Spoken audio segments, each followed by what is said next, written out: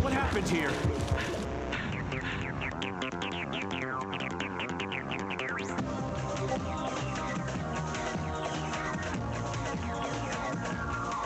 Your mother was a hamster, and your father snake of elderberry.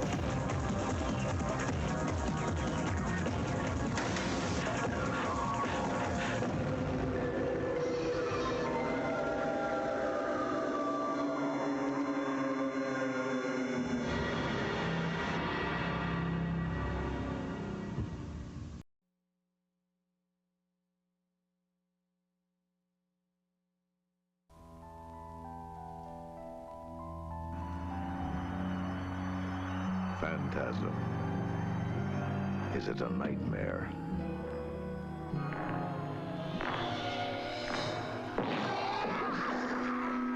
Phantasm. Is it an illusion?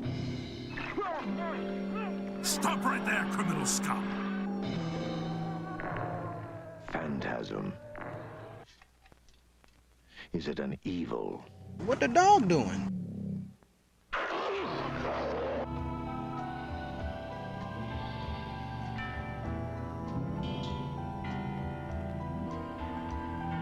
You have to take me home. But why? No questions. You must take me home. Phantasm. Is it a fantasy?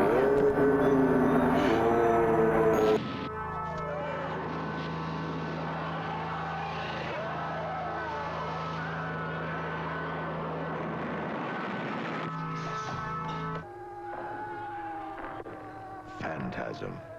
She's a babe! Is it alive? There was nobody driving.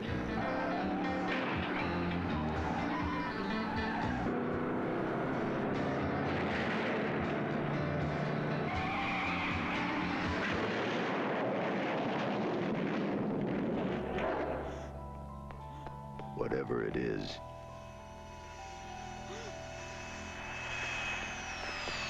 If this one doesn't scare you, you're already dead.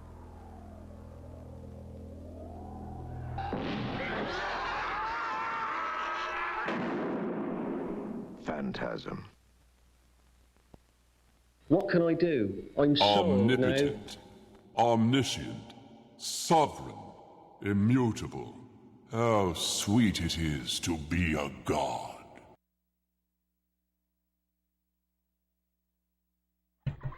How sweet it is to be so old now. Welcome in Shilerai, Chris, Zalathar, Sugars, Midnight. Shilerai, I got good news. Our name is no longer Nami. I actually played through the game, both scenarios again. It took me like 30 minutes because I had the fast forward button just toggled. I just toggled fast forward. And I took notes on all of the choices I made so I wouldn't make them again. And those were a really good decision because they gave me an identical save file with the name that you picked. Cumbot has arrived. Birthday. Whose birthday? Is it my birthday again?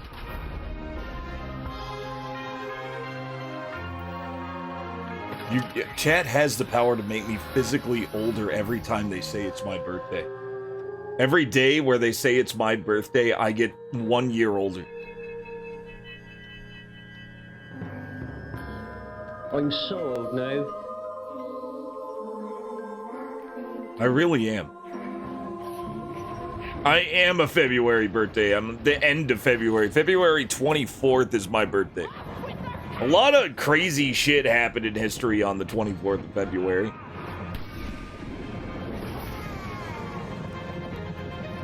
How's it going, Zatara?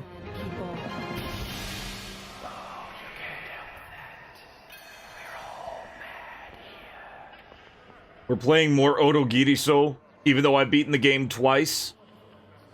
Even though I've beaten the game twice, I have not finished the game. We are 20% through the game.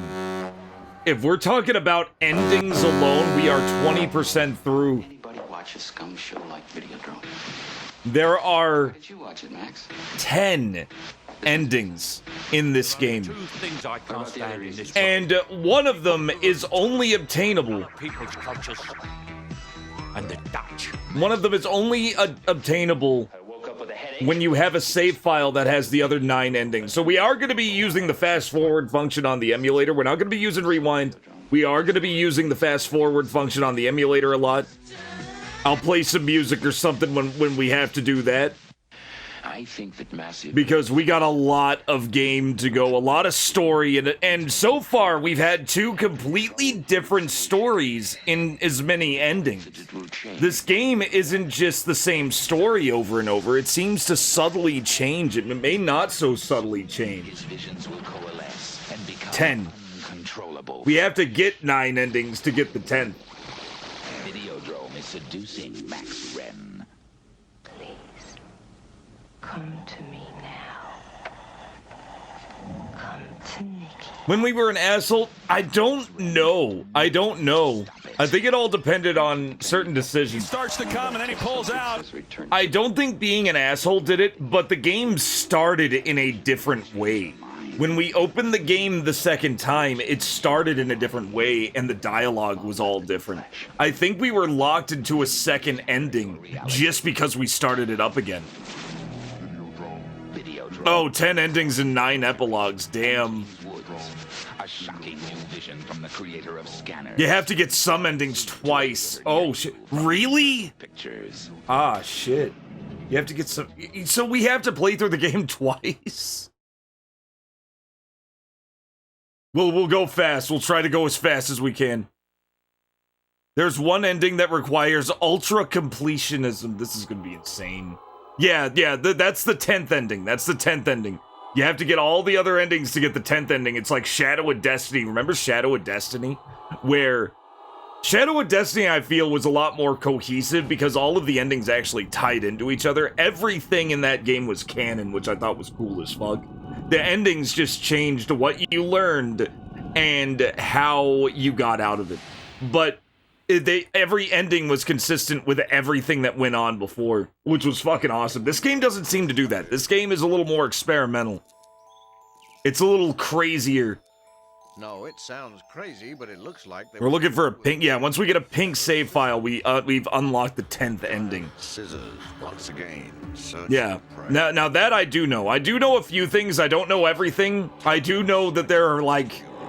Well, I'll show you. I'll just show you. Wait, not now. Not now. No.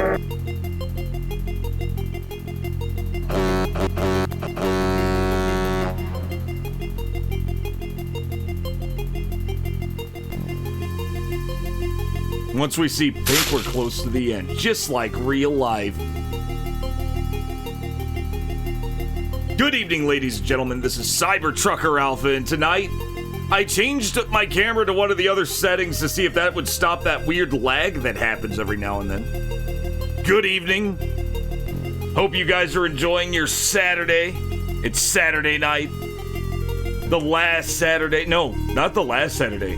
The second to last Saturday before Halloween. Halloween's gonna be on a Friday. I hope you guys are ready. I hope you guys are ready. I'm not ready. I'm so not ready that I'm kind of behind schedule now. I didn't know how big OTOGIRISOU was gonna be. So I've extended Terrortober to go beyond Halloween, just so I could squeeze in all the games that I wanted to play. Because there were a few, more than I expected. You got a birthday party next Saturday? I think this coming Saturday, not this Saturday, but the Saturday coming up. I think I gotta go to a thing, so I may not be streaming that Saturday. Which is fine, because we're gonna keep doing Halloween stuff later. Friday the Halloweenth. Spooky. Birthday party to go to, that's fun. That's cool. Anyway,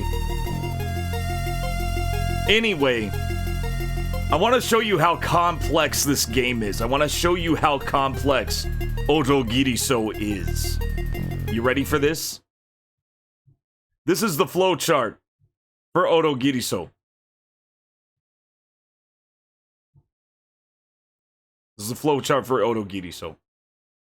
This is the second flowchart for OTOGIRISOU.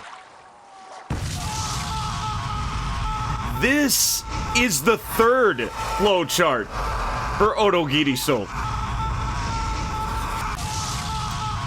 This is the fourth and final flowchart for OTOGIRISOU.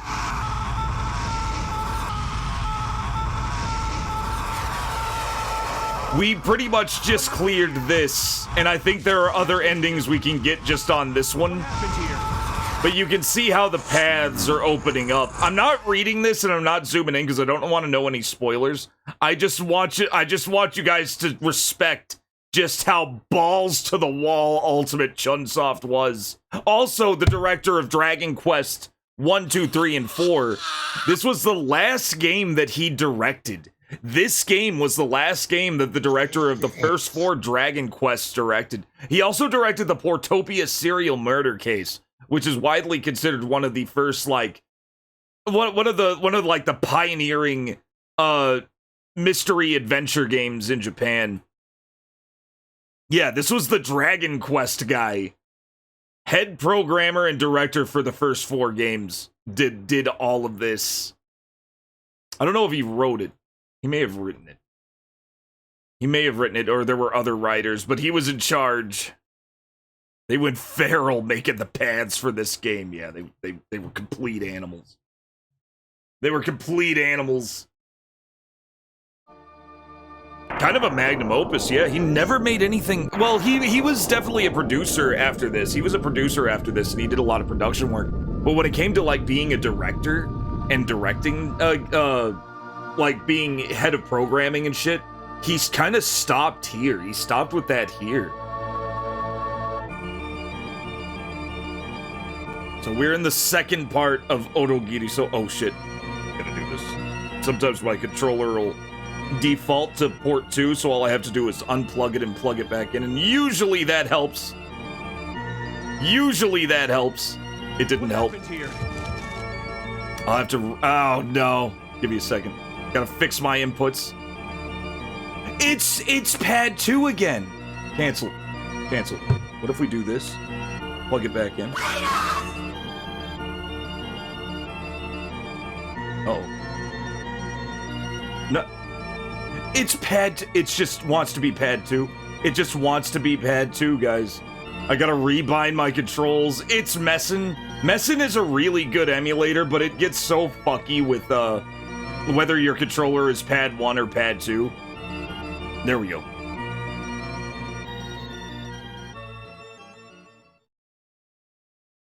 Down the down control, up the up button. Rebind the bind. Yeah, somebody's got to rebind. So we were Nami, and as you notice, we made 81 key decisions in the game. Or I counted like 82, but I think one of those was a wrong decision. I do have my own choice list, and it's showing 83. No, it's not. It's showing 82. It's showing 80. Maybe it is showing 83. Wait a second. 84, 85. It is showing 83. So I'm guessing that there were some wrong choices I made and that didn't really do anything. And I'm thinking those are endings where things are bad or things are fine. My guess is that, like, whenever I had like a choice of 3 things, remember when the kitchen was on fire in the first stream? Or no, the one of the areas was on fire and I had to run to the kitchen to get a fire extinguisher. Well, I went to the bathroom first and couldn't find anything, and then it gave me another choice. I don't think that counted as one of the choices. And I think there were 2 instances like that. Yeah, I think there are some dummy choices that don't add to the score. Now, what's funny is that the back of the box says there is no score. But clearly there is score. This I count as score. That is a number that is going to go up as we play. Now, we were Nami. Cumbot is a completely identical save file. I used the fast forward function. Oh, actually, let me bind that also. Give me a second. I'm going to bind a fast forward function on the right trigger, so we'll have it. Because we are going to need it. And because we're going to be rushing through a lot of unskippable dialogue. Let me see here. Where is it? Where is it? I need my, not input. Where's my hotkeys button? Shortcut keys. There it is. Toggle fast forward. There we go. So when you see that little fast forward symbol on the top left, that's because we're fast forwarding. We're not doing that right now, though. Let's not delete Cumbot. Let's start. Now, it says continue or from the intro, meaning that if we fuck up and feel like we've goofed or something like that, we can reset and play from the beginning again and redo our choices, which is really nice. But let's go ahead and continue now.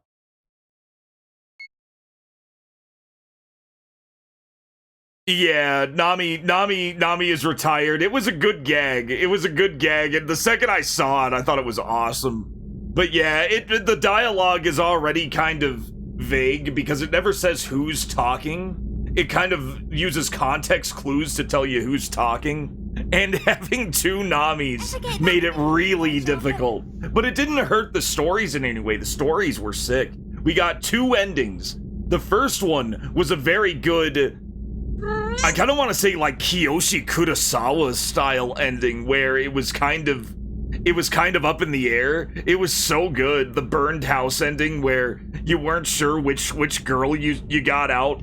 And right before he checked to confirm which girl he got out, the game ends. Which I thought was really cool. And then there was the second ending where we got skeletonized and it felt like we were fucked. And we ended up getting out of it and it was like an amazingly good ending. Where we both got out and like the ghosts had come to rest and the fucking yellow flowers turned into lilacs because the tone of the mansion's haunting had changed. It was so good. That second ending was so good. There's one ending you really want to see. I want to see them all. I want to see all of them. Yeah, and that was like a completely different thing. And like he turns into an old man in the second ending. He turned into an old man, and he realized that he looked like his father, and that his father was involved. And it turned out his father, after the mummy mom's husband died in a car crash. It wasn't a fire in the second ending. It was a car crash that killed one of her sons, one of her daughters, and her husband. And the only person left was Nami. And it turned out after that, she fell in love with the main character's dad. And then the main character's dad, you know, he was doing the two family thing. And he ends up leaving her, and it upsets her so bad that she literally dries up and turns into a mummy. So you're like this old man for like near the end of the second ending. And like it has all these like really great moments because like Nami turns into a mummy also, and he's like carrying her and he's like all upset and he thinks she's dead, and then she starts talking and then he's like and then you have the choice whether to tell her the truth or not. When you tell her the truth, he doesn't say, hey, you're a mummy now. He starts saying like real life shit, like you're not gonna stay young forever and shit. It was so good. It was so artistic. I don't know if they're gonna do that level of good again, but they might. They may go even harder, because if that was like the second normal ending, that was fucking I'm gonna give him 100 bits. I'm gonna go Ralph underscore 124 C underscore 41 has given him 100 bits, in not dollars. Oh no, the chair, quickly Alpharine. The endings are infinite. I'm so old now. We'll be playing this until we're AARP members to see all the endings. You're right, we're all gonna be old. We're all gonna turn into old people. That summer evening, I'd been driving down this narrow and winding mountain road with clouds looming in the sky above. Both sides of the road were lined, but then they ended up being cured. They ended up being fine. They ended up being fine and they got out and they were both their own age. It was a fucking awesome ending. All of chat will be skeletonized. Both sides of the road were lined by a thicket of trees, so the scenery wasn't exactly great. Nami sat next to me, not saying anything at all. Maybe she got tired from playing tennis for so long, and she ended up falling asleep. Are you sleeping, Nami? I called up to her gently. Wake up, Nami! Okay, so this is like this is the one with the house fire then. I didn't finish saying her name. I swallowed my tongue thinking I'd let her sleep a while longer. That's a new choice. We're getting new choices now. We're getting new choices in the burned house route. Okay, so this is, I'm gonna call this one the lilac ending. I'm gonna mark my notes with the different endings. I guess the first one would be the forehead ending.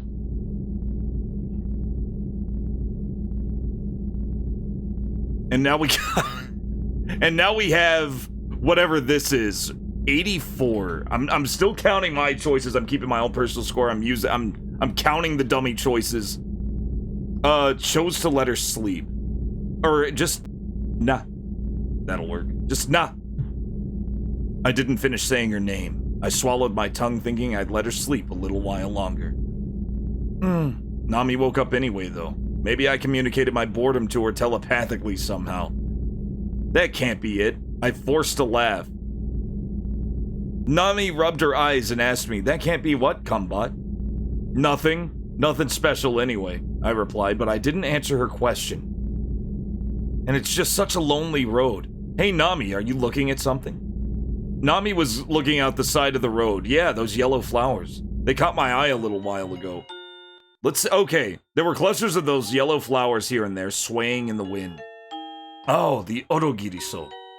OTOGIRISOU, yeah. It's written with 3 letters. OTOGIRISOU. And what they're talking about there with the 3 letters is the 3 kanji. I'll show you what those are. They're hypercomes. But these are the 3 letters, and the dialogue's different again. The dialogue's different again. OTOGIRISOU. So here you have these 3 letters. That first one is basically little brother, younger brother. That second kanji is cut. It basically means cut. And this last one is an herb or grass. It's just a plant. So this is the brother cut grass is what it's called, or the brother cut flowers, or the brother cut herb. So it's written with 3 letters. The brother cut flowers. Oh, she traced the letters on her hand. Kind of a creepy name for a flower. You can say that again. But there are other names for them too. Hypercomes, St. John's wort, they're actually pretty useful flowers. Useful in what way? Apparently, allegedly they treat depression, but they also have very counteracting. They're not good to take when you're taking antidepressants. Depressants, but apparently they were like an early cure or an early depression treatment in real life. And I'm sure there was a connection there because they counteract antidepressants, interestingly. So they gotta be something. How's it going, Phantom Miner? Welcome in. You beat Fatal Frame 1. Good job beating Fatal Frame 1. That's surely the FF1 that you mean. GG on beating Final Fantasy 1 if it's not what you mean. Apparently they could be used as wards against evil spirits. Yeah, that too. Yeah, they were just... I mean, they did name it after a saint, so yeah, there was gonna be some... Yeah, it's a mood stabilizer. Taking Hypercom while you're on depression meds makes you more... Yes, yes. But that tells me that there is definitely a connection there. So I imagine, like, yeah, if you're not taking antidepressants, go ahead, but if you are, don't. Watch out for unregistered Hypercom too. Anyway, the only Hypercom here is Cumbot. My mom used to go out of her way to visit her home in Yamagata, where she'd distill them. She made them into a medicine that can treat pretty much anything. A panacea. This is new. I don't remember hearing about this. Yep, you can rub it on a wound or drink it if you've got a stomachache. It helped me with mosquito bites and bee stings too. It can handle whatever you throw at it, huh? Nami's eyes widened. It was nice talking to Nami. She was a good listener. My younger brother had a case of the hives once, and even though he put up a fight about it, Mom rubbed it over his skin. Okay, and then what happened? Panica? Is it really Panica? I wasn't sure what it was. I'd call it Panakia or Panacea, because I wasn't sure. Nobody ever says Panica. Hyper coming to a town near you. Okay, then what happened? It's like one of those words you never hear out loud. Yeah, panacea. Yeah, see, I would call it panacea. So I guess I was right. All right, cool. I put a sh on it though. I gave it a little flair. Pineapple and celery all of a sudden are rising in price. Oh, also, Mom got me a new. She got me a new Yeti cup. It's the same size as the old one, except now it has a handle on it. It specifically has Coca-Cola in it right now, yes. It was an early birthday present. Thanks, Mom! I don't put stickers on things that I put in the dishwasher. As a rule, I don't put stickers on things I put in the dishwasher. No, Christmas! Did I say birthday? I meant Christmas. Early Christmas presents. But thank you. Exactly. I never put say it's just gonna be a plain black cup. You hand wash. Oh, I see. No, that makes more sense. That's a good thing to do. I'm lazy. I'm just lazy like that. I do have a sticker, but I don't know. There is a sticker there. I was thinking of just putting it on my computer. I'll have my Yeti PC.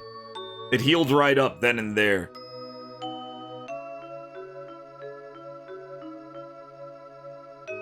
Some have patterns and images. Oh, you don't want to melt it off. That makes sense.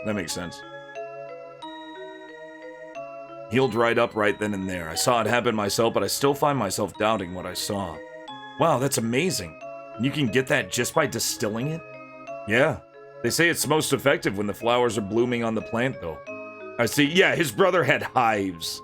And apparently some OTOGIRISOU fixed it. The fact that it's just gone off on a completely different... I love this. Sounds like a miracle flower. Nami gave a soft sigh. You know everything, don't you, Cumbot? I'm not a genius. I just play one on TV. Right, in a comedy show. Oh! I was on a roll, so I decided I might as well tell her the legend of OTOGIRISOU. So I decided to embellish the story a bit and really spook her. I thought I'd add a horror touch since Nami hated scary stories. Now, I'm pretty sure this might be the same one, and I've never embellished the story, so we're gonna embellish the story a bit. We're gonna embellish the story now. 85.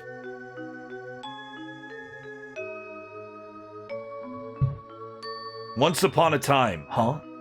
What's this, well, once upon a time, I said. What's this all about all of a sudden? It happened ages ago. Two brothers, falconers, lived deep in a forest. The two of them got along well and always spent their days hunting together. I looked this up. I actually looked this story up, and I couldn't find anything in English that tied to this story that didn't immediately tie to this game. So I was wondering if it was made up for the game. But it turns out, if you look in Japanese sites about OTOGIRISOU or St. John's Wort, like, they're all more than eager to tell you this story in Japanese.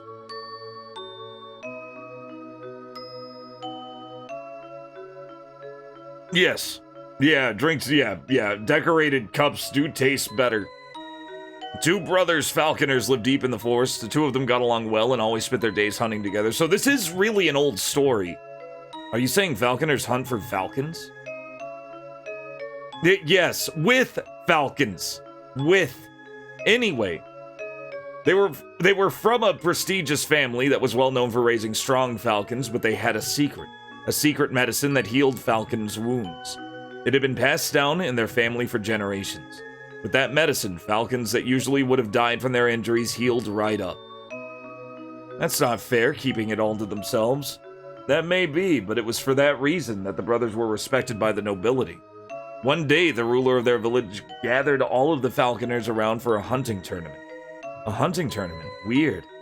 Don't pester me about the story, alright? I feel like Peter Falk. Yes, you're very smart. Now shut up. It feels like it's dragging on, though. Just listen to the end anyway. Should I give you the short version? No, we're doing the whole story because it's a little different. It's a little different now. Just listen. There we go. Just listen. Just listen to the end anyway. Okay. I regained my composure and continued telling her the story. The weather was beautiful that day. It was the perfect day to go on a hunt. Everything was going well, so the nobleman was in an especially good mood. However, you scared me. Don't just suddenly shout at me like that. After the sound of a huge bolt of lightning echoed forth, the sky became cloudy, and big chunks of hail fell from the sky. Everyone fled in a panic. That hail must have really hurt, huh? Oh, rain started falling here too. The falcons flying above them had it especially rough. The hail was as big as a fist. After all, the hail was as big as a fist after all, which was unusual for that time of year. The falcons were getting knocked to the ground, gravely wounded. How tragic. Naturally, the hunt was called off. The nobleman was furious. He said that the hunt would have to take place in 5 days, so the falcons had to be healed by then, or it would be off with the owners' heads. But that'd be impossible. That night, the falconers all assembled at the brother's house to get them to share the secret medicine. The kind-hearted younger brother took pity on them. And when that happened, and then what happened? The older brother would hear none of it. The ancestors had been treated terribly by the people of that village. Their medicine was the only thing that allowed them to overcome the adversity they'd faced. Before their father had passed away, he told them never to share the secret medicine. They couldn't betray their father. That night, the younger brother couldn't sleep. He thought he could collect his thoughts at the lake, but instead he found a young woman trying to walk straight down into the water there. "What are you doing?" he shouted as he ran over to her. "Please, just let me die, please." "What are you saying?" The brother lifted her from the water and asked her to explain herself. "I'll be honest with you. There's no way my father's falcon can be healed in 5 days. He's the only family I have. If he is beheaded, then I am as good as dead. I just want to wait for my dad. Oh, I just want to be waiting for my dad. There to greet, on the other side, to greet him in the afterlife." Hearing this, the younger brother went and brought back some of the secret medicine.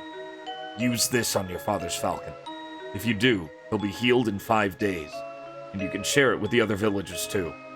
Oh, this is turning the brother that leaked the secret into like a folk hero.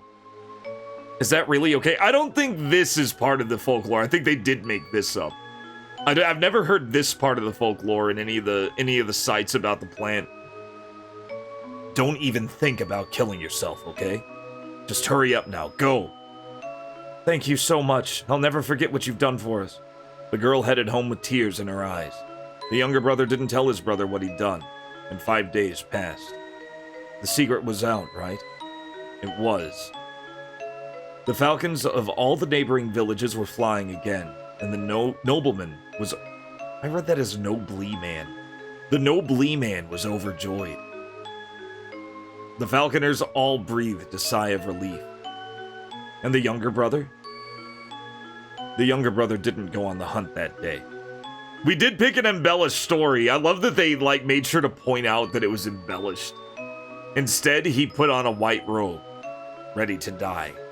He waited for his older brother to return, and then... What happened? Upon returning, the older brother said this. "You don't regret what you did, do you?" "I don't." And then the older brother, lopped off the younger brother's head, right there on the spot. What? Yeah, the whole story is that 2 brothers were falconers and one leaked it because he had a crush on a girl, and the older brother got pissed and chopped his head off. That's the entire basic story. The embellished version's way more of a romantic tragedy. At that moment, the blood spattered across the leaves of the hypericums nearby, leaving black spots upon them that never went away. When somebody saw the flowers later, they started calling them OTOGIRISOU, the brother-cut flower. Flowers each have a meaning, and... Wait, what exactly was the meaning of that flower? Weird. My mind just totally blanked. Was it like your first love or something? That's interesting, because that's what lilacs are. And in the second ending, we got lilacs because they were like the loss of the pain of the first love. What, you think a story like that was supposed to be a love story? Well, I mean, with the girl alone in the lake and all. There's no way it means your first love. What was it, though? It was something more to do with misfortune. I know it wasn't suicide, though. A flower that stands for suicide. I've never heard of anything so ridiculous. Nami laughed. I responded calmly. It's not out of the question. I started laughing, too. You shouldn't be laughing at that. I don't want to get upset at her. It's not out of the question. I don't know if there is. Now, maybe there is. Flowers are so specific in Japan. Started laughing too. It's not out of the question. Which one?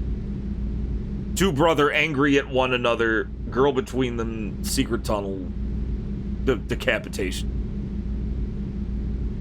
Which one? Which one? Which one? It's not out of the question. I responded calmly.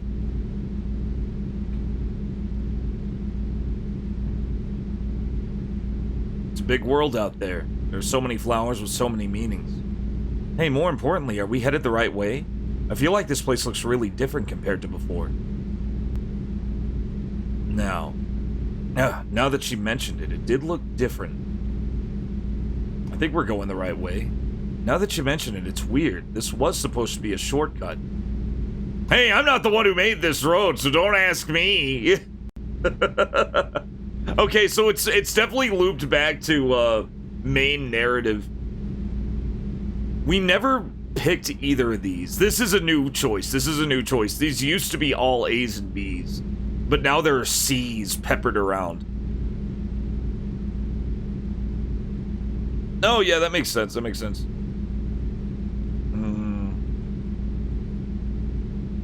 Now that you mention it, it's weird. Let's keep in character. Let's not be whiny.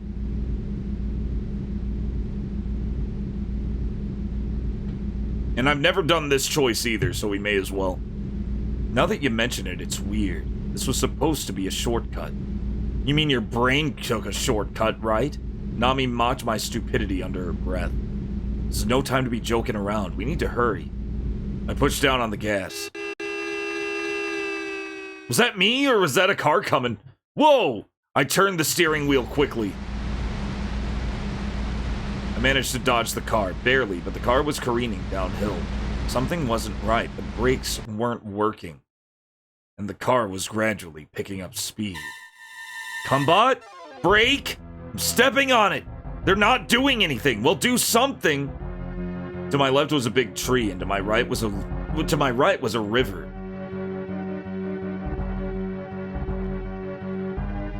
Gonna drive into the river. That is a very stupid decision. This is a very dumb decision, guys.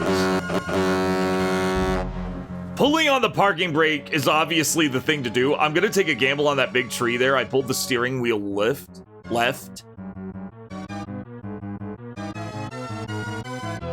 I'm gonna drive into the river. River time. I pulled the steering wheel right. The car plunged into the water diagonally and stopped. Whoa, Nami, the windows! Get away from that window there! Come, bud! Nami grabbed me and shook me. Snap out of it. What are you talking about, huh? The river. Where's the river? What river? Nami looked at me straight in the eyes and said, "You're kidding me, right?" But the river. You're telling me there wasn't one? Maybe on the logo of my bag.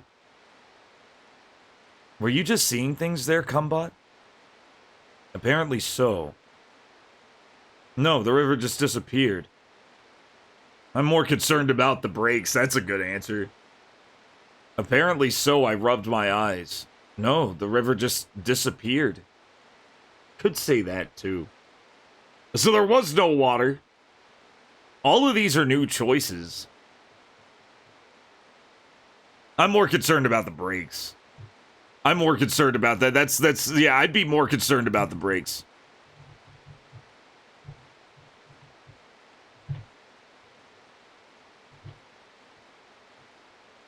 After that, Nami and I got out of the car. I'm more concerned about the brakes. I shrugged it off. We got out of the car and I squatted down examining my car for anything. At that very moment.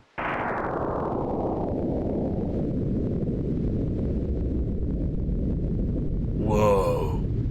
Watch out, Cumbot! Nami screamed as she shoved me inside. The lightning split the tree in half, which fell and crushed my car as if it had been made out of paper. My car! Oh my god. We're okay. You're not hurt, are you, Nami? I'm fine. I would have been flat as a pancake right now if you hadn't pushed me away, Nami. I was able to get a bag with a change of clothes for the both of us out of the trunk, and an emergency flashlight. So we got our clothes and we got our flashlight. Car's in bad shape now, huh? I'm just glad we made it out in one piece, and I really meant it. First things first, we need to find shelter from this rain. I patted my good old car, which had just been reduced to scrap metal. Still, I do feel bad for this poor thing. Which way should we go, then? Look, isn't that a path there? I turned on the flashlight and started walking down the path. Nami grabbed my arm. Walking side by side, I could feel the warmth of Nami's body. Well, every cloud's got a silver lining, right? I prayed I could enjoy this moment a while longer. How's it going, Stay Fluff? Welcome in. And then let's try not to be rude. Let's try not to be rude and put my arm around Nami's waist.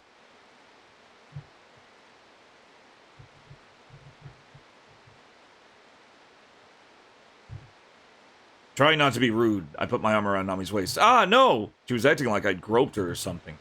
Hey, Nami. Oh, sorry, Combat. Your face looked like some kind of dried up mummy for a second, so it was the hand-holding. It was the hand-holding decision again. Huh? A mummy? Ah, now I want to try something, and what I want to try is if you push the X button, which is like the triangle button on a PlayStation controller, you can bring the... Oh.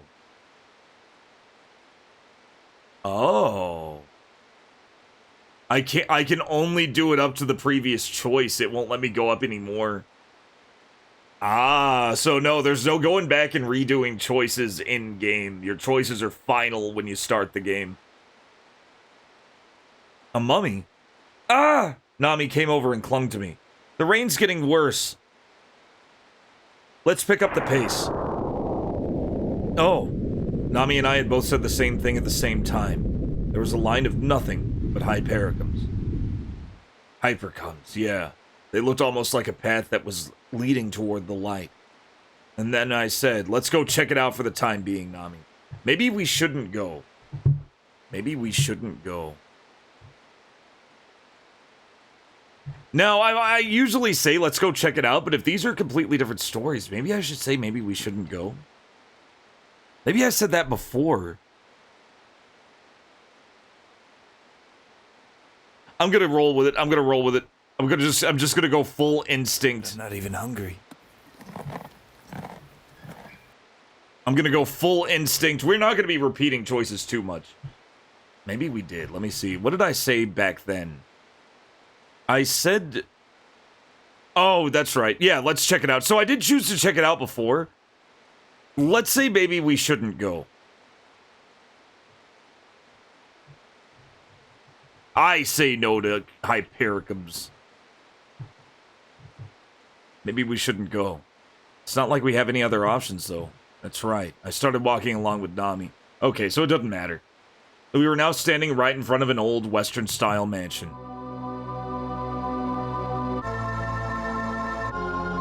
So you could just say, let's check it out. It doesn't matter. You're going into this damn mansion one way or another. That's quite a mansion there. Seems like it's haunted. Oh, stop. Don't fall for any of that occult stuff. Those are all just stories. Come, bud. Are we really going in there? Telling myself not to be afraid, I stuck my chest out and hid my fear. I was really worried that Nami would ask me again. I was worried that Nami would ask again. I was scared, so I put on an act. Okay, these are all new. Let's just stick our chests out.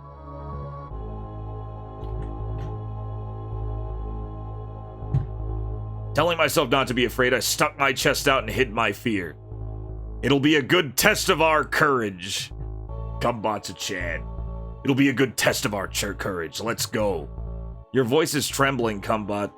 I was just adding a little I was just adding a little vibrato to it. We don't have to do this if you don't want to. Let's turn back. It's exactly what I wanted to do, but I didn't want her to think of me as less of a man. We're gonna run in. Now shut up and follow. Now shut up and follow my lead. My voice trembled again. We ran. Nami ran like a wild goat, following about 5 meters behind me, which is about 15 feet. By the time I reached the front gate, I ran faster. Let's go inside. And then I thought I'd enter without any hesitation so Nami wouldn't be scared. I felt lost about whether or not we should actually go inside. I had a bad feeling about what might happen, but I was also afraid of the lightning. I thought I'd enter with it. It's all new. It's all new shit.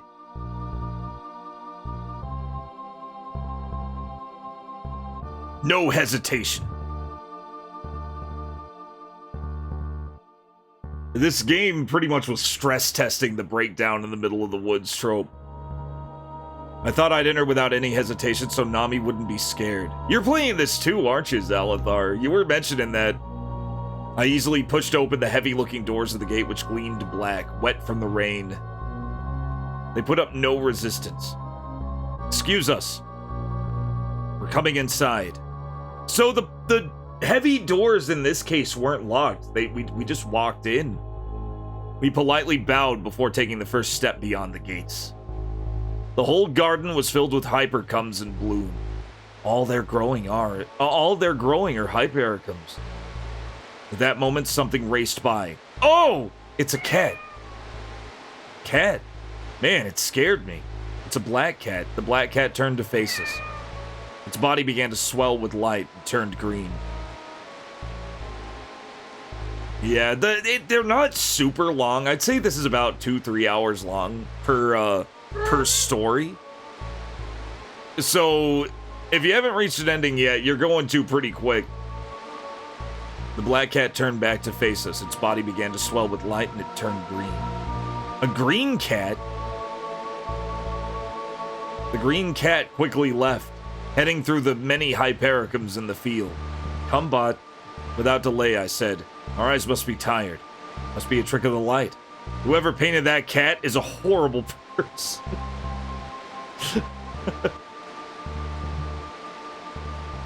That one. Whoever painted that cat is an asshole.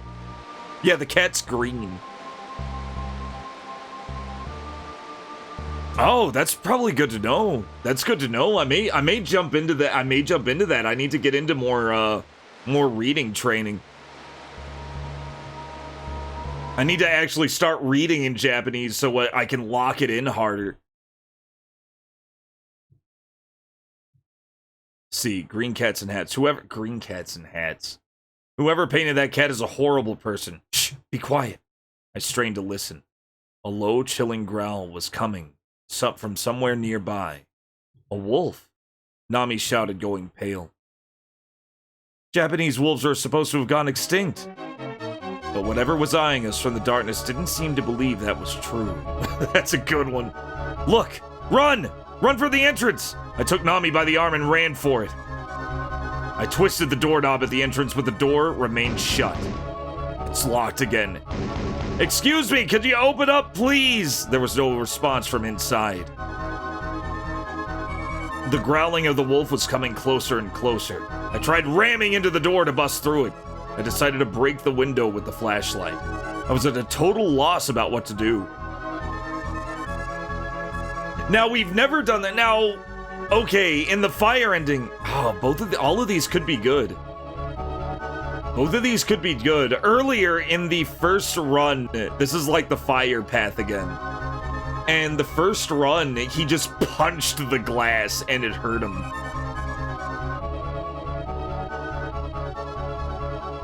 Oh, she goes wah a lot, huh? She goes wah a lot.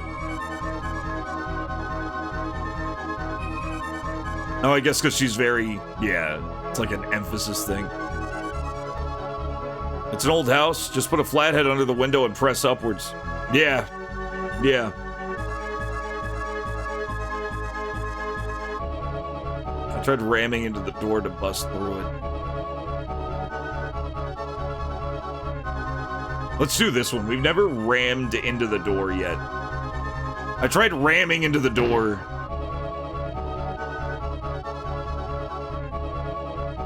I tried ramming the door. 2 times. 3 times. I kept slamming into the door, and on the 4th try, it finally opened. I did it. Momentum made me tumble inside. A shadow ran right in front of me. Huh? What was that? I stood up and looked around, but I didn't see anything. Did you see that, Nami? Huh? See what? Feel like I saw something cut through here just now. We're still 2 endings in, Nick. We're 2 endings in. I feel like I saw something cut through here just now. It must have been whoever lives here. We need to go and introduce ourselves. It was a huge hall. The ceiling was high and drafty. The lights were on, and it's completely different again.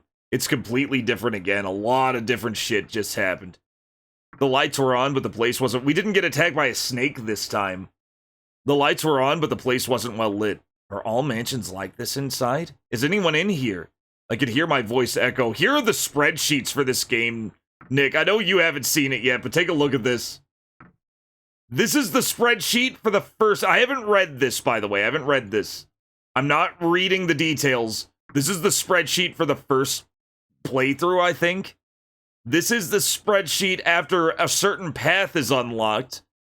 This is the spreadsheet after a 3rd path is unlocked. And this is the spreadsheet with all paths unlocked. It's insane. It's insane how this game works. Extensive.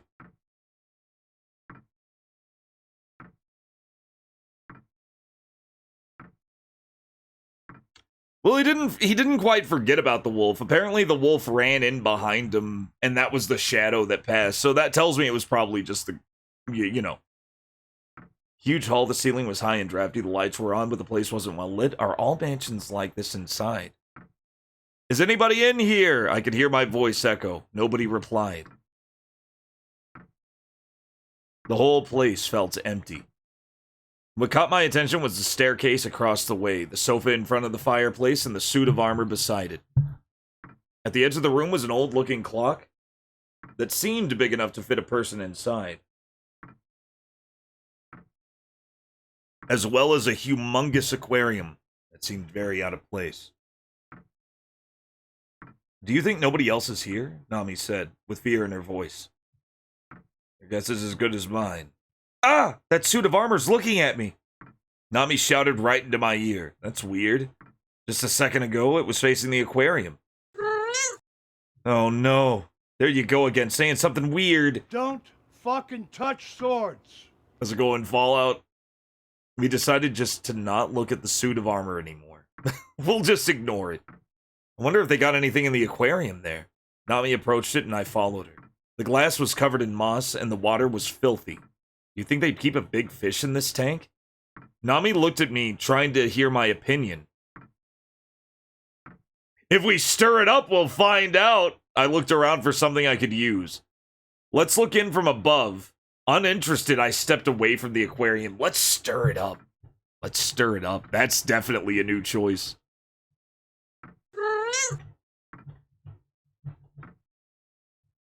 If we stir it up, we'll find out.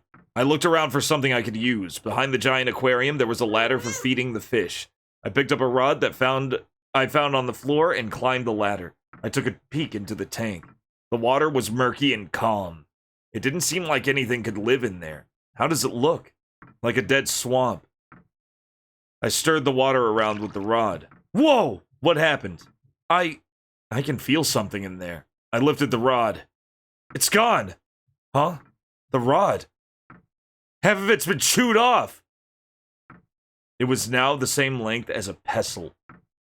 It's got bite marks on it! Look at the water! The water was undulating. Something's in there. I looked closely. You're learning, Cashy? You're calling yourself a Windows American? I guess. You'll do just fine. If you need any advice, just let me know.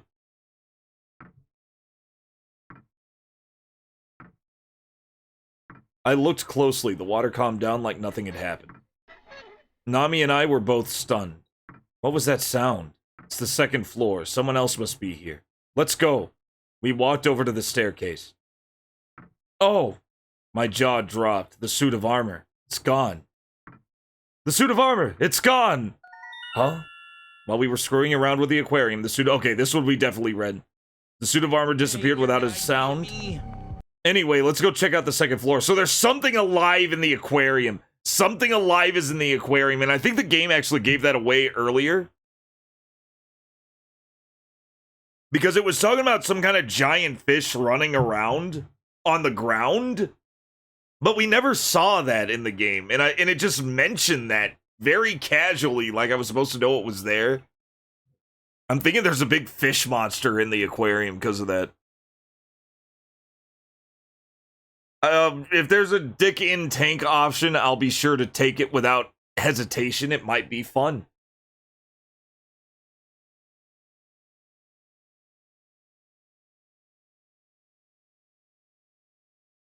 Yeah.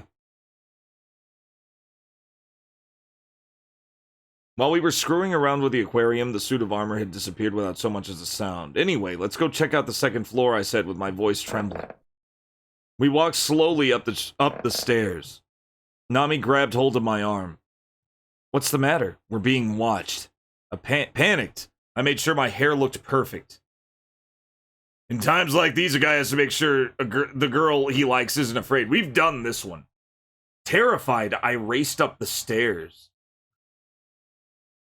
Let's make sure our hair looks perfect. I was curious about this one.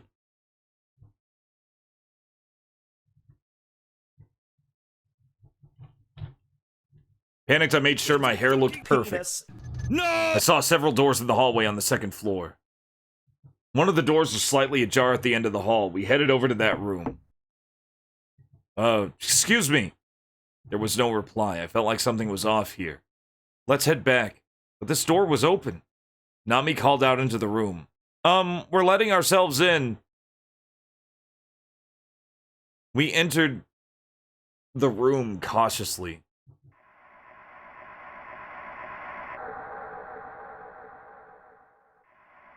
There was a dim light set on a stand farther into the room. I could barely make out a small cloth-covered table. There was a thick notebook sitting on it. Judging by the cover, it appeared to be a diary. I approached it thinking I'd pick it up and read it when... No, don't shut the door, Nami. Huh? It wasn't me. What? There was no way Nami would have shut the door, so the door shut on its own? At that moment, I checked out the door itself. Who's there? I shouted at the door. Let's check out the door. Let's be stealthy.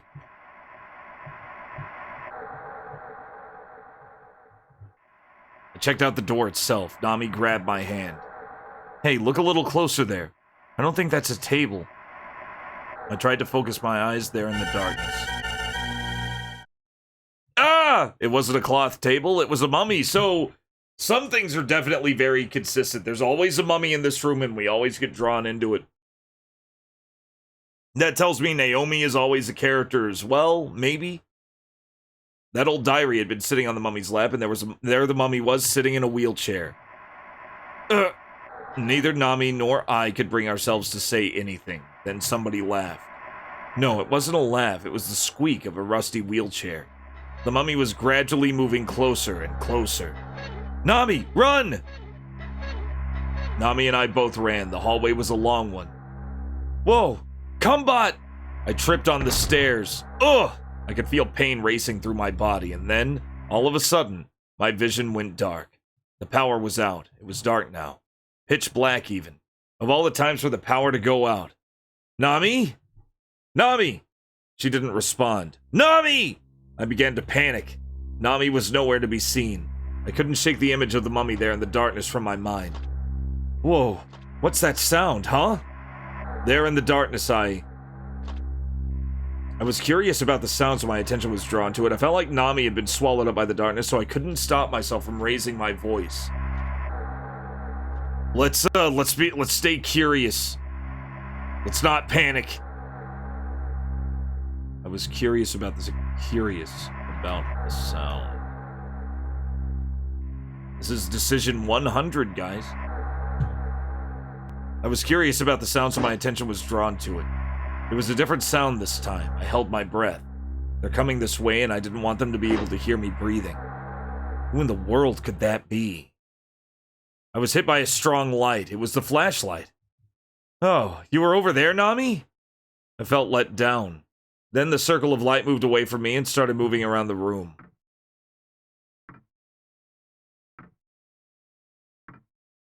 The light shined on Nami, looking very cheerful, who had stepped out from the corner of the hallway. Cumbot, I'm so glad. I was looking for you. She lit the room up with the flashlight she'd taken out of the bag, and then the light had been pointed at Nami, and then the light that had been pointed at Nami dropped to the floor. Nami pointed her light toward the sound of it, and saw a very old flashlight rolling on the floor. Who was carrying this? You don't have a flashlight like this, do you? I was about to ask her the same question. I picked it up, but then I slipped and dropped it. My explanation didn't really make sense. Why did he lie to her like that? Whoa! Big green eyes! Oh my. Nami had pointed the flashlight down to reveal a black cat with a bell on it sitting at my feet. Here, kitty kitty. Nami offered her hand to coax it to come over to her. It's so cute. Nami picked it up. You really scared me there. When I raised my hand up to the cat, it quickly jumped out of Nami's arms and ran off. For a brief moment, the cat glowed with a green light. The green cat. Did it go to where the mummy was, maybe? The mummy. That's right, we'd seen a mummy, but what was a mummy doing here in modern-day Japan? Is that even really what we saw? You want to go back and check it again? Okay, let's do it, I said, my voice trembling. Sure! So there's no choices here. Usually that's a choice. I also had the choice to pet the cat. I don't have that choice anymore. I just tried to pet it. What's up? Oh, yeah. Absolutely. Welcome to PS1. We reached the mummy's room that we had just been a short while ago. I'm gonna open it up. Nami, I really am gonna open it. Hurry up and do it, Cumbot. I was scared, so I tried opening the door very gently. I quickly turned the doorknob. Feeling cautious, I decided to take a little... No, fuck it, we're gonna open it. We're gonna rip this band-aid off.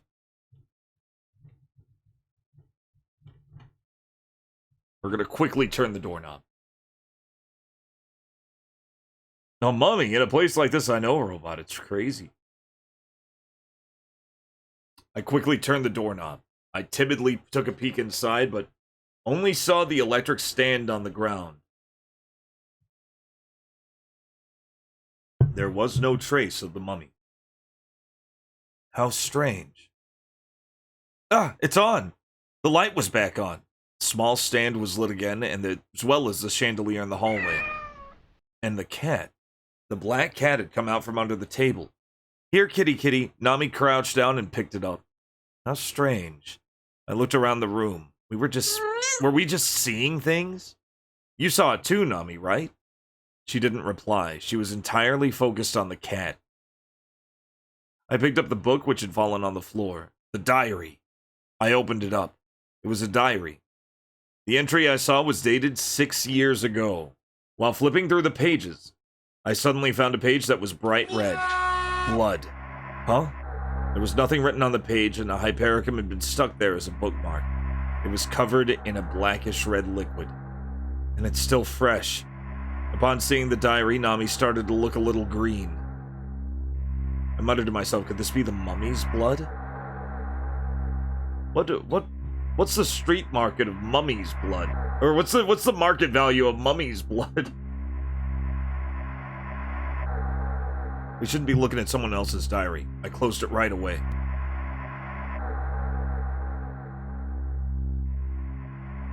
I said something without thinking. Red blood? Red blood. The green look on your face, and a yellow Hypericum. It's almost like... It's almost like what? I'm curious where he's going with this. I'm picking C.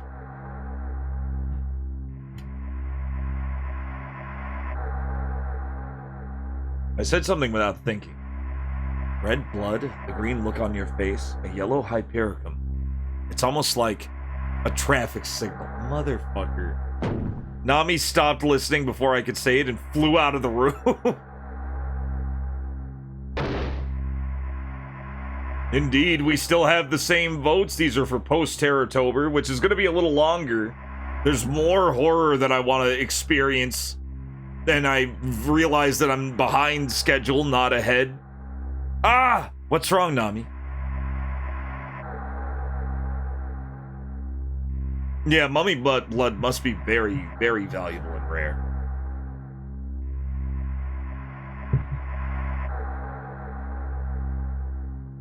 No, I've never gone down that rabbit hole yet.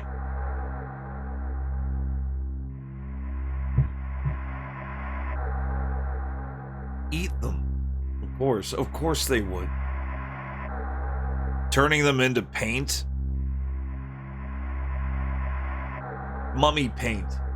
I mean, you know what? They're not letting it go to waste. Ah, what's wrong, Nami? I ran after her quickly. That was a shock. What was that, a bat? I guess so. Seems like everybody's trying to make us feel welcome here somehow. What's that? I stood still and listened closely. Is that the suit of armor? I can't take this anymore, Nami said. If this is a prank, they've taken it way too far.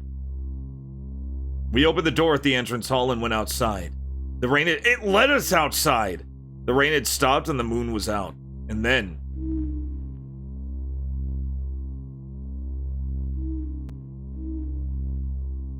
oh shit. Let's take Nami with us. Let's just grab her hand and get out. I don't see this happening, but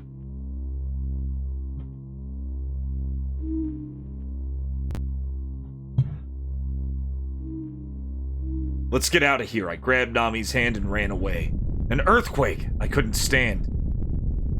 I got down on all fours and tried to cover Nami. It was the biggest earthquake I'd ever experienced. I wasn't even sure if I'd still be alive. Come, bud. Nami. I figured I didn't mind dying as long as I was with her. I love her so much. How long are you gonna stay on top of me? I noticed how quiet it was around us. It was unreal. We got back up. There were cracks in the ground all over the garden. It was too dark to tell how far down they went. This isn't gonna work. It's too dangerous to go through here in the dark. Let's go back. Sure, but after an earthquake like that, the place has got to be an absolute mess. We went back into the mansion. Oh, what's going on here? The mansion was all neat and tidy inside. It was like the earthquake hadn't even happened. The chandelier wasn't swaying at all. There was a bottle still set perfectly in place above the fireplace. I don't believe it. It's like it didn't even... The only possible explanation was that it was some sort of intense quake that only affected a small area right outside the entrance. Shit! What are we, on a fault line? I was getting seriously angry. I mean, Japan is on a big fault line, but you know what I mean. Like, we're directly on top of a fault line? I'm gonna get this mansion's secrets all figured out, I thought to myself. It's not like we're out of danger just yet. I thought, no, we're gonna, you know what? I'm gonna act like I know a little more. It's time to figure this place out.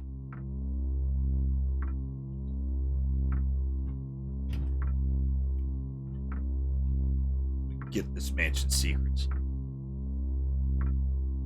When I focused and listened hard, I heard a strange noise. A wheelchair. Don't tell me it's the mummy. Who could be pushing it around? Let's go and see. We're gonna split up and we're gonna look. No, we're not gonna split up, but we're gonna look for clues. Cautiously, we proceeded down the hallway. No one's here. Nobody, huh? We did hear the sound coming from there, though. Maybe they went into a room somewhere. I tried opening a door that was nearby. The walls were lined with bookshelves, and there was a big, fancy-looking desk in the room. A study, huh? Wow, whoever lives here has got to be smart. They do seem like they're well-read. I picked up some of the books that were piled up on the desk. Research into abnormal psychology, mental problems in a child's formative years, the subconscious and lunacy, formation of dual personality disorders. Last time we looked at the library, it was a lot of occult stuff. Now it's psychological stuff. Seems like they got a lot of complicated books about mental problems here. And then I heard the sound of a page being turned. What are you reading, Nami? Huh? I'm not reading anything. Why? It definitely wasn't Nami, but I could hear someone turning a page again. Someone's here. Who? I don't see anybody. We took a look behind one of the bookshelves. There we saw a small desk with a book that had been left on it. The pages of the book were flipping themselves. Is the wind doing that? But there's no wind blowing in here. Huh. Well, we don't want to interrupt whoever's reading that book, do we? Might be a dictionary. Let's go. Yeah. We ran straight out of the room. It was actually a Nintendo DS with touch dick loaded up. And then... I'm tired of looking around. I'm tired. Can't do this, guys. We're done. We're done. I'm tired of looking around. If any room seems odd, we should investigate it completely from top to bottom. Let's think about taking a little break. If any room seems odd, we should investigate it completely from top to bottom. Yes! That one, obviously.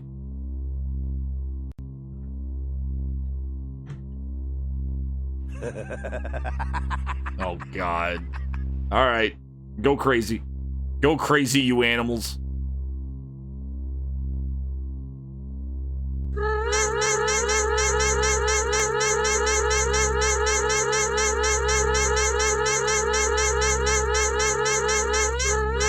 Feel free to chime in, chat. It's a fucking penis. No! What the fuck? Everybody is free to do this. It's a fucking penis. No! It's a fucking penis. No! Thank you. If any room seems odd, we should investigate it from top to bottom. We decided to start from the entrance hall. I noticed something in the shadow of the sofa. A phone! There's a phone! I pulled it over only to be disappointed. The cord's been cut. The cord looked like it had been chewed through, with wires sticking out. Chewed through. Mice, huh? It had to be mice. Nami sounded scared as she said it. Sheesh. Then suddenly Nami squatted down. Something's here, Cumbot. At that moment, a huge black shadow cut through my line of sight and vanished. That fish. It's the fish! It's the fish, guys. The fish is in play. Alright. No, it's not over yet, funnily enough. Chaos mode is still on. Somebody dinged you. Somebody trick-dinged. Unless... No, there was definitely a ding. Okay, now it's done. Now it's done. It's done. It's done. Thank you, guys. Thank you. Thank you. Thank you for the cat noises. It's a fucking penis. No! Massgrave_art is now Thank you, Massgrave Art. For those who don't know, we have a lot more sounds than cat. Child, I said don't do that. I sure am. We have a whole bunch of other ones, like Elvira saying this from Elvira and the Party Monsters, one of my favorite pinball games. Ooh, nice organ. Eat your heart out. Have fun. That fish, huh? Nami looked at me wide-eyed. I mean, I saw it. I saw its fins. You saw its fins. It was a giant fish, bigger than any person I've ever seen. That's your wife's favorite pin too? My all-time favorite pin is Scared Stiff, the sequel. And both of those just came out for way too much money. It was 100% worth it on Zen Pinball. Or Pinball Effects, the new Pinball Effects. I finally put them both out, and I got them both. I had to get them both.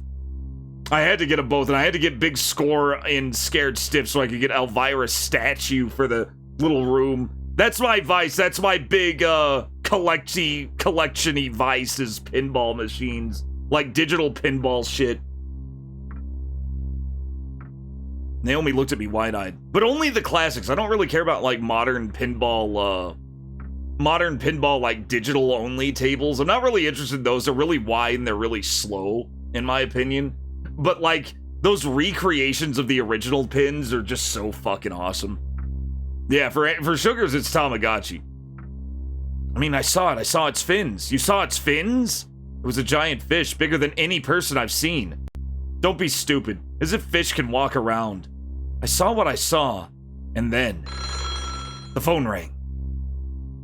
The cord was cut, though. Even though I was scared, I reached for the phone. I glared at the phone for a moment. Let's glare at the phone. Last time I looked, I picked up the phone directly. It blasted cold air in my ear, and it actually gave me frostbite. So let's glare at the phone. Let's glare at the phone. We're gonna give it the death stare. I glared at the phone for a moment. Nami took the call. Hey, don't do that. Hello? Startled, she jerked the phone away from her ear and handed it to me. Listen to this. Screaming. Hello? Now I couldn't hear anything.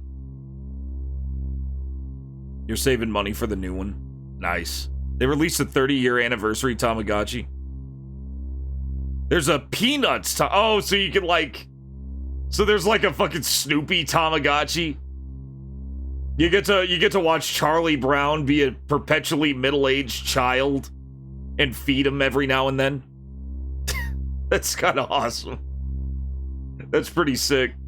There are a lot of like good Japanese games that are based on Peanuts, if I remember right. Hello. Now I couldn't hear anything. I guess Peanuts was our version of Crayon Shin-chan or something.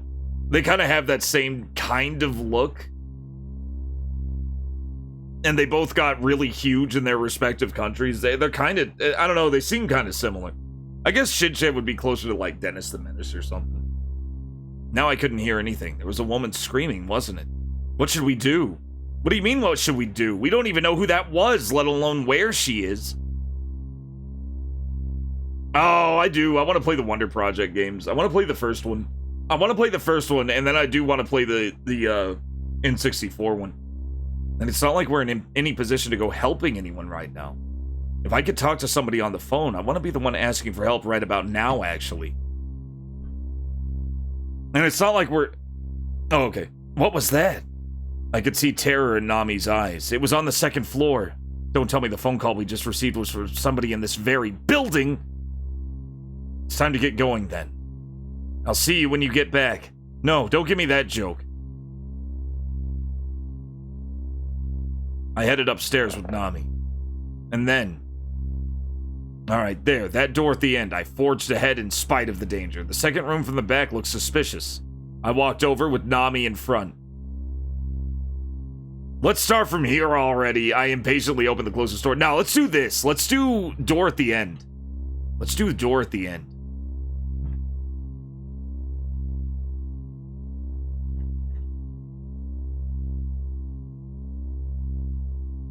All right. There, that door at the end. I forged ahead in spite of the danger. It looked like some sort of guest room. It was pretty much empty, with only a bed and a desk. That flower, Nami realized what it was. The flower, which had been set beside the window, was a hypericum. Oh, what? I just remembered the meaning of hypericums. Revenge. Revenge? Nami looked at the so-called revenge flower and shuddered. I carefully led Nami out of the room. I took the hypericum and stuck it in my hair, hoping it wouldn't seem as creepy that way. I carefully led Nami out of the room. This is interesting, though, because out of nowhere... Now, this is interesting. No, this is odd. Because in a previous playthrough, the main character had a hypericum in his hair, and he didn't know why. Out of nowhere, like a ghost put it in his hair, he had a hypericum in his hair. And that ties in. That ties into this. Where now we know why. So this is all intentional. Like, there are little things, like when he was talking about the cat, even though we'd never seen a cat.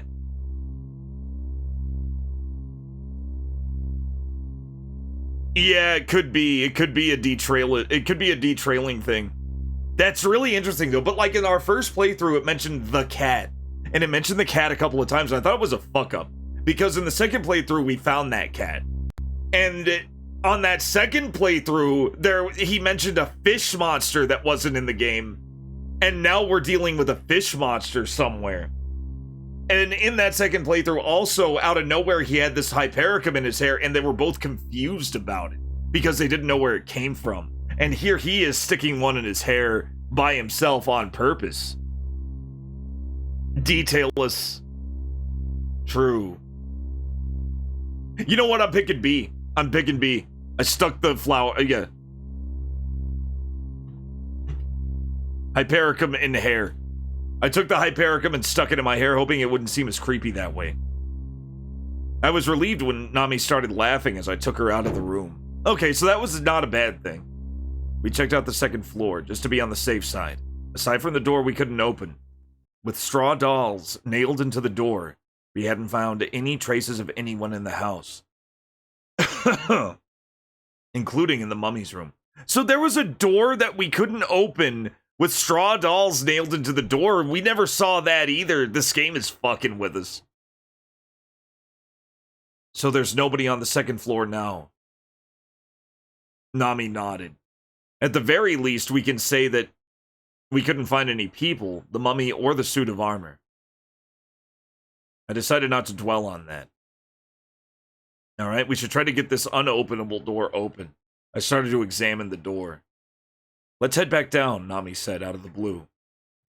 Huh? I'm hungry. You are too, aren't you, Comeback? We really do need to get something to eat, you know. I looked at Nami's face, my mind blank. Nami's not acting like herself. She wouldn't just go and take food from a stranger's kitchen. Was she saying this because she was afraid, or was it something else? Hey, Nami. What did I tell you? Nami laughed. I know you're hungry by the look on your face. No, I wouldn't say that. But my stomach was weak to the power of persuasion, and it responded accordingly. I'll go on ahead, Nami said as she turned her back to me. Wait up! Hey, don't get a head start on me like that.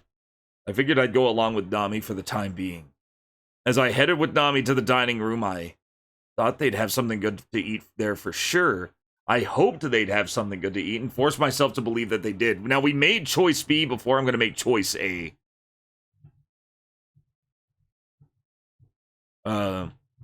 Good for sure. There we go. I thought they'd have something good to eat there for sure. We headed past the dining room and into the kitchen. There was a big antique fridge in there. You could fit 5 people in this fridge, couldn't you? We opened it up and looked inside. It was stocked with eggplants, onions, and a few other vegetables. None of it seemed like it had gone bad, but nothing there looked particularly tasty either. Let's eat up anyway. I'm hungry. What are we supposed to make with these vegetables anyway? You can leave it to me. Whoa, Nami's home cooking, huh? I'm up for that.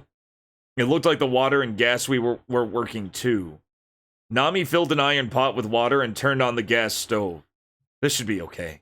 Nami, are you just gonna boil the vegetables in water? Huh? Is that not what you're supposed to do?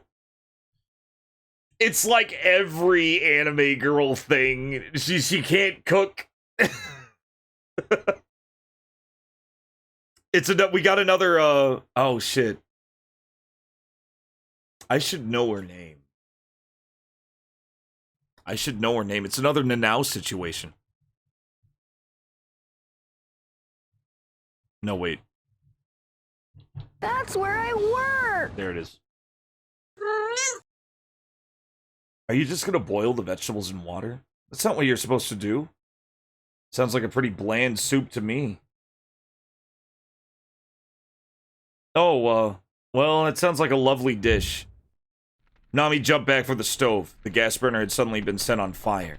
Who lit it? It wasn't me. It wasn't me either.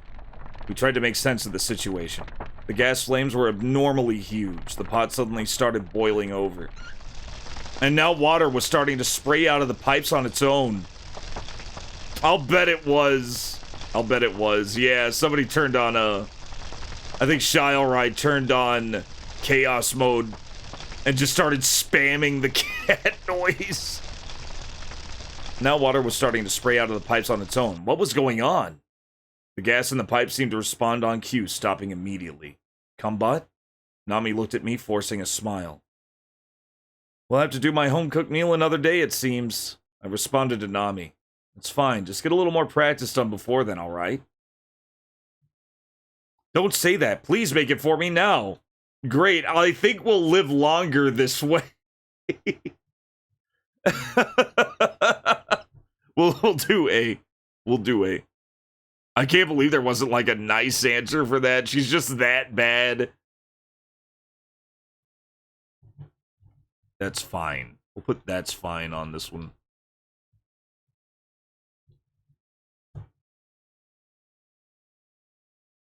And Vivi's just mad. You just made Vivi mad.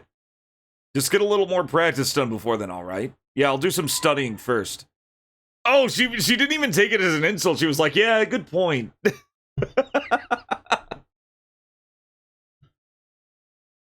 A scream. What? What did that sound like to you? A woman screaming. We need to go and look for her. Judging by the look in Nami's eyes, no further explanation was necessary. Let's go. We headed in the direction that it sounded like the scream had come from. I think they should have just said, we headed in the direction of the scream. There was a line of 3 doors. That way, Nami said. No, this way. I pointed to a different door. Fine, I'll look over that way, though. Hold on a second. I opened the door that Nami was talking about. I opened the door that I had chosen. I ordered Nami to open the door that I had chosen. Did Nami want us to go in there? Can I actually check? Give me a second. I can.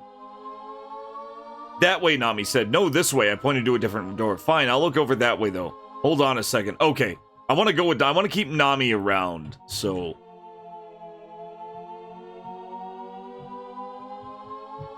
I opened the Nami door.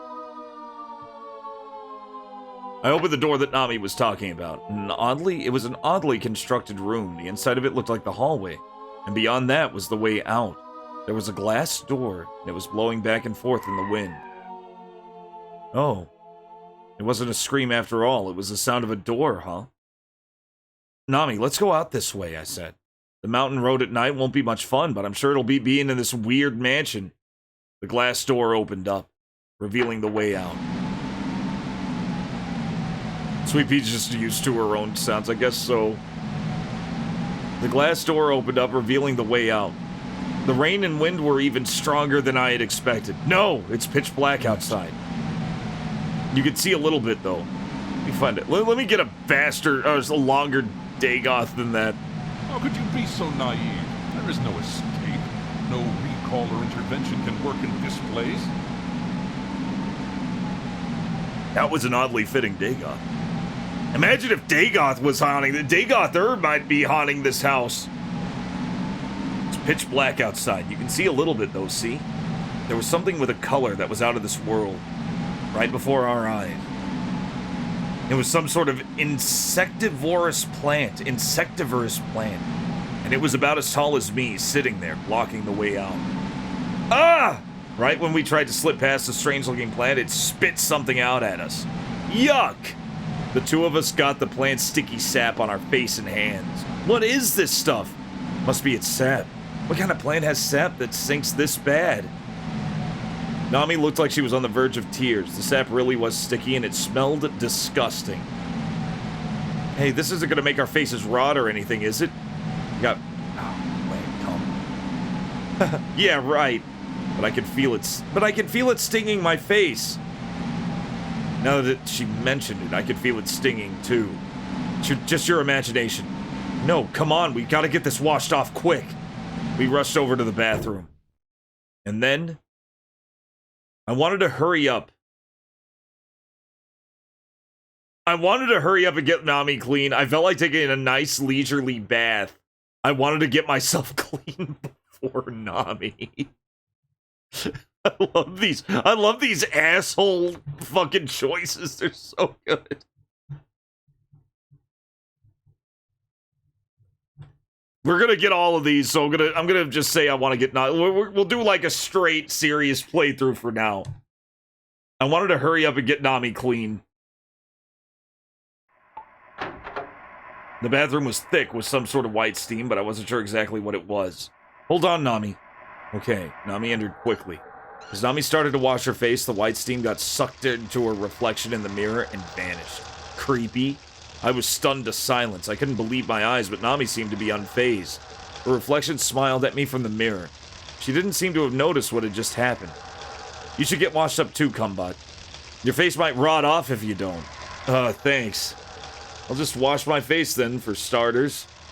Flustered, I changed places with Nami and started washing my face. I felt sort of like I was being watched, so I looked up.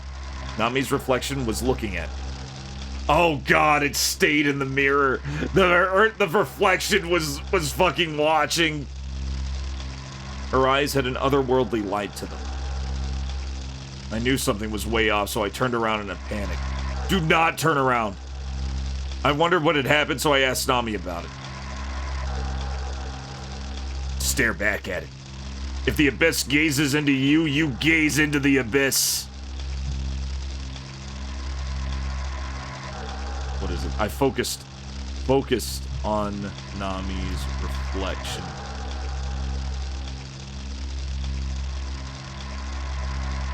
I felt a chill run down my spine. The thing I saw reflected in the mirror was not Nami. She looked like she had emerged from the depths of hell. Fart loudly to assert... blow a huge fart and try to scare it away. Nobody ever does this in a horror game or movie. You never see a character who's like, oh yeah, well fuck you, and then he just blasts a massive fart. Been saving this one for you. Ghost battle.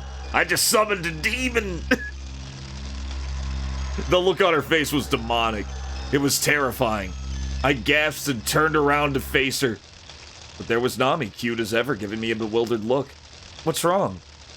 What are you looking at me like that for? Maybe I just imagined that because I'm tired. Ghosts might just leave if you just shit your pants. You just shit yourself. They just fucking float off. It's probably what you would do.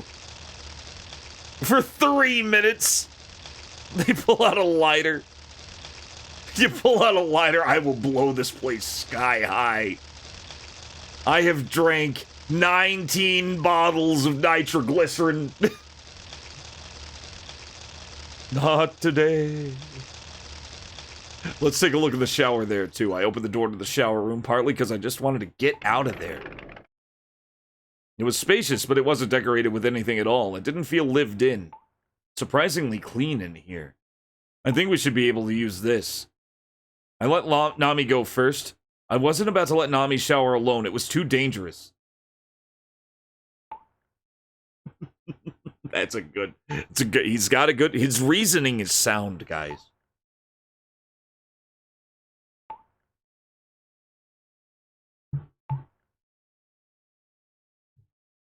I wasn't about to let Nami shower alone. It was too dangerous.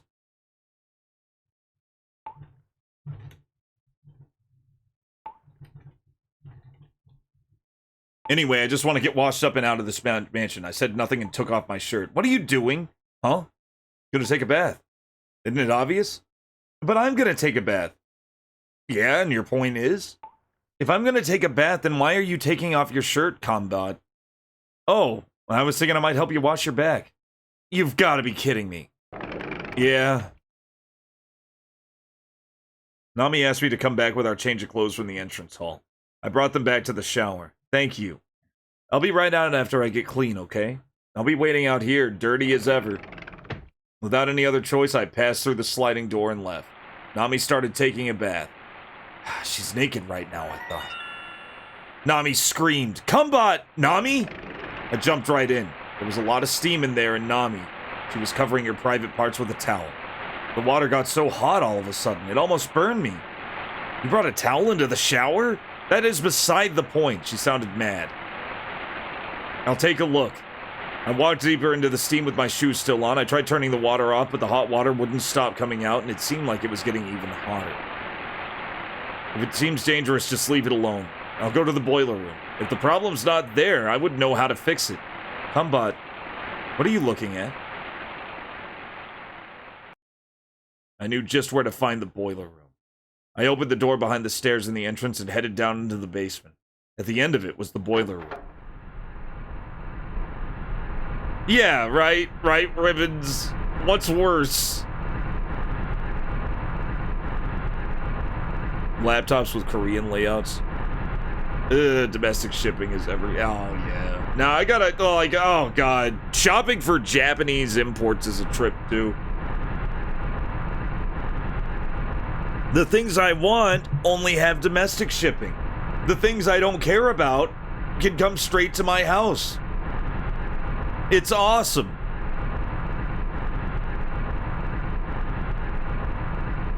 My insides are right. I knew just where to find the boiler room. I noticed the door behind the stairs in the entrance and headed down into the basement. At the end of it was the boiler room.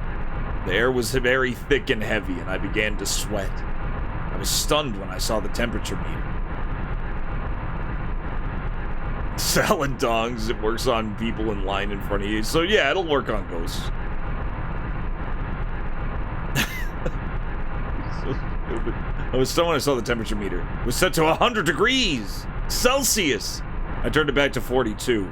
The pressure gauge was steadily rising, and the safety valve was broken. But was it an accident, or did someone break it deliberately? Now we're getting like... It's weird because now we're getting like bits that are like a mix of both the first scenario and the second scenario. I started to get worried about Nami. Wait for me, Nami. I kept egging myself to keep running, even though I felt like I was about to collapse. Now, we did this one before. I'm gonna egg myself on this time.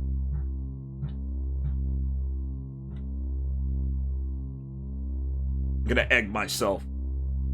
I kept egging myself on to keep running, even though I felt like I was about to collapse. Nami! Nami wasn't there. Nami! I started to panic. Nami! Nami! What's wrong? What are you shouting for? So it doesn't matter. So that choice is exactly the same as the previous choice. I was drying my hair. Sorry about that. We have to get out of here right now. A walking suit of armor. A vanishing mummy. A dangerous boiler tank. If we stay here any longer, we're gonna get killed. Yeah, I think you're right. Still, I was eager to wash this disgusting stuff off of me. I'd like to take a bath if I could, but I couldn't go in there and leave Nami alone. It'd be dangerous. I couldn't go in there. Yeah, we did that also. So we're gonna go. It's scary going alone. So it'd be better to make it quick. Let's just make choices we didn't make. We're gonna make any choice that we didn't make. It's scary going alone.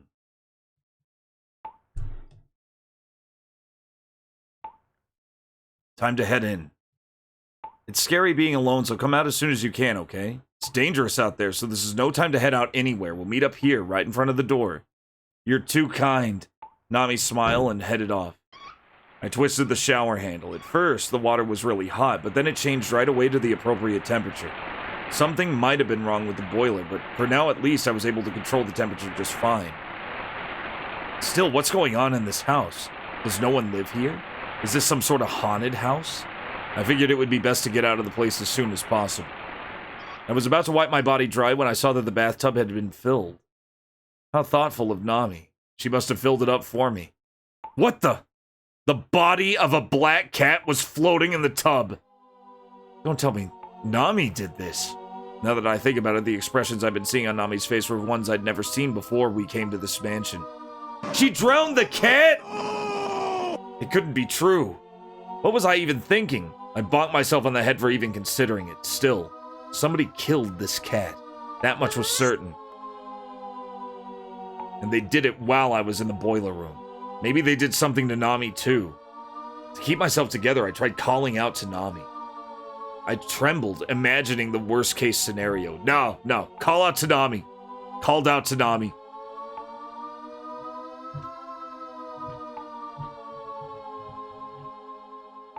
To keep myself together, I tried calling out to Nami. Whoa!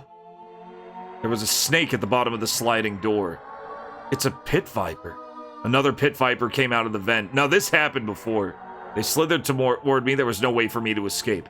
Nami? Hey, Nami! I shouted out to her as loud as I could, but she didn't respond. I moved slowly and quietly over the sliding door. The crooked heads of the pit vipers turned and followed after me. Yeah, this is all exactly what happened before. I could feel sweat running down my armpits. Reached for the doorknob. Pit viper jumped. It coiled over the handle. Blue sparks flew through the air and the pit viper's skin was instantly roasted because the handle was electrified. I was naked, wet, and surrounded by pit vipers. There was nowhere to go. Started banging on the wall. Uh-oh. I think I caused an earthquake. The house rumbled and cracks started to run through the tiled ceiling and walls. The glass sliding door shattered. Holes had appeared over the walls. The water sank, draining out all at once. I passed through the hole in the wall to make it out into the bathroom. Then the earthquake stopped right on cue. It was like everything up until this point had never happened. Hey, thank you for the watch streak, basehole. I put on my change of clothes in a hurry and rushed out of the bathroom.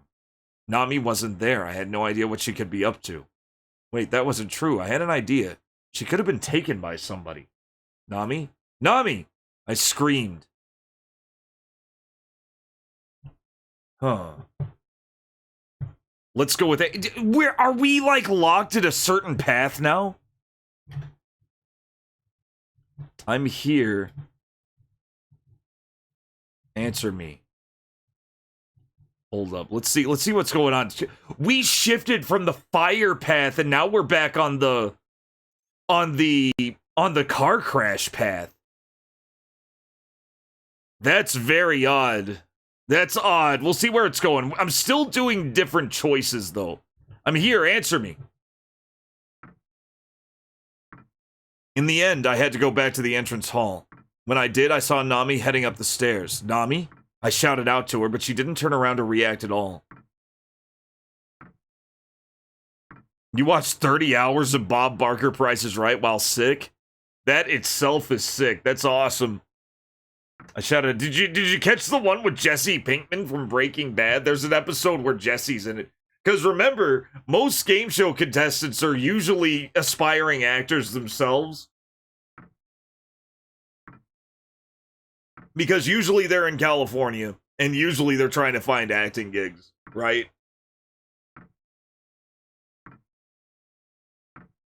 Oh, you watched the 1980s? Yeah, he's been around forever. He's been around forever. That was early childhood shit for me. I'd watch Price is Right all the time. And then they changed it to Drew Carey.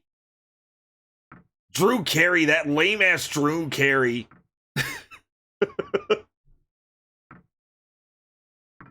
I liked how there was, like genuine friction in Whose Line Is It Anyway when Drew Carey was hosting. The price is wrong, bitch. No, he was awesome. Not Drew Carey, but Bob Barker was awesome.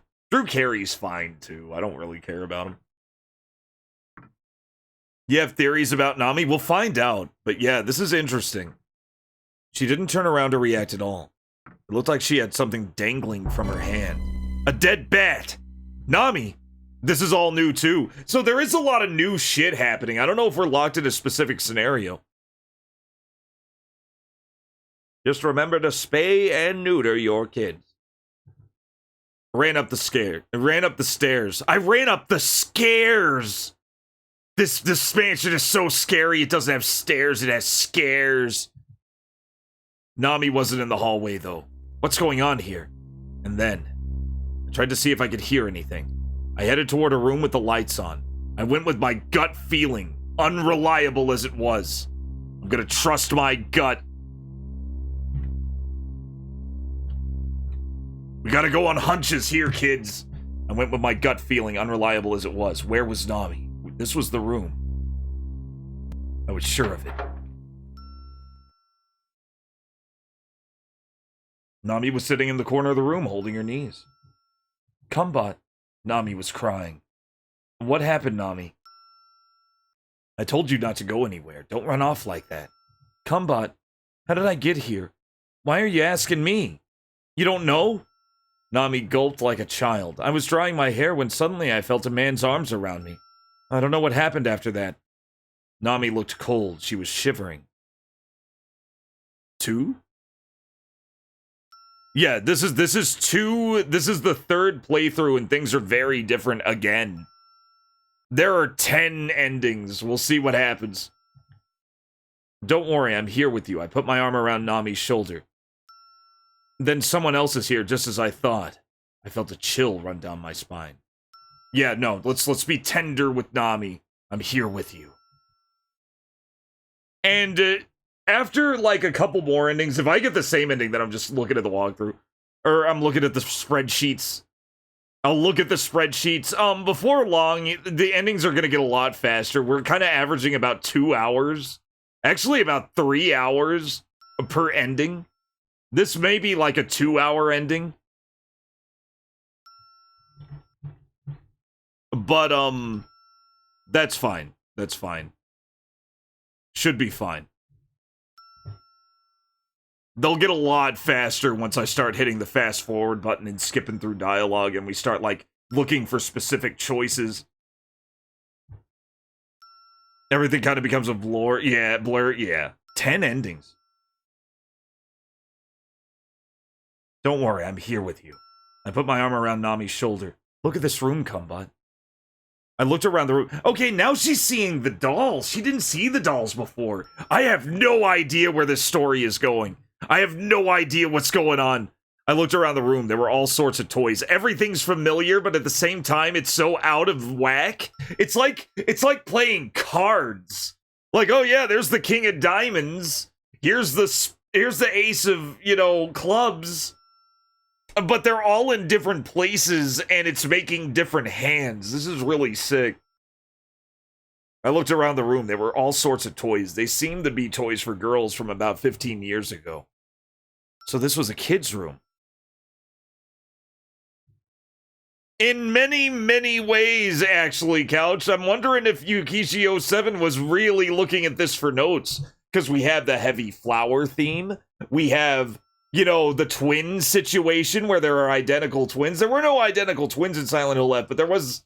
They did force that. It was so bad. We got dolls. We got Mary-san right there. That might have just been a Mary-san reference. This is a way, way better story, though. I would have loved this guy writing Silent Hill F. He would have done good. He would have been good. Yukishi07 was not good. So this was a kid's room. It all brings back memories, Nami said. Yeah, it does for me too. Oh, I'm sure they did because, like, Keiichiro Toyama, the director of Silent Hill, played this, and he was inspired by it. And that especially showed in his game Siren, where it did a similar thing where you would be playing the same thing, except there would be these big differences. Like, Siren was hugely inspired by this game. Does my shirt say Allo? It says Allo. It says Halloween. It says Halloween. They did look kind of like Allo, though. Yeah, it does for me, too. The girls in my neighborhoods all had toys like these. No, I didn't mean it that way. Huh? It's not just the toys that bring back memories. It's this room.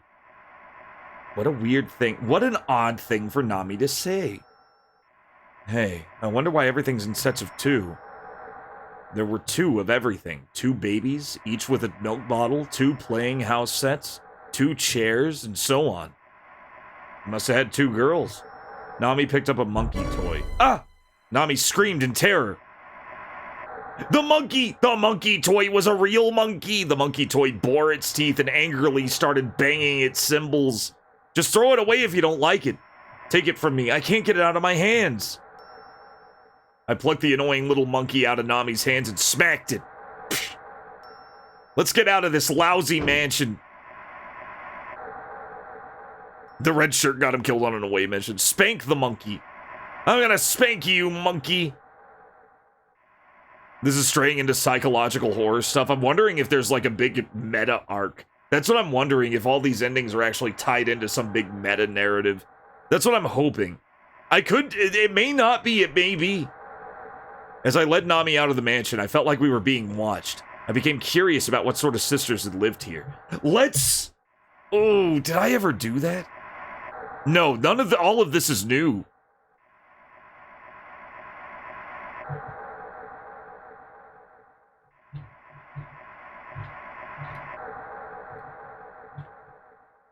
Curious about what sort of sisters lived here.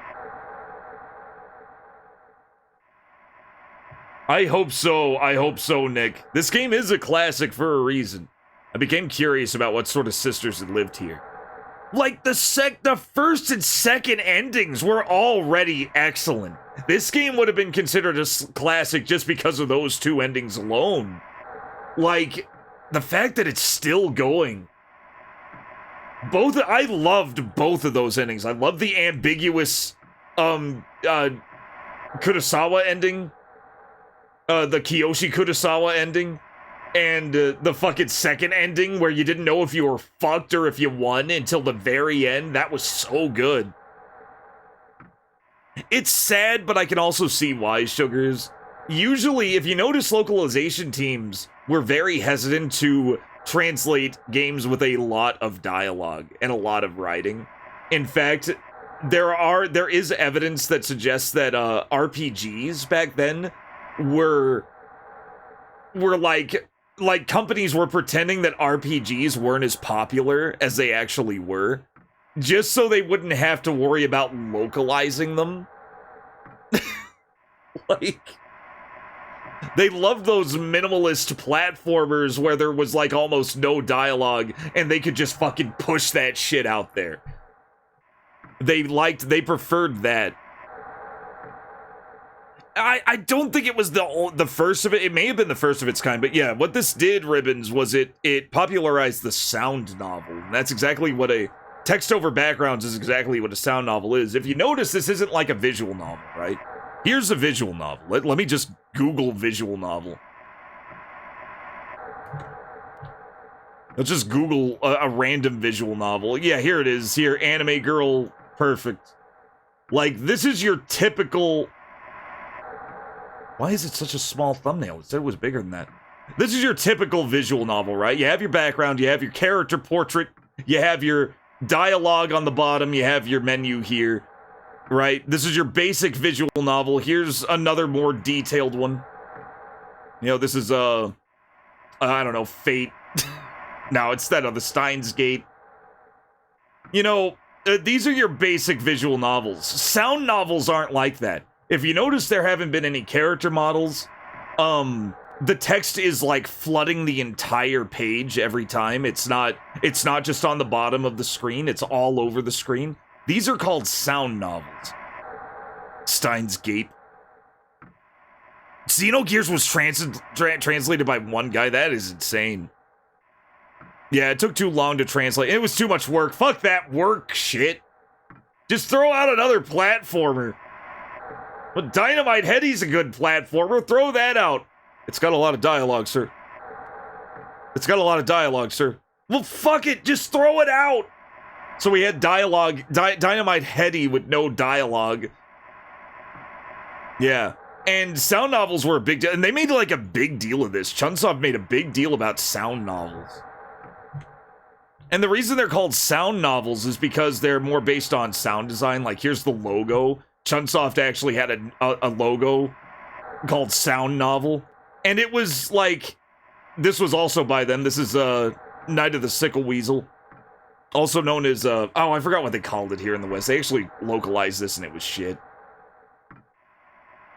But the priority isn't so much on art. The priority isn't so much on art as it is, like this would be a visual novel. The priority is more on writing quality and more writing. Descriptions and sound design. Music and sound design are big deals when it comes to a sound novel. And these guys went all out on specifically the writing. The graphics in the, or not the graphics, but the sound design isn't so bad. There's decent sound design in this. But the real highlight is the writing.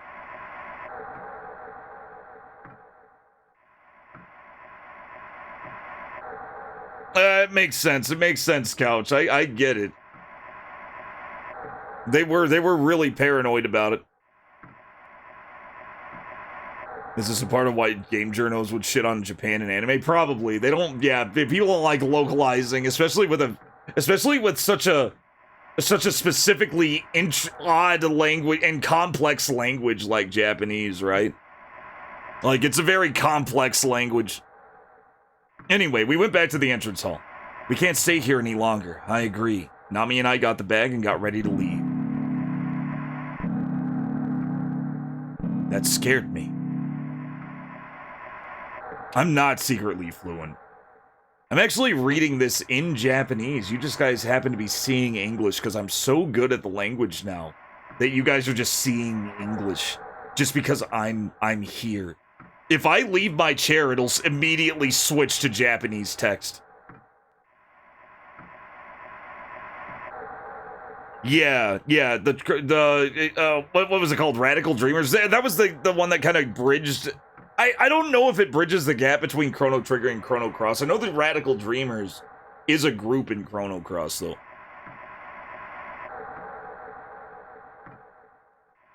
Translating the English back into Japanese and then back into English on the fly. What's with this clock? It's not... Hey, Raze, welcome in. It's not 3 o'clock, but the clock struck 3 times. I guess it's broken. Nami looked at some scratches on the side of the clock. Hey, look! They were comparing heights using the scratches here.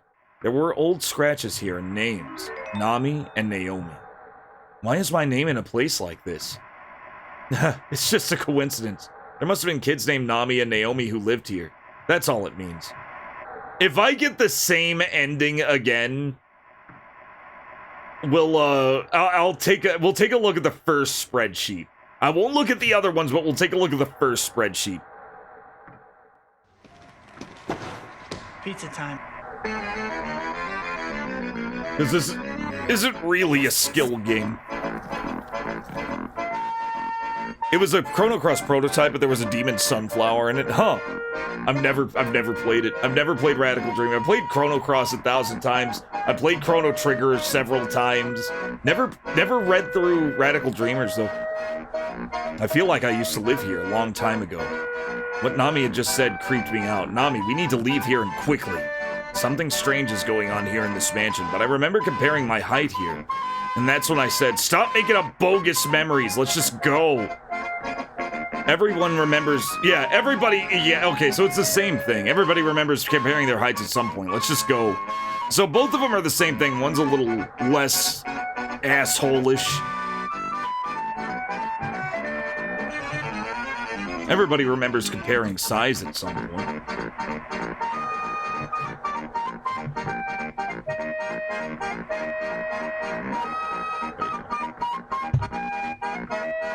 Everybody remembers comparing their heights at some point. Let's just go. The face Nami was making made her look like she was dead inside.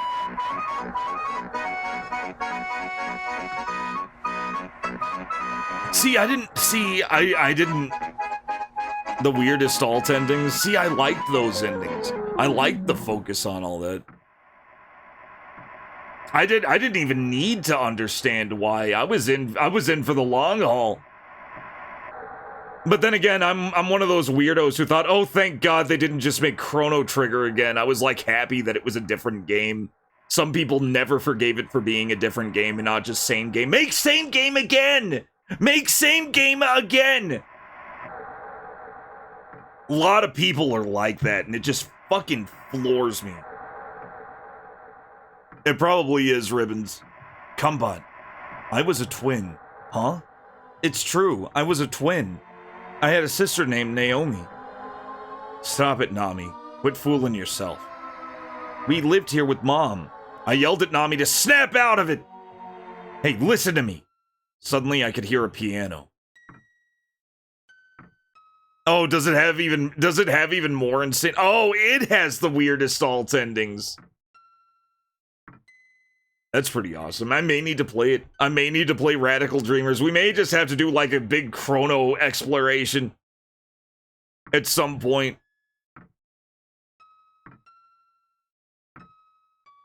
Same here, Saladongs, and I always hear the complete opposite.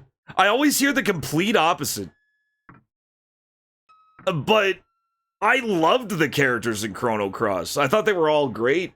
What kind of disappointed me was Suikoden having a lot of throwaway characters that didn't really have much personality.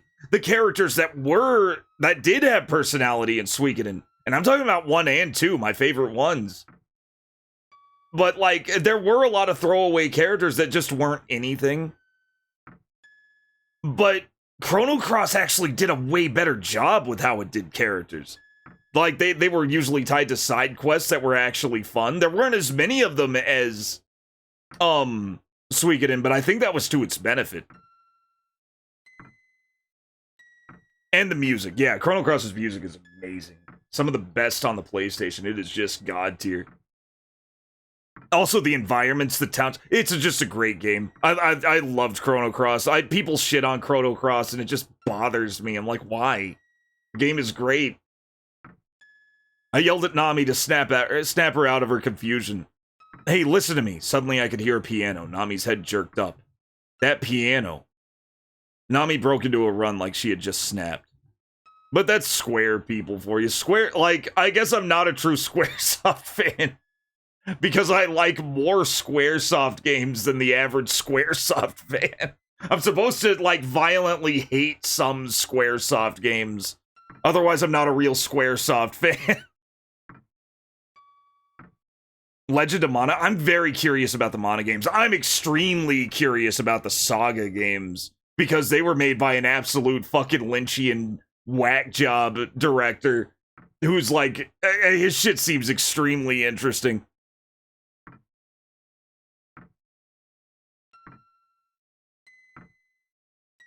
The devs said they didn't do much story for Guile because he would be too cool and everyone would pick him. That's hilarious. Well, there is the big theory about Guile that would have made everybody pick him too. I guess they just didn't want it to be, and that it's probably true, and they just didn't want it to be as tied to Chrono Trigger as it already was. I have the Japanese deluxe edition Starkey toy. Starkey's great. Starkey's great. That whole quest for Starkey's awesome. Starkey's the little alien, right? I think. Is Starkey the alien, or am I thinking of the skeleton? There's the skeleton clown. Yeah, Starkey. Here's Starkey. Does Suikoden have this? This little guy. Look at this little dude.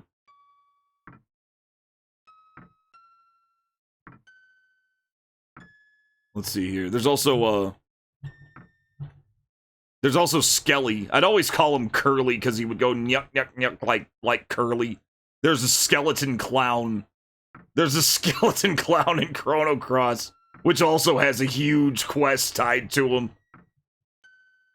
Hey, John Matrix, welcome in. Thank you for the watch streak. You are currently on a streak.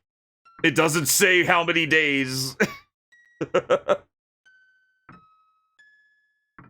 Legend of Mana was made by a Saga guy? Really?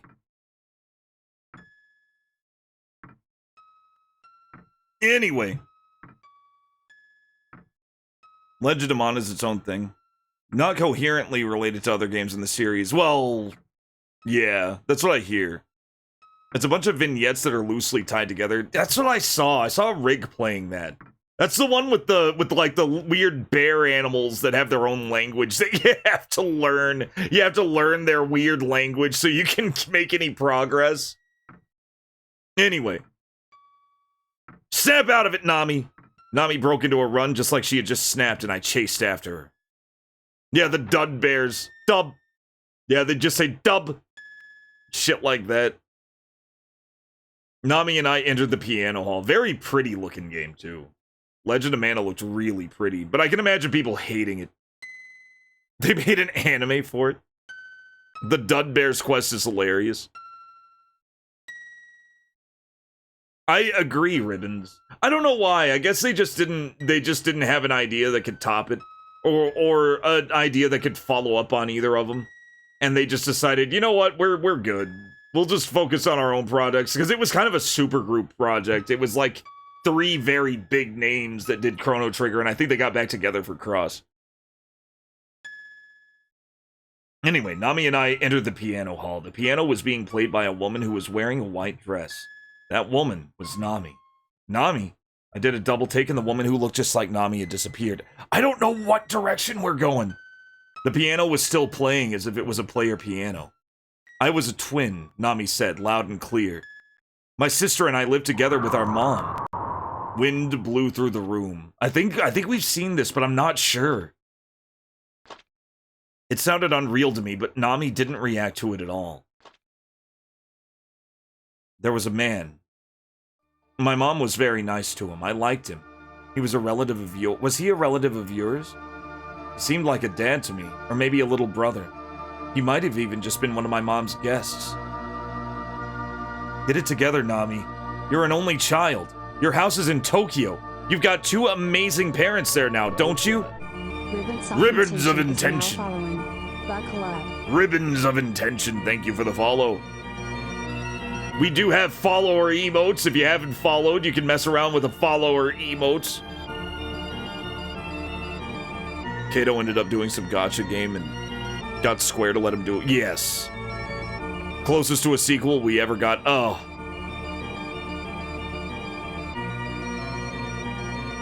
Seemed like a dad, or maybe even get it together, Nami. You're an only child. Your house is in Tokyo. You got 2 amazing parents now, don't you? I'm not so sure. Nami put her hands up to her head. I feel like my head's gonna split apart. I remember. Nami didn't look like her usual self. I was born and raised here. Nami, calm down. I know you've been through a lot today. Your nerves have got to be shot. But if you take a second and think about it with a clear head, you'll realize that none of what you're saying makes any sense. Okay, he wasn't this confrontational about it, so something different is happening. But, Nami shouted as she cried. My real mom was here. I had a twin sister named Naomi, too. The 2 of us compared our heights right there. I remember it all. Your mom's waiting at home for you now, you know. We just needed to get out of this mansion. Naomi, you're an only child. No. Let's do that. Don't give me that nonsense. Don't give me that nonsense.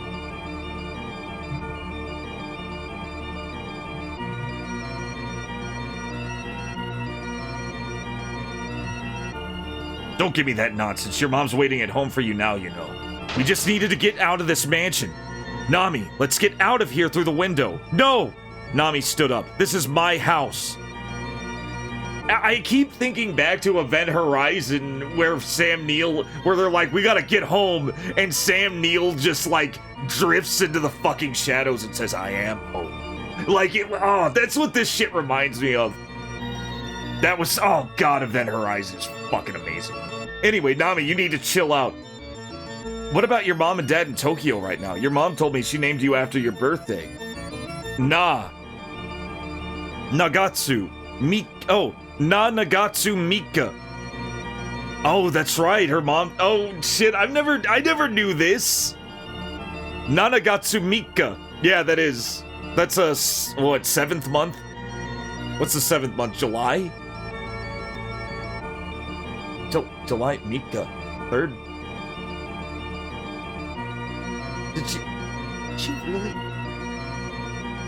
Did she really name her July 3rd? Anyway. Or is it like the 3rd? What was Mika again? Mika's something, I can't remember. It's some kind of day thing. It's a 3rd something, like 3rd day or 3rd week or something like that. Anyway, your mom told me she named you after your birthday. Nanagatsu Mika. July 3rd. Okay, there it is. That's the meaning of Nami. It was the first letters in Nanagatsu, which is 7th month, and Mika, which is 3rd day. So it's Nami. They do that a lot. He built a ship as the Event Horizon. That's fucking incredible. Yeah, you can build ships now in that game, can't you? She's the one who named you, Nami. What do you have to say about that? She just made that story up, Nami cried. She took me in after I left this place. The memories are all coming back to me now, more of them, and they're clearer than before. I'm telling you, they're all a bunch of... I know how dangerous it is for you to stay here any longer. You have to get out of here alone, Kumbud. Nami? Go. There's something in my past that I'm starting to remember, and I don't want to have to tell you what it is. So what about your past? I shouted. If it's your past, it's mine too. And then, I wanted to wrap up all the pain that Nami was feeling. I thought about what I could say that might convince Nami. Ooh, these are all new. Yeah, you'll see that a lot in Japanese names too, especially in fiction. I wanted to wrap up all the pain that Nami was feeling. I thought about what I could say that might convince Nami. I like that. That seems like an ending path. That seems like an ending path that we haven't gone on. Let's do it. I could be wrong, though. I thought about what I could say that could convince Nami. The breeze will calm you down. If anything happens, shout out for me. And if anything comes in here, get out. What are you gonna do, Kumbud? I'm going to investigate. We know at the very least that there was a mummy in this mansion.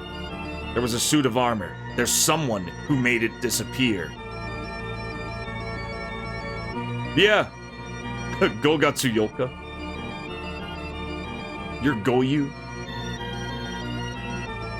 Welcome in, Goyu. Oh, God. February is a very unfortunate sounding name. There was a suit of armor, and there's somebody who made it disappeared.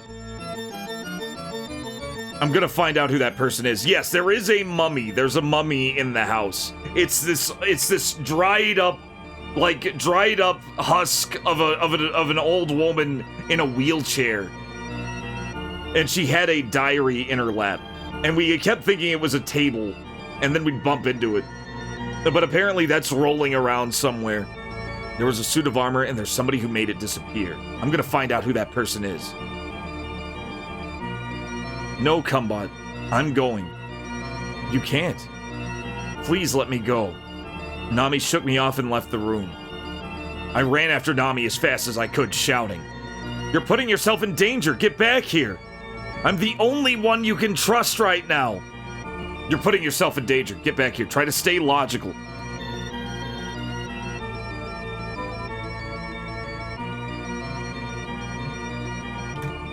Putting yourself in danger. I'm still taking notes. We're 125 choices in.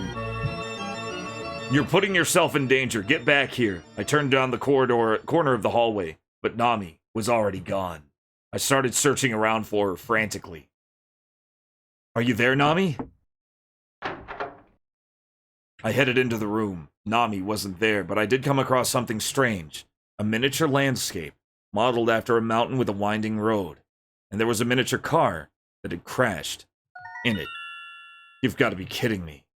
I took a closer look at the miniature landscape, and it was, in fact, a replica of the road we'd been driving on. The car was positioned right where we had trouble with the brakes. Was this some kind of setup? Did somebody lure us to this spot? As I mulled over the possibility, I could hear Nami scream, "Cumbot, come here!" I ran straight to her. "Nami?" Worried about Nami, I shouted out to her while I ran. Worried about Nami, I shouted. Yeah, worried about Nami.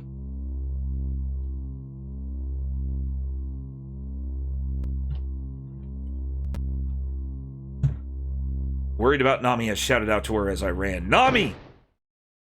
Nami was just standing there in a daze. "Cumbot, look," Nami said as she handed me something. It was actually 2 diaries written by a mother. There was also a diary with Nami's name. Oh, one of the diaries had Nami's name and the other Naomi's. These diaries prove that I was her child. These prove that Naomi and I were her children. I laughed, though I had no reason to. Just because it has the same name, Nami, doesn't mean it's about you, does it? Even if it has this? Nami showed me a page that had her date of birth written on it. Even the blood type is the same. This is me. Mom wrote these diaries about me and Naomi. Nami covered her face with her hands and flew out of the room. "Nami, wait! Don't follow me!" Nami looked back at me with tears in her eyes. "I've let someone die. Even if I haven't, I'm about to let someone die. That's ridiculous. I can see their blood on my hands. These are the hands of a killer. I wouldn't let you kill anybody." "Cumbot, listen to me, Nami. You're the one who needs to listen, Cumbot," Nami shouted. "I might end up killing you," Nami cried and she vanished into the darkness of the hallway. "Nami! Our relationship is done for at this rate." I reflected on the situation. I had to get those thoughts out of Nami's head. Damn. Killer hands. She's got killer hands. She may have killed the cat in a bat. Yeah, you're right, Gigian. She may have killed the cat in a bat. Unless Naomi's around. Gogatsu.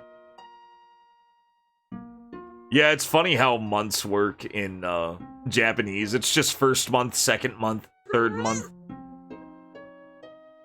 Yongatsu would be fourth month. Gogatsu. Rokugatsu. Juichigatsu is November. That's it. That's it. Very simple. Very simple. I actually like that. Like, we put all these, we put, like, mythological figures for our months. Like Thor. Well, no, Thor is Thursday. But, like, Augustus Caesar, I think, is where August came from. Man, he's not mythological either. We put all these, like, historical figures for months. Yeah, the Romans decided to get crazy with it.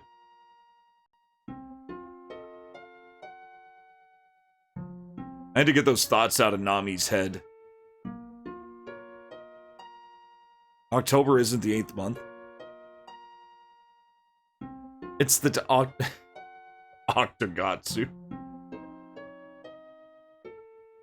Nah, it's Hachigatsu. They stuck a couple in before September. Hey, it worked, you know, it all worked out. It all worked out. They needed it. They needed a couple extra months. The seasons were a little out of whack. I had to get those thoughts out of Nami's head. I may not be able to change her mind, but I can still help her. Maybe Nami was the one behind all of this. I'm not gonna doubt her, but I will go with this one. Hopefully I can. Hopefully I'm not, like, rerouting. May not be able to change her mind.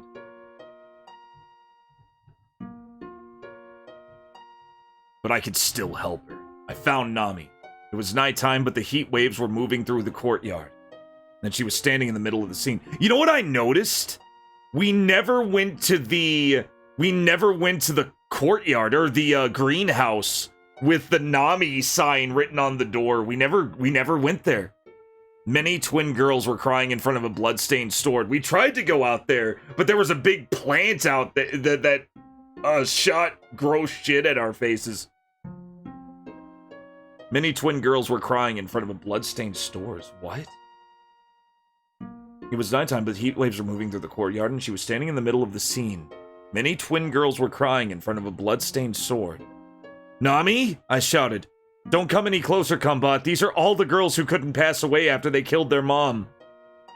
Nami cried and shouted. Just like my sister.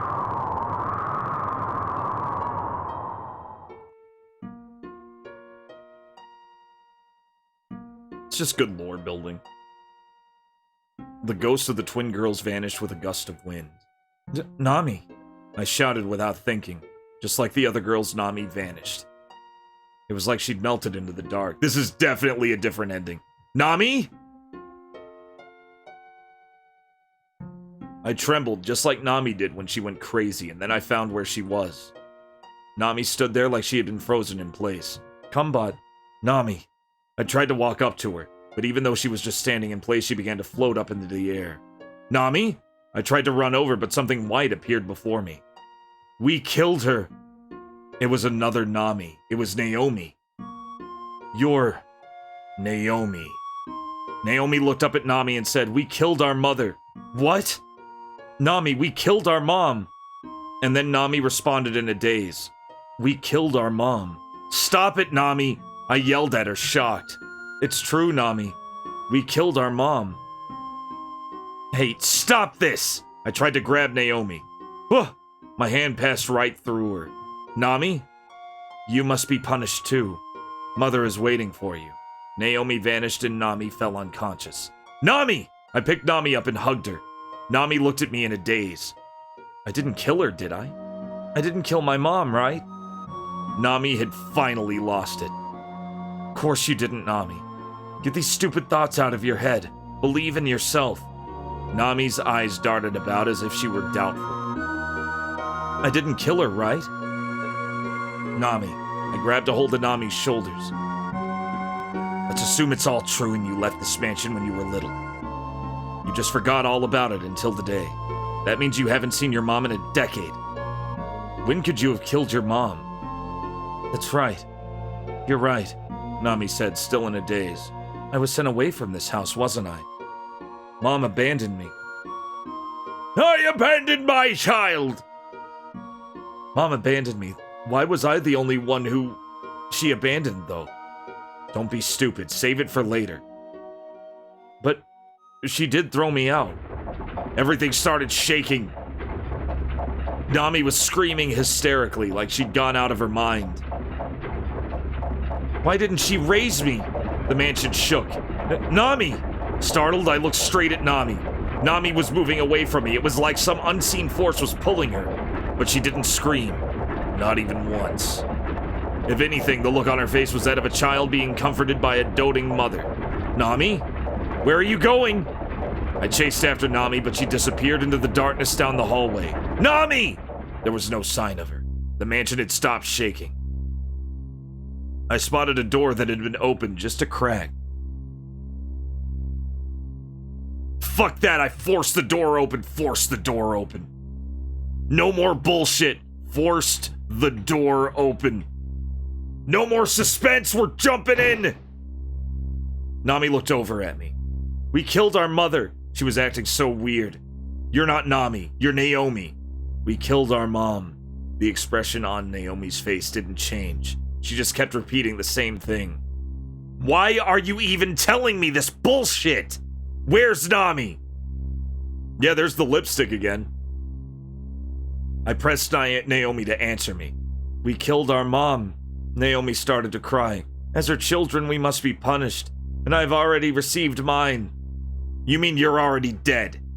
The same fate must happen to Nami, because if it doesn't, Nami will experience the effects of the curse. She'll be mummified. Okay, I understand. I thought I'd get all the information I could out of her here. Why did the two of you kill your mom? Because of the curse upon this estate. This estate? The mansion's cursed? It was built in medieval Europe. The curse has existed since those days. So what, were they like in vacationing in Europe? I guess they had to have been.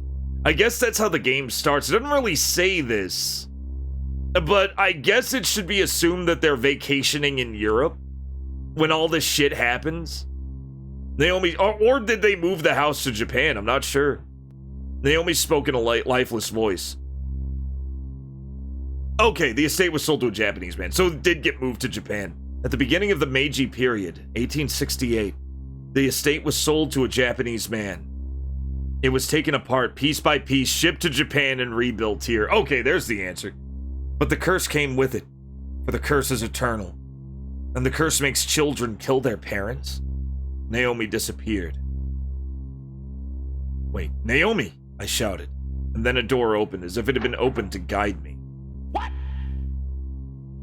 I've definitely heard of buildings being shipped from one place to another here in the States. I've never heard of it done between continents.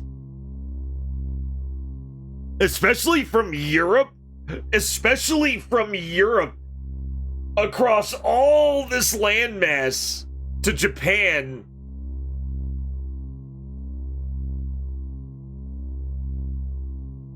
That transcontinental railroad was really putting in work. I guess. Wait, Naomi, I shouted. Then a door opened, as if it had been opened to guide me. Yeah, how old is this wood? It's medieval Europe wood. I don't think it's medieval. I don't think this is a medieval mansion. This definitely feels a little up further along, probably like 1700s lowest. Yeah, it picked up an extra curse down in the Siberian steppes. It's a steppe curse. Wait, Naomi, I shouted. Then a door opened, as if it had been opened to guide me. There could be a Baba Yaga in this place. That's a lot of cultures you're passing through. I ran into the hallway. Yeah, they did say that it got shipped. Yeah, they did say that it got shipped. That it was dismantled and then rebuilt. She did say that. Then a door opened, as if it had been opened to guide me. I ran into the hallway. The door before me opened without making a sound. Nami? I found Nami inside of that room. Look at how many there are. Nami suddenly pointed out the window. She was pointing to the garden in the back of the house. It's like how, yeah, it dug underground. It did a little spin and went underground and then popped up in the woods in Japan. There was a row of graves. So many graves. The row was lined with pairs of graves. The graves of twins. And that's right, the graves of twins who killed their mother and were punished for it. I didn't realize exactly when she arrived, but Naomi was standing with us. That is the curse of this estate. The curse of this mansion that was brought here from the west. The curse that makes twins kill their parents. Her voice was cold. On our 7th birthday, we stabbed our mother with this sword. The sword on the floor rose up and flew through the air, fell into the palm of Nami's hand. I have already received my punishment. You need to hurry and be punished too, or the curse will mummify you. Oh, Nami and I shouted at the same time. The sword gleamed. In the light, we could see a scene of 7-year-old twin sisters stabbing their mother with the sword. So this is the "we killed Ma" ending.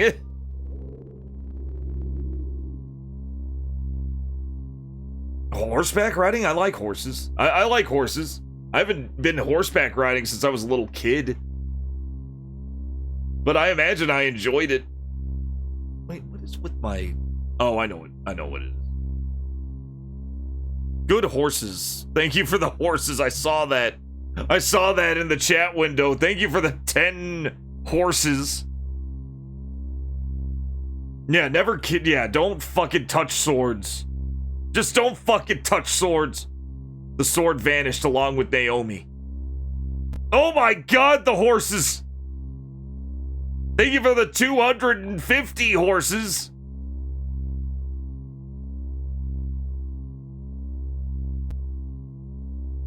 What is that? I've got 2 people. It doesn't tell me who donated the horse, but thank you for the horse donations. Those are horse bits. That's a combo. That's how the combos work. Stream Element still has not put in a combo alert. Why would I want to know? I guess not. So I can thank them. Thank you, chat. How do you even do that? There should be like a button underneath the window itself. It's usually like heart-shaped, but apparently you can put in a huge horse emoji. Yeah, it's odd that it doesn't say. Yeah, there's a button. There's a button somewhere. The sword vanished along with Naomi. Nami was looking totally pale. Well, thank you guys for the 250 bits. That was me. We killed our mom. Stop it, Nami. I have to hurry and receive my punishment from my mom. Nami started walking faster. Don't go, Nami. All right, then I'm going to. This could go one of 2 ways. Of course I'm going to try and stop her. I'm not going to kill myself. I'm going to try and save both of us. We may have to do this one again. Apparently there's somewhere we have to go through the routes more than once. Don't go, Nami. I clung to Nami to stop her. No, I don't want to be mummified, Nami screamed. Don't be stupid. The punishment Naomi's talking about just means you'll be killed. But I killed Mom. Nami screamed and fled into the next room. Nami? I ran after her immediately. It was a strange room. On the other side of the room was a tiled wall depicting Mother Mary with her child. Nami stood in the center of the room. This is it. This is the prayer room. I noticed 2 worn-out spots on the carpet, as if someone had often knelt there. It's knelt. Those spots were left by people praying. Many generations of people have knelt here in prayer. Can I ask a question?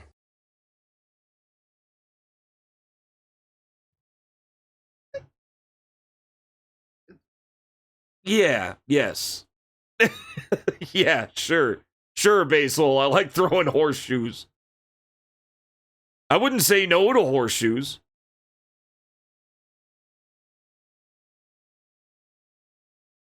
Anyway, those spots were left by people praying. Many generations of people have knelt here in prayer. I'm sure that my mom was one of them. Playing, yeah, it's pretty fun. Nami knelt on that spot and positioned herself to pray. At that very instant, the air in the room changed. I could hear children crying. Their voices seemed to come from the walls. Look at this. There was an old newspaper article stuck on the wall with a pin. Is it supposed to look like that? This looks like an emulation glitch. That is definitely an emulation fuck-up. The clipping was from 1869, near the start of the Meiji area. The font was used in the article was unique to the era. It's very unique to the era, guys. Mother's Twin Killings was the title of the article. It was about the unexplained murders that occurred in the mansion that had been deconstructed in the West, carried over and reconstructed. The article stated its missing number. Yeah, we'll have to blow into the cartridge and try again. The article stated that there was an ominous legend concerning the estate even before it was reconstructed here in Japan. It's just its font, guys. It's just its unique font. Any mother who lives there always gives birth to twins, and she always ends up killing them due to a curse. Oh, it was actually the other way around, I shouted. Naomi was lying. It was the mom who was cursed to kill her twins. The air in the room started to shake again. The children began to weep silently. They seemed to be trying to tell me what I was thinking was correct. The diary. We should be able to find out more from it. We need to find her mom's diary. We headed to the mummy's room. Okay, it's better now. It's better now. Oh, there they are. 500 bits total. Shaboy J with 50, Angry Sugars with 34, Basehole with 16. Thank you guys. Thank you for all those. Look at all those little horses. Thank you guys for the horses. But wait a minute. Okay, 500 bits and 100 horses total. Makes sense. Makes sense. I guess they're 5 bits each. Because I got 500 bits. Thank you guys. Yeah, it's just dead babies, not murder babies. It's a lot of horses. Like 100 horsepower. Haunses. I don't like the combo thing. I don't either. It's all weird. It's very... Oh my god! Thank you, yeah, now we're at combo level 3. What the fuck? Thank you for the 50 horses. Thank you, Shaboy J, for the 50 horses. They're so good. The horses are great. The mummy wasn't there, but the diary had been left on the table. You are like a grain of sand in the Sahara Desert. Yeah. Yeah. I am the entire desert.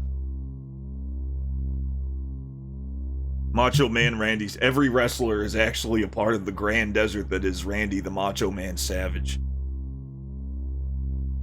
The pages flipped open as I approached it. July 3rd, I gave birth to twins. This is where the diary started. July 4th, my children are so cute. Around me. How am I gonna get rid of it? I think somebody. Oh, we got another horse. We got another horsey. My children are so cute. Will the curse start up soon, though? July 5th, my right hand moved to kill my children. I need my husband to tie me down. July 6th, my husband suddenly passed away. Perhaps the curse is to blame for this, too. According to the diary, the mother was doing everything in her power to fight back against the curse and raise her daughters alone, despite all of the problems she was having. It's their 3rd birthday. They're growing strong, but I'm not sure how long I can hold myself back from succumbing to this curse. Oh, my hand moved to kill my children again. Nami screamed, asking why her mother didn't just leave the mansion. The diary answered her question. Mothers had tried to escape from the mansion with their twin children before. Every one of them had died a horrible death. July 10th, I tried to kill them again while the 2 of them were comparing their heights. July 15th, I can't raise them myself any longer. I'll send the 2 of them to an orphanage while I remain here. This way we can beat this curse. Thank you guys for the horses again. You're at the tail end of this cold and have the annoying oh, I hate that phase. That means it's almost over though. Just hang in there. Do we ever find out where this curse comes from? Well, it's interesting, because this is the only time so far in 3 playthroughs that this curse was mentioned. The cause of deaths of the ghosts in this ghost story changes every time. You think it comes from horses? The 2 Nabis are twin sisters, yes. Nami and Naomi are twin sisters, and this is Nami's real mother's diary, talking about the multiple times she tried to kill her children due to the compulsion caused by whatever curse this is. July 15th, I can't raise them. Now, in the first playthrough, they died in a fire. It was a completely different curse. In the second playthrough, it was an even more different curse where they died in a car accident. Here, it was murder, it seems. I can't raise them myself any longer. I'll send the 2 of them to an orphanage while I remain here. This way I can beat this curse. Goodbye, Naomi. Nami. Mom was trying to save me. Yeah. Parts of the ink had become blotted. The ink must have been blotted by her tears. Nami hugged the diary, but still she had questions. Why did Mom get mummified, though? Because she defied the curse, I guess. And what about my sister? That's right. Why did Naomi die? She should have been sent to an orphanage like Nami was, to get around the curse. Suddenly, I could hear Naomi's laughter. Naomi, stop! Don't go to her, Nami! Let me go, I need to find out for myself. Nami shook me away and ran out of the room. Nami! As I tried to move forward, a sword slashed down right before my eyes. I wasn't sure what to do about the sword. Don't fuck with me! I have the power of God and anime on my side! I pulled out the sword, heaved it into a wall, and chased after Nami. I might be able to use this. I took the sword and chased after Nami. Oh, so either I take the sword with me or I don't. If I take the sword with me, I might be part of the curse and be compelled to kill her. I'm gonna stab it into a wall. I'm gonna stab it into the wall. Don't mess with me. I pulled out the sword and heaved it into a wall and chased after Nami. We might, Ribbons. We might even marry her. Nami? I felt a threatening presence behind me. Whoa! It was the sword again. The sword was attacking me now. Whoa, whoa, whoa! Someone was trying to force something into my hand as I fled. It was a sword and it looked exactly like the other one. I didn't hesitate. Alright, bring it on.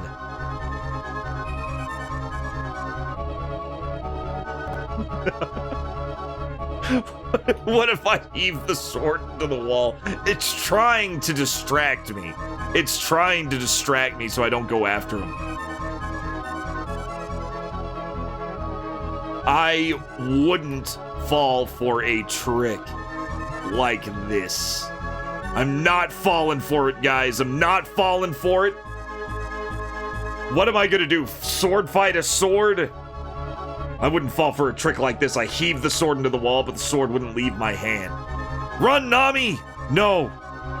My sword crossed Naomi's cheek. Some of Nami's hair scattered to the ground. Oh no! Kumbot! I was trying to kill Nami. Nami, help me! My body was out of control. Kumbot. It seemed like Nami finally understood. You can't stop, can you? It's no good! The more I try to stop, the more furiously my hand swings at you. Nami stopped, looking pale, and said something shockingly daring. Try the opposite then, Kumbot. Try to swing the sword at me. Try to kill me. It was a huge gamble, and she was putting her life at stake. Don't be stupid. I couldn't do that. I screamed as I slashed at Nami. Hurry! Nami shouted at me.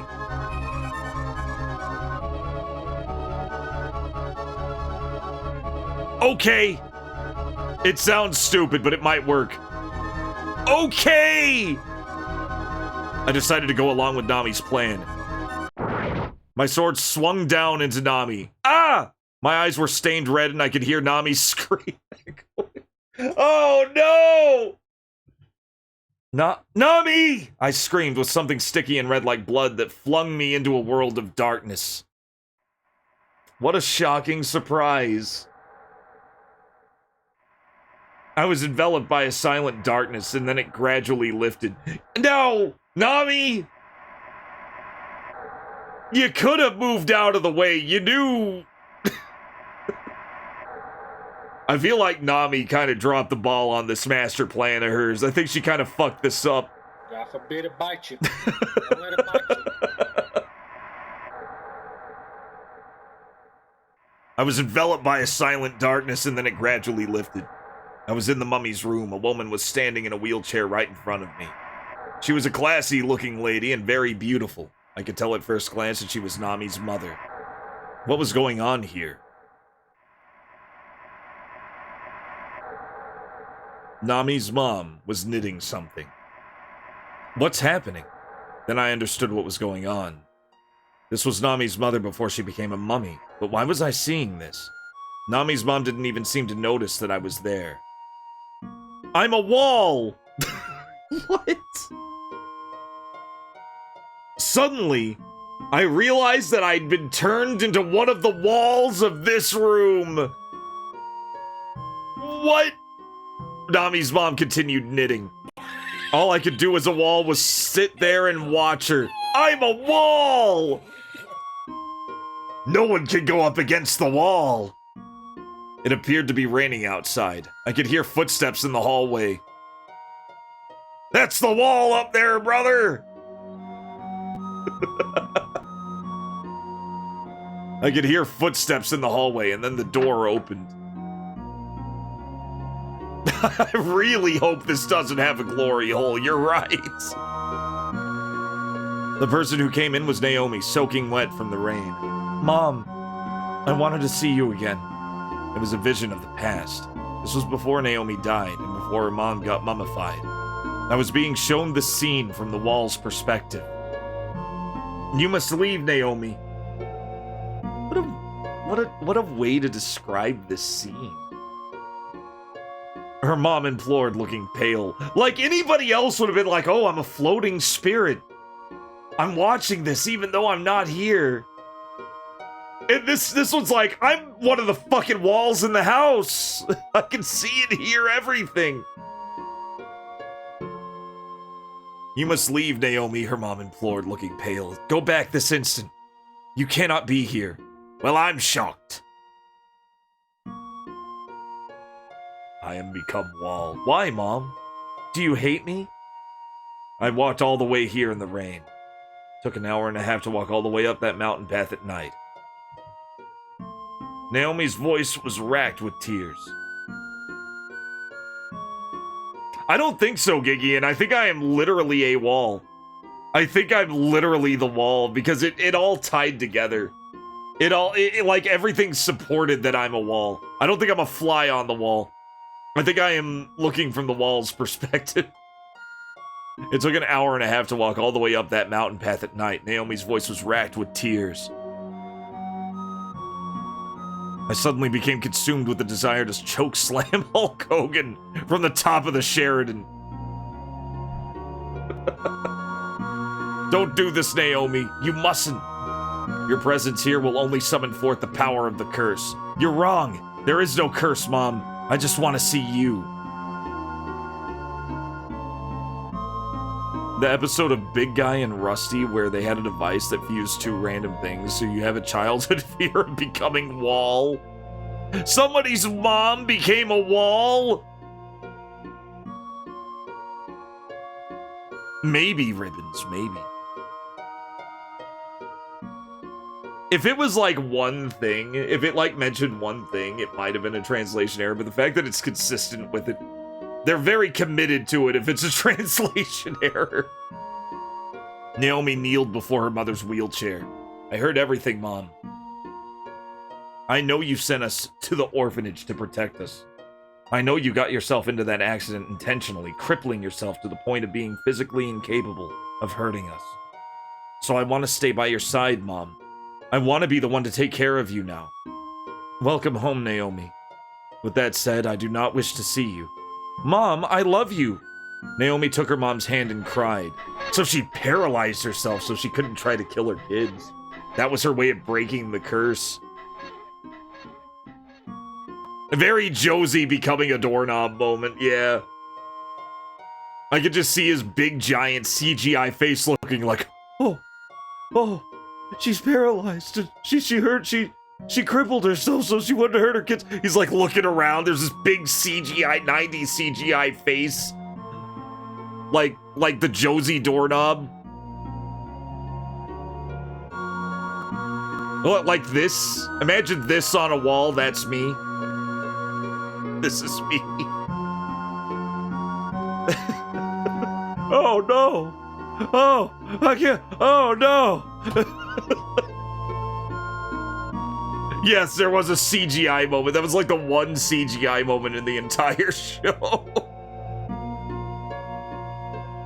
Welcome home, Naomi. I do not wish to see you. Naomi's mom shook off her hand, moved the wheelchair to the door, and opened it. Get out, Naomi. I never want to see your face again. Mom. Naomi's mom cast her out and shut the door. I understand, Mom. Naomi said on the other side of the door. I'll just stay here today, in this room I stayed in when I was a kid. Just let me sleep here for one night. That's all I ask. Her mom didn't respond. She only clenched the armrests of her wheelchair. Her whole body was trembling, like she was trying to hold something back. Then suddenly the scene changed. I had turned into a wall in Naomi's room. There was an old bed there with a grown-up Naomi, and the grown-up Naomi was sleeping in it. That's when the door opened. Her mom entered, sitting in the wheelchair. There's the sound design, guys. This is a sound novel. She moved the wheelchair forward and looked down at Naomi's sleeping face. She was clutching a sword in her hand, and she raised it up. Oh no, I was screaming in my heart.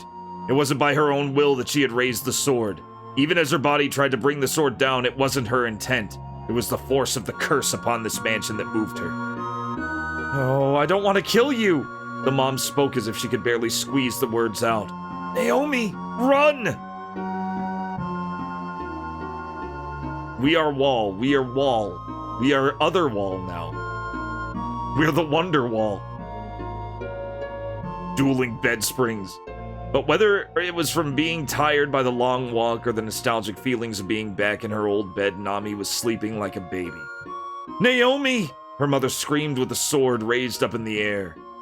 She was fighting. The curse was trying to bring the sword down, but her mom was fighting not to do it. It must have taken every fiber of her being to retain control. Both of her hands trembled as they held the sword, and sweat poured down her brow. Her face was twisted in pain. It would have been very cliche if we were just a ghost. It's more fun that we're a Wall, really. I actually like being Wall. I like being Wall. It's funnier. it's more awesome. It's awesome in that it's more unique. It looked like she couldn't even speak anymore. She was biting her lips so hard that they were bleeding. She was giving everything she had to fight against the power of the curse. Finally, Naomi opened her eyes. Mom? I don't know, Sugars. We might. I don't know, walls don't have nerves. It would probably be kind of annoying. Finally, Naomi opened her eyes. Mom! To Naomi in that moment, it must have looked like her mom was trying to kill her. Help! Naomi shouted as she ran out of the room. As long as we look like JJ the jet plane, we have those creepy fucking... Remember when they tried to do a fucking, like, Thomas the Tank Engine thing, but with planes? And they came up with, like, the most nightmarish shit imaginable. Look at how fucking... This shit, when I was a kid, this scared the fuck out of me. It scared the shit out of me. Yeah. Yeah, it's kind of like the suicide trees, you're right. Scariest moment of the game. Mentioning JJ the jet plane. That's what my face looks like right now as I'm looking at all this. Ah! I could hear Naomi scream. The scene changed again. I was in a wall below. I became a wall below the stairs. Naomi had fallen down the stairs, broken her neck, and died. I'll be useful, sir. Remember Dunkirk? When that one guy, that one kid from all those movies said, I'll be useful, sir, and then he fell down some stairs and died. We are house. Oh, man. It's funny when it's movies. Her mother looked down from upstairs. If we just farted with aggression. Yeah, if we just aggressively farted at the mirror, this would never have happened. Her mother looked down from upstairs. Naomi, she screamed. Then somebody got up from Naomi's corpse. It was Naomi, but now she was a ghost. She floated in the air and stood next to her mom. I'm sorry, Mom. I died without you being able to kill me, but I swear I'll make it up to you. Naomi said, I'll call my sister Nami here, and when the two of us are together... She reached out, holding the sword from earlier. I'll have you kill her with this sword. No, I couldn't, her mother screamed. Naomi, you mustn't do such a thing, her mom screamed in despair. I'm not going to kill anyone, even if the curse takes me for it. Tears began to pour from her mother's eyes. Then you're going to die, biting your tongue. Wind blew through the mansion, and the sound of laughter echoed from nowhere in particular. "Ah!" she screamed. In the strong wind, her mom breathed out white smoke as she changed into nothing but skin and bones, and her hair turned white. Nami's mom had been transformed into a mummy, and then the scene went dark.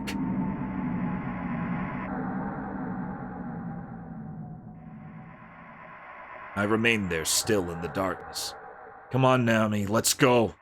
I could hear Naomi's voice. "Mom's waiting for us." "Yes, Naomi," Nami replied. Naomi was going to lead Nami to the mummy. "Don't go, Nami," I tried to say, but I was unable to speak. It was pitch black all around. "We killed our mom, didn't we?" Nami's voice faded away. "She's wrong. You didn't do it, Nami." I struggled, but it was all for naught. There in the darkness, I suddenly felt a disgusting presence. The spirit of the mansion. Even though I wasn't able to make a sound, I screamed in the only way that I could to the spirit. No, we are no longer wall. Now we are just in dark. We're just in the darkness now. Damn you, you turned me into a wall, and now you're trying to kill Nami? I have been working on this stupid sack for like an hour now. How's it going, John Matrix? I just love that line. You turned me into a wall and now you're trying to kill Nami. Indeed I am. The spirit responded to me in much the same way, in words, without a voice. The twins that are born here will kill their mother. This is the curse that I have cast. Who in the hell are you? I am the original owner of this mansion, the spirit replied. In the forest of Bourgogne, in the year 1800, I gave birth to twin princesses here in this mansion. Later on, I was stabbed to death by the two of them with my own sword. They killed me because they lusted over my position of authority. I was dead, and yet I wasn't, for I had placed a curse upon this mansion, and on this sword. A curse that would lead the twins to kill their... Oh, a curse that would lead the twins to kill their mothers? That's right. I started with my two daughters. Oh shit, it's laughing. I had them each bear twins, and each pair of twins killed their mothers. You got your revenge then. Why does the curse still exist? Because greed and hatred still exist in the human heart. I knew that exact line was gonna pop up somewhere, and sure enough, the same greed and hatred that my daughters felt are what is keeping this curse alive. The presence of the spirit was gone, and the darkness around me gradually became brighter.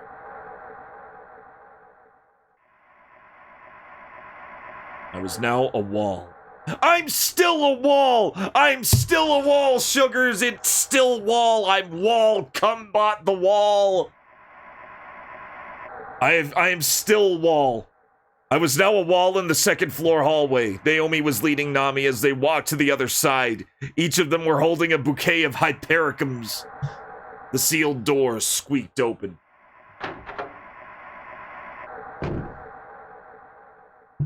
Nami and Naomi disappeared into that room. Was Nami going to be killed by her mom, the mummy in there? Nami? Nami? Nami! All I could do was keep shouting her name in a voice that could not be heard, shedding tears of regret that could not fall, and sobbing with breaths that I could not breathe.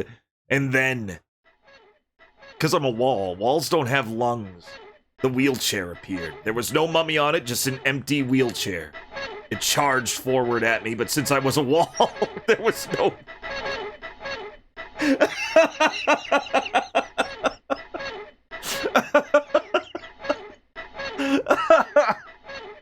They are so... It charged forward at me, but since I was a wall, there was no way for me to dodge it. Ow! Right in the wall! The wheelchair got busted into pieces. Something strange. Okay, now it's getting stupid. Something strange had happened. I was now standing in front of the wall. I was no longer a wall. I was myself again. I'm not a wall anymore. Somehow the wheelchair breaking itself against me must have set me free. Sure. Nami! I ran to the room that had been sealed off. The spirits did it all in one night. The ghost of Christmas wall. You're a wall now, Mr. Scrooge. Enjoy being a wall for the rest of the night. Something may happen. You may learn a valuable lesson. I don't know. I'm just the wall ghost.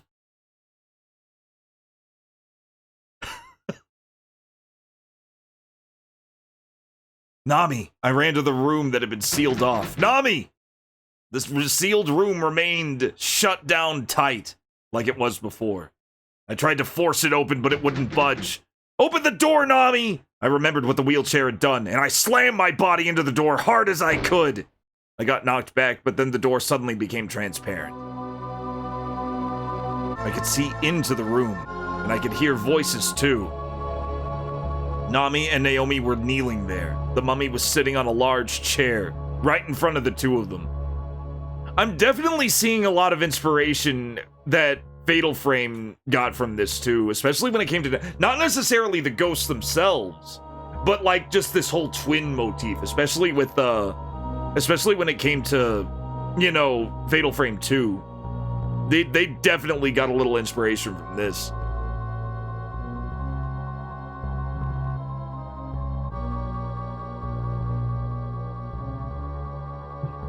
I could see into the room and I could hear voices too. Nami and Naomi were kneeling there. The mummy was sitting on a large chair right in front of the two of them. They seemed to have already started performing a ceremony. It is time. Let us receive our punishment from our mother, Naomi said. Right. The two of us killed our mom after all, Nami replied.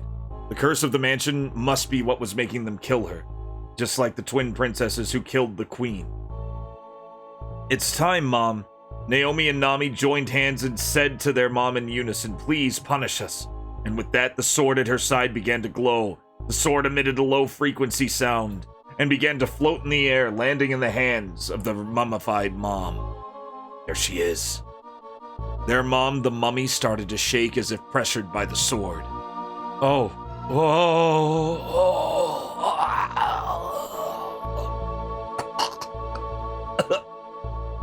The mummy began to groan as it stood up, and Naomi and Nami bowed before her. The mummy slowly raised the sword into the air. Stop! Oh no, Mommy's Nom loved her daughter so much. But she wasn't going to beat that curse in the end, was she? Stop it, please, stop! The mummy heaved the sword down. No, the mummy's hands were still frozen in the air. One force was trying to bring the sword all the way down while another was fighting to keep it up. There, inside of the mummy's body, was a battle between the power of the curse and the power of love.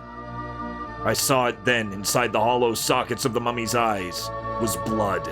She was crying tears of blood. Nami! Cry out to your mom! I barely managed to get her to hear me. Look at her, Nami! Your mom is trying to save your life! Nami gasped and looked up at her mother. Mom?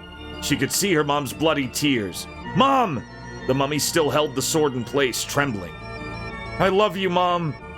Nami screamed with all her heart, and at that moment the mummy began shining and then burst into pieces.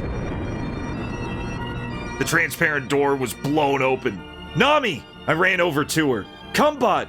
Naomi fell to the floor, turned into a shadow, and vanished. We need to run, Nami. I let her out of there. The suit of armor appeared before us. Ah! Look out, Kumbot! The suit of armor unsheathed its sword and came slashing at me, but I had no weapons or powers to use against it. I don't care what happens to me. I wrestled with the suit of armor, hoping to save Nami's life at the very least. I like that one better. The two of us rammed into the suit of armor. I'm gonna write that down.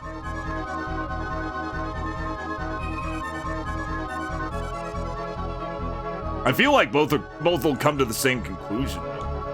We're not gonna die just yet. Still holding on to each other, the two of us rammed into the suit of armor at full speed. The suit of armor wouldn't budge. Ah! That's not good. That's not good. It flung its large arms around, coming for us, but something was off about it. The suit of armor started spewing some sort of yellow steam from its whole body as it took 3 or more steps in our direction.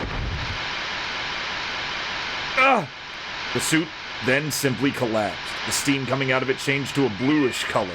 From the scattered pieces of the suit of armor, the green cat stepped out. Its eyes, it may have been a greenish color. Its eyes flashed at us, and then it disappeared. That green cat, I don't think it turned into a bluish color, because blue and green are both, owie. They're both owl. And of course, green also has Midori going for it to make it a little more separate. But, like, owl, like, as a description, can be blue or green, depending on the context. So it was probably a greenish mist. It was fart gas. That's when that Oh, that green cat, was that the physical manifestation of the curse? Oh, where did that come from? Explosions started happening all over the place. Hurry! By the time we made it down the stairs, the entrance hall had already erupted in flames. That is a perfect visual representation of what just happened, Jay. Perfect visual representation. She just had to pet that stupid cat, huh?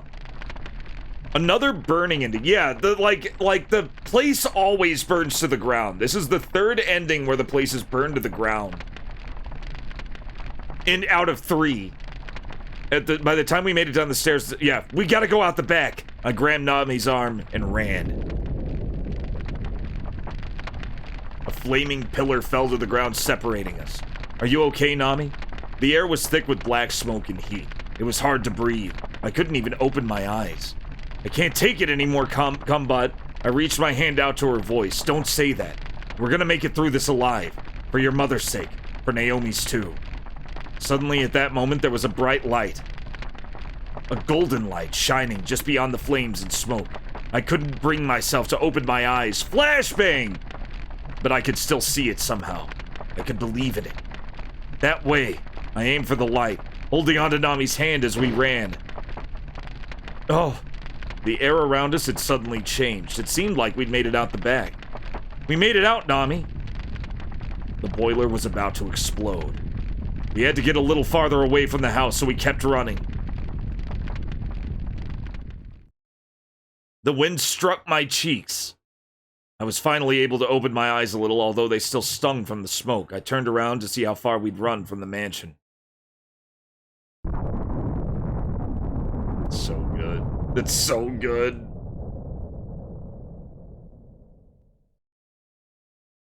It's falling apart. The house where I was born and raised. My sister's house. Mom's house. The wind was blowing. It was cold and refreshing. It made me think clearly again, and so I breathed the fresh air in deep. Nami, like me, was taking deep breaths of it. Far away from us, with its back to the darkness, was a blackened mountain of debris. My vision had become clear enough to see that the mansion had burned completely to the ground. If you hadn't pulled me along, Cumbot, I'm sure that Nami looked at me, and then she softly whispered, "Thank you." No, it wasn't me, I said. The light guided me. The light? Yeah. Pretty sure it was your mom's light. Either hers or maybe my sister's, right?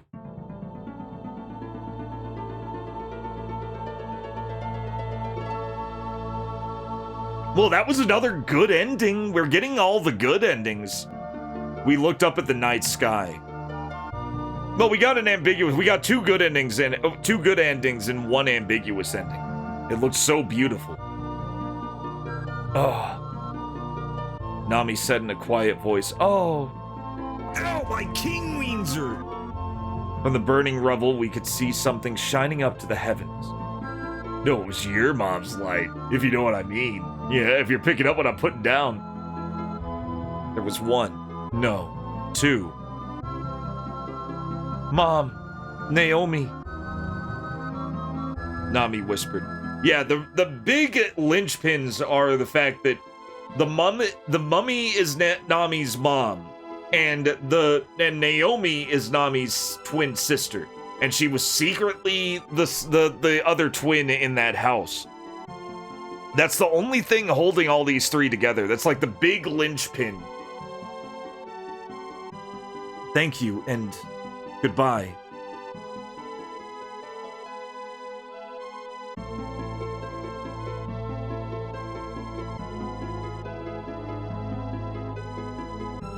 Here we go. That's another ending. That's ending 3 of 10. 3 of 10. Here, we'll speed through this. We'll just speed through this. We've seen these credits many a times.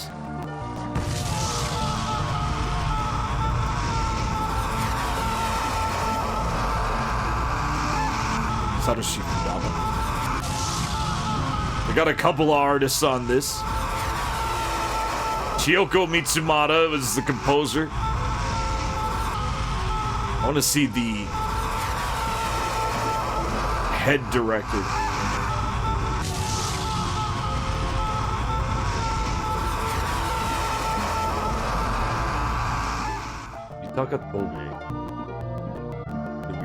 Yeah, we never saw the photo of the two kids in this one.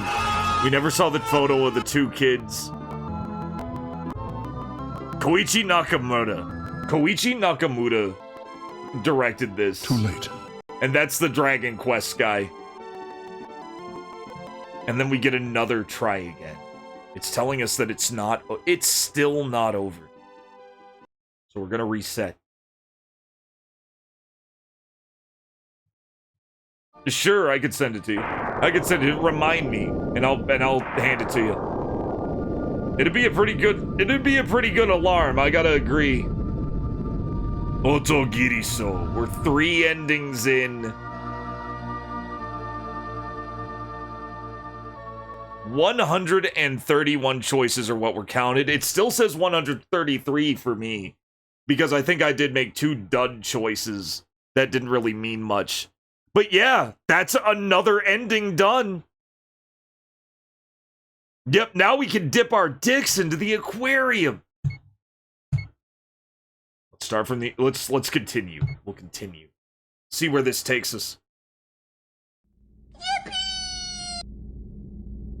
As I looked from the side, I saw that Nami's profile was as beautiful as ever. I'm not sure if it was because she was tired, the good kind of tired from playing at the river, but she had a slightly worried and mature look on her face. What, Kumbot? I see you sneaking a peek at me over there. She's awake. Well, yeah. This is all new. It's all new again. It is all new again, guys. This is a completely different intro. This game is fucking ultimate.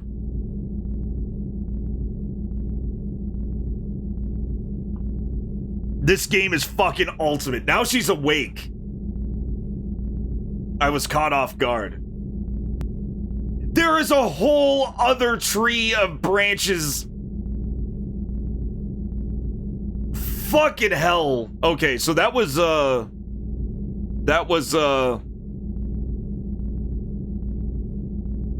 mom killer ending. We're gonna call that one the mom killer ending, because that's basically what it was. Jeez, this game.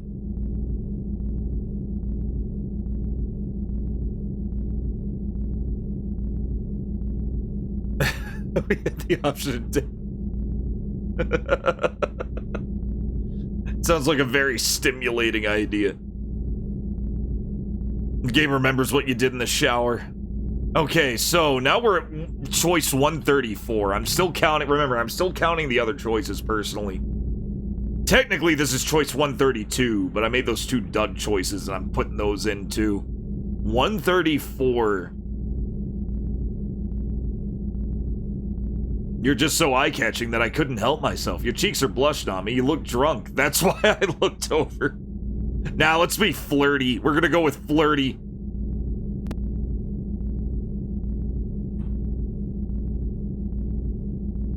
Put A. We'll put A. We'll also put the letters of the choices from this point on. You're just so eye-catching that I can... Well, this is already instantly a different ending. This is already instantly another ending no matter what I do, I imagine. You're just so eye-catching I couldn't help myself. Okay, I guess I can understand that. Nami gave a cute little laugh. And it's just such a lonely road. Hey, Nami, are you looking at something? Nami was looking out at the side of the road. Yeah, those yellow flowers. They caught my eye a little while ago. There were clusters of those yellow flowers here and there swaying in the wind. Oh, the OTOGIRISOU. It's written with 3 letters. OTOGIRISOU. Yeah, we read this part. It is gonna start reusing dialogue. And there's no way to avoid that, I imagine. It's just easier. Kind of a creepy name for a flower. But there are other names for them too. Hypericum, St. John's wort, pretty useful flowers. Okay, he's talking about, yeah, he's talking about mom.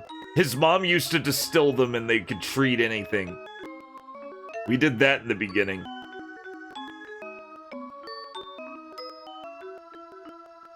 So this could be the same path. That's amazing. But maybe not. Maybe not. Yeah, it's talking about how the flower's a miracle flower. You can heal anything. My brother had big welts once and it just cured him.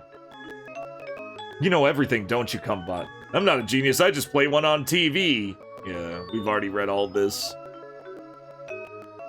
Let's add a horror touch since we didn't before. We're gonna add a horror touch this time. It may be a different story entirely. Add a horror touch. 135. B. Horror touch. Thought I'd add a horror touch since Nami hated scary stories. The story happened back in the Heian area. Sometime between the year 794 and 1185. I began to tell the story. These 2 falconer brothers, their family had a special medicine for falcons. They passed it down to their family for years, but the younger brother leaked the secret to some girl he had fallen in love with. When the other brother found out, he went out to get revenge with a huge blade in his hand. Wait, why'd he bring a blade? Nami looked upset. Okay, so we've read this too. This was in last stream. Parts of it were stained black with blood. He brought it with him where his brother was. I don't need to hear how this story ends. The younger brother with his girlfriend, when he found them, the older brother grabbed him by the hair and pulled him to the ground. Yep. And then brought the long, dull black blade down as hard as he could. Blood sprayed from his brother's neck as his head rolled off. The older brother then let out a scream, and seeing the girl about to run, he plunged the blade down into her chest. Stop it, Cumbot. The spray of blood landed on the Hypericum flowers, which inspired their name OTOGIRISOU, the brother-cut flowers. You're such a creep. Sun had set before I'd noticed and the sky was getting darker. Not only that, the rain clouds seemed to be getting worse. Then a thought crossed my mind. Oh, it's all completely different. I'm gonna do this one. We never did this one. I know you're gonna try and get revenge.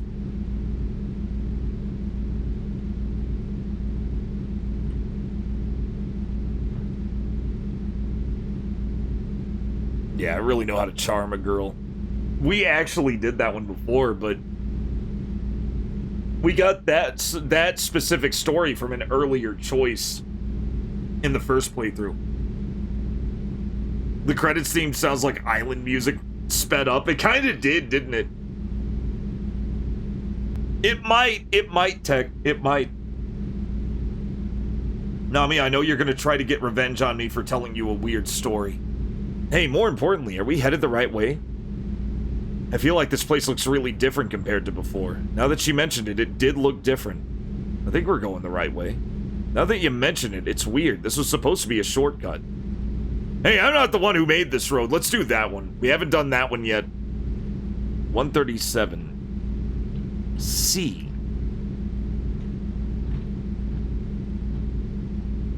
I'm not the one who made this road.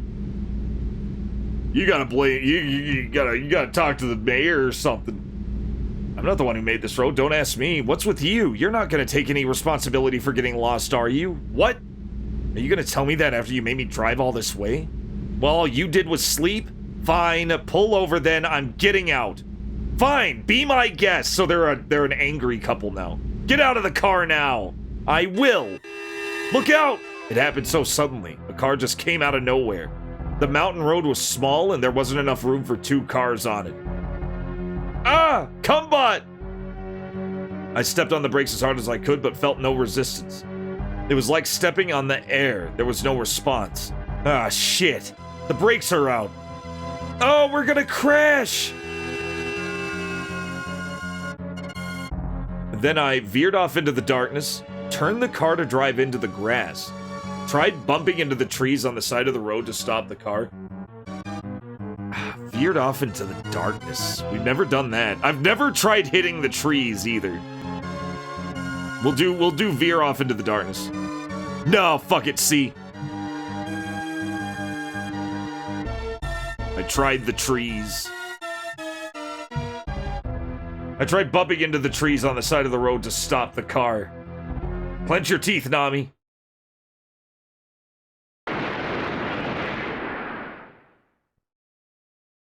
If it could be an instant ending, and then that's 4 endings out of 10.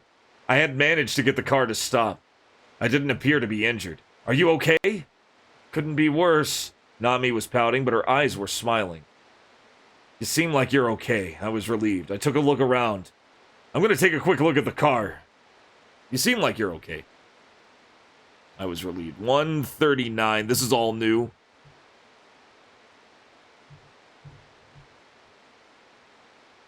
You seem like you're relieved. We should have been civil engineers. Physically, I guess. Just emotionally scarred then. I wouldn't go that far, Nami laughed. Is the car okay? I'm guessing the trees must have dinged it up. There's always the tree that gets lightninged in half. Ah! A bolt of lightning fell on the tree right before our eyes. It split the tree in 2 and set it on fire. It's coming down! We flew out of the car. Cumbot, your car! The tree had fallen directly onto it, smashing it to bits. The top of the car had caved in, and the front windshield was busted. It was a sad sight. It'll be fine. At least we're both okay. I hid how disappointed I felt. It took all I had in me to keep up a strong front. Maybe you could get it remodeled into a convertible? Oh, no, that's a good idea. The car caught on fire. Well, that dream didn't last very long, did it?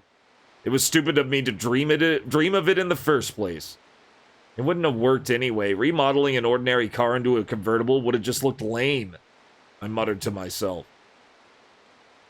Nami gave me a pat on the back. Sour grapes? Anyway, what should we do now, Cumbot? Your car's been totaled and it's raining. She sounded worried. We should start by looking for a path. I pointed to a light in the distance. This is new. Light in the distance.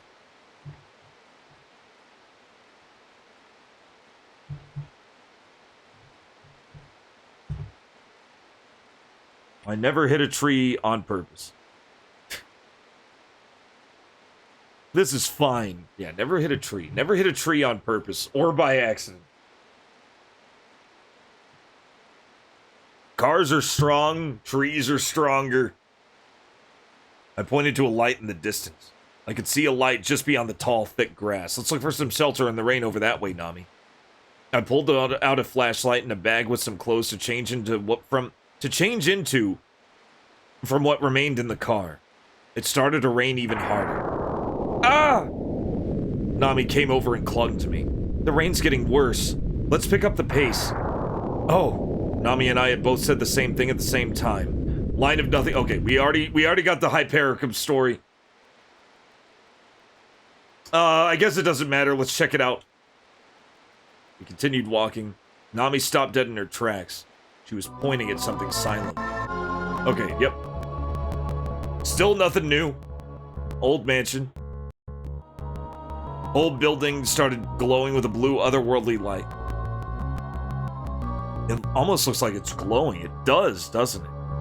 Felt a chill run down my spine. I was getting goosebumps. Yeah, we're still doing the same thing. I decided to head straight back where we came from. I decided to head straight inside. I don't think we ever went straight inside. Be straight inside. I don't think we ever did this. We acted like a tough guy and we fell on our asses. We headed straight back where we came from, where I was a big coward, and then I was getting dragged to the house by vines. I decided to head straight inside. It should be a good test of our courage. Let's go. Okay, so we already... Okay, see, now we're starting to see shit that we've seen before. Yeah, we're gonna run in. Shut up and follow my lead. Yeah, we already did this too. I thought I'd enter without any hesitation so Nami wouldn't be scared. I had a bad feeling about what might happen, but I was also afraid of the lightning. I felt lost about whether or not we should actually go inside. Having second thoughts, let's do it. Let's do it.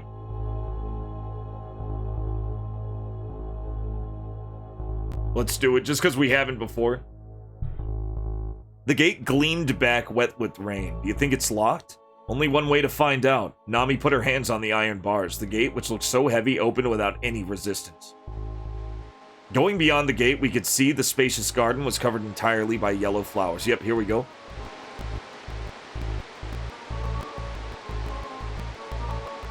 Oh, here we go. If we keep standing around here, we'll catch a cold, I shouted, overcome with worry. Let's do that one. Yeah, this is where we could, like, yell at the flowers. And I yelled at the flowers the first time, but let's go with C. Maybe we should go with C every time to see what happens. We'll catch a cold. There we go. If we keep standing around here, we'll catch a cold, I shouted, overcome with worry. Shh, be quiet. I strained to listen. A low, chilling growl was coming from somewhere nearby. So we got the wolf again. We got the wolf again. They're supposed to have gone extinct. Okay, we're gonna break the window this time. We're gonna break the window this time. We got the wolf again. Yeah, let's break the... no, let's stick with C. Speaking Korean to your Game Boy. That's awesome. That's awesome. I may do that. I may do that, actually. I was at a total loss. This is the only thing that I haven't done. I have broken the window before. Let's do this. That's when Nami took the flashlight from my hand and smashed it through the glass. Okay, so Nami takes control and just breaks the window. All right, let's go. I went inside first, and then I pulled Nami through. Whew. We're safe for now, huh? Oh, you're bleeding. Nami grabbed my hand. My left hand had been scratched, and it was bleeding. Oh, so it just treats it like the first choice. Where you break the thing. Like, her hand didn't get cut, my hand still got cut. It'll be fine, it's just a scratch. I sucked at the wound. Don't do that, you need to get it properly treated. Yeah, we've done all this. So I guess you cut your hand and go crawling through. You don't cut it while you're breaking it. Yeah, I guess they just didn't expect you to ever do that. That acts like we punched the window. It does. Lock's useless now, huh? Whoever owns this place will probably give us an earful once they find out. Well, we have to apologize to him. Yep. Okay, so now we're locked into this. Maybe? I raised my voice and walked further inside. We just let ourselves in. Nobody replied. Yeah, all of this is familiar. I walked to the sofa. There was a suit of armor. I told you, it was going to get a lot faster after 2 or 3 endings. Nami pointed to the right side of the entrance hall. Huge aquarium. Can I put my arm in it now? I probably could. Even if something were in there, you wouldn't be able to see what it was. Yes!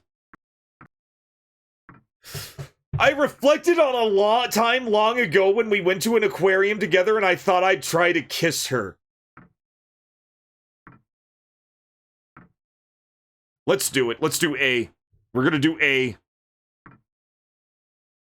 We're gonna do A just because it's here. Stick dick inside. We're gonna put our dick in the aquarium, guys. I won't let you down. I reached over the top and tried to stick my thumb inside. Stop! Surprised, I pulled my hand away. What's wrong? Why'd you shout at me all of a sudden? I just felt like something bad was about to happen. Her face looked pale. There's got to be something in there. Look, the water's moving. I showed her my hand was wet. Anyway, that's enough. I'm more concerned about finding out if anybody's actually here. Nami sounded like she was afraid as she looked around. If anybody was here, I think they would have heard us making a fuss in here by now. Should we look around? You can wait here if you'd like, Nami. I'll go too, and then... It came from the second floor. Okay, so it just went back to... So we're still... It seems like we're locked on the burning house path now, where they died in the fire. But there were other paths that I could take later in the story, I remember. Like, there was this one point especially where you could, like, follow, like, these wet footsteps that I ignored. Maybe that's another ending. It may not be, though. Who knows? We walked up the stairs at the entrance. Hey, even though we'd come this far as to walk up the staircase, Nami was whispering. What should we say if we meet whoever lives here? Well, be honest, we had an accident on the road. Yeah, okay, so all this is all the same shit. The suit of armor vanished. Okay, we walked down the hallway to the right. Shh, what room could it be? Yeah, we went straight to the... Yeah, we went straight to this door.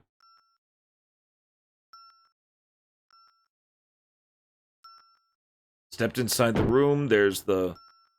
Okay, door slammed shut. I paid it no mind and walked over to check out the book on the table. Let's do this one. We haven't done this one. I'm pretty sure. Yeah, I think I told her to check the door. My first playthrough, I was being a complete jerk. Let's see here. Nami, we should go. I think I did nothing wrong. Wait, we should leave. Made Nami go, yeah. Yeah, yelled at Nami to look at the door is what I did before. So we're gonna pick B this time. We're gonna ignore it. Paid it no mind. Still, I paid it no mind and walked over to check out the book on the table. Oh! My foot got snagged on a cord, and the stand crashed to the floor. The red light shined on the floor, lighting up the legs of the smaller table. Or so I thought. I could see that it wasn't actually a table. The red light on the floor lit up the wheelchair. Oh, a wheelchair. Yeah, okay. I could see there's... What I thought was a small table was a lap of a person sitting in the wheelchair. I could see their slippers by the light of the stand that had fallen onto the floor. Sorry for coming in here so suddenly. We should have knocked, but... I turned to pick up the stand from the floor. There's no need to apologize, Nami said, which seemed like a strange thing for her to say. Then I looked up. It was a mummy! The light from the stand cut out, and the room went totally dark. Did the wheelchair just move? Huh. I stepped backwards. Nami tugged at my clothes. Okay.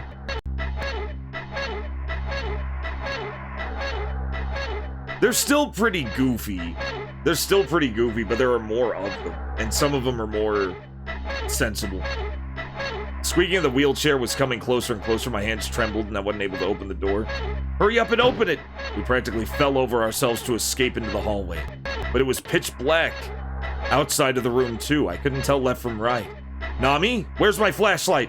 How would I know? I can't remember. Okay, now, before I use the lighter in my pocket, let's just search for the flashlight specifically. I think we'll get it no matter what.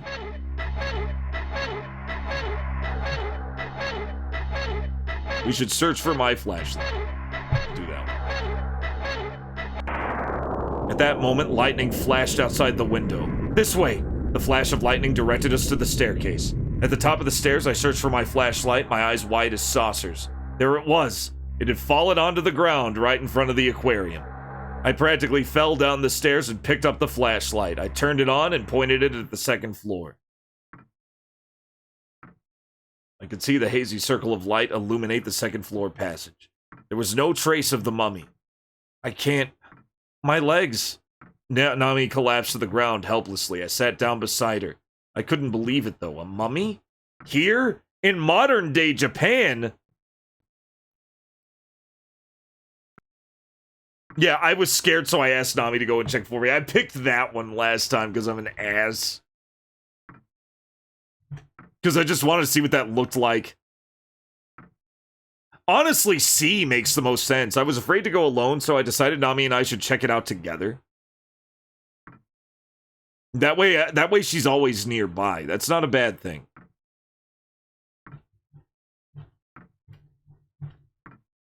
Go alone. There we go. We'll do that one. I was too afraid to go alone, so I decided Nami and I should check it out together. Nami. What? I like you, Nami. What's with you all of a sudden? Now's not the time. I moved closer to her. I never want to leave your side. Cut it out. So, did we find out together? What? Find out what? Find what out? That mummy. We can find out whether or not it was real. Oh. Oh, the mummy. Alright, sure. I took Nami by the hand. Nami, why are you blushing? No real reason. Anyway, let's get going. Nami ran from me and headed up the stairs. Oh, that was a very good one. That was a very good answer. She liked that. What?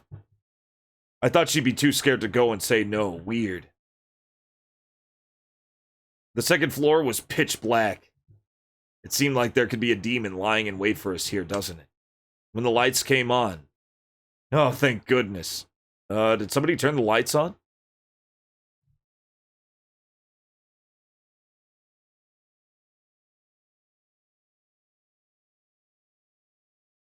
Yeah, mummies in ancient Japan, and they thought, man, this is way too modern. Let's see here. Second floor was pitch black. Lights came on. Okay, the lights came on. Thank goodness. Did somebody turn the lights on? Well, it beats being stuck in the dark, I guess. This is the room. We're going in. I think there may have been a subtle shift. I can't tell what's changed and what hasn't. Nami turned on the lights in the room. Oh, we stood there, puzzled. Stood there, puzzled. The mummy's not here. It had vanished along with the wheelchair. The diary that it had on its lap was sitting on the round table this time. What's going on? Is this really just some kind of prank after all? I took a look at the page. Oh, yes, it was on the last page. The date on this page is from 6 years ago. I turned to a different page. Oh, this is new. A black cat suddenly jumped on the table and dogged the diary down. Then the cat ran off and disappeared. I picked the diary back up. Whoa! Back of it was covered in blood. Let's get out of here, Nami. I didn't wait for... I left her there and flew straight out the door. Didn't I grab her by the hand and pull her out? Let me look at my... I'm looking at my old notes now.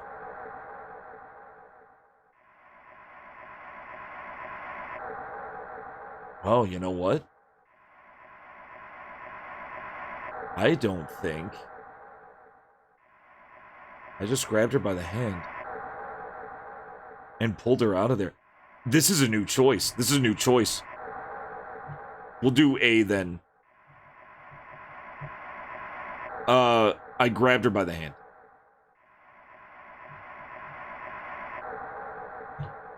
I grabbed her by the hand. Yeah, this is an entirely new choice.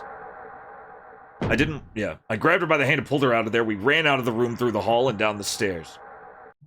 Whoa! Bat! The bat animation! Well, I'm shocked. What was that, a bat? I guess so. It seems like everybody's trying to make us feel welcome here somehow. Okay, now we're back to that. Is that the suit of armor? I can't take this anymore. Yeah, they've taken it way too far. We open the door. We're outside again. Now, when we tried to grab Nami's hand and run away, there was a big earthquake. Now we're back here. Oh, it's getting twisty, guys. Let's take a cautious first step. We'll do this one now. It's getting tricky, guys. Watch out. Oh, what? I stepped on something. When I looked at my feet, I saw the head of a cat with its tongue hanging out. Ah! There were bloody legs that had been chewed on and a tail scattered around too. Who would do such a thing? How scary. Come on, let's go. No way. Not the cat. Not the cat. Hey, Kami Lasorda. Yeah, now the cat's... The cat is dead. Again. When I took Nami's hand and tried to pull her along, she shouted, "Ah! What's wrong? Something's there." When I looked around, I saw something big moving in the shadows. Fun. Work time, fun time. You're right. It is work time, fun time. We were trembling as we headed back inside. Give me a second.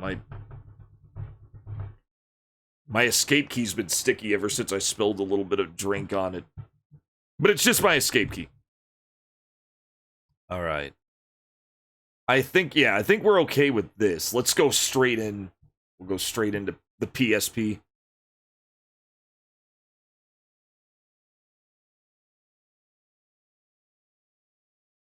What do we got here?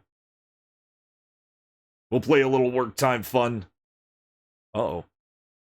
Why are you doing this? Not sure if you can see it.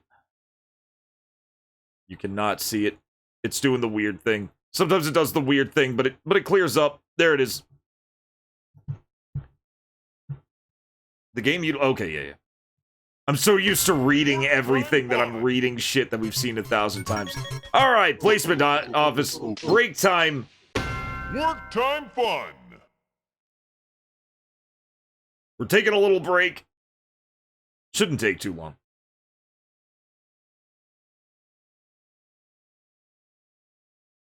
I feel like we're just gonna rush through, but now it's like shuffling shit even more insanely.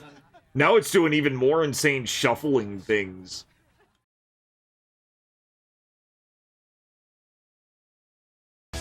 God, I didn't think Caddy's Quest would even start.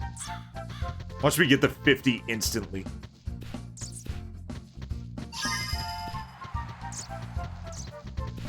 Oh. Maybe we'll find like a big sand, a huge sand plot. That's what we're looking for. We're treasure hunting. We're hunting for little egg treasures.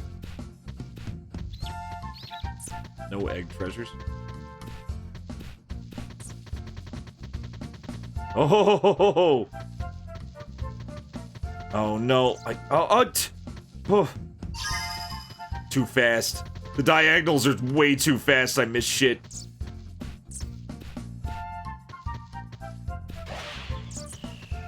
Oh. Oh. A ball. Acorns. Let's grab some acorns. Acorns have no monetary value, but they are potentially delicious. I don't know. I've never eaten... I don't think I've ever eaten an acorn. I don't even know if you should. Nail clipper! Need one of those!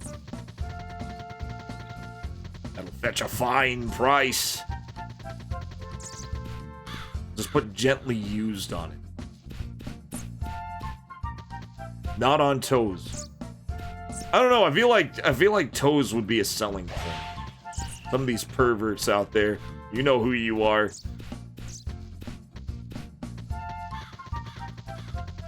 Oh, give me that bear ball. Is it just infinite? I wonder how big this whole grid is and if it's randomly generated. I've always wondered about this one. 2 balls.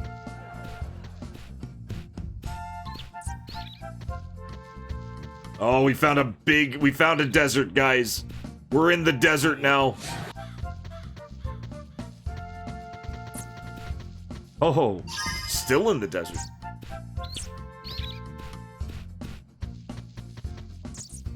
Practice ball. Yeah, we're looking for the sand traps. I'm just kind of looking around first. Just kind of staking out. We got a big L-shaped sand pit. Damn. I saw the acorns. I ignored the acorns. Purposefully. Just a plain... Oh, that could have been an egg, too. That could have been an egg. It knows what I'm looking for. It's messing with me. Oh, it's messing with me big time, guys.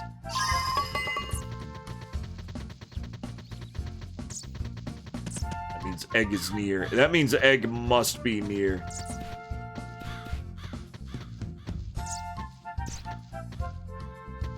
Okay, we found another desert. This is good. This is good. We need deserts. I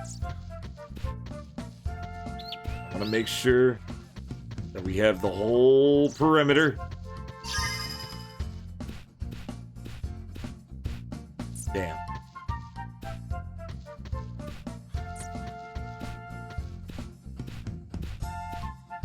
Oh.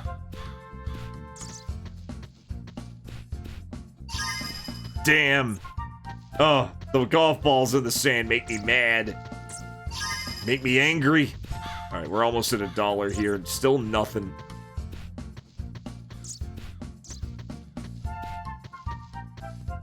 They're so rare, is the problem. They're so rare. But they could pop up at any time. What is with this sand pit?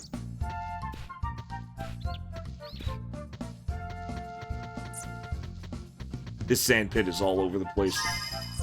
Bear ball.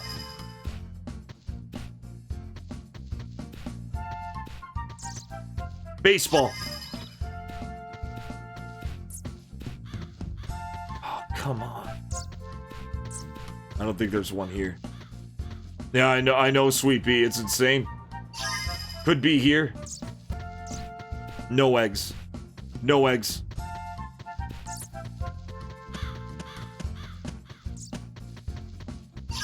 Just go straight up.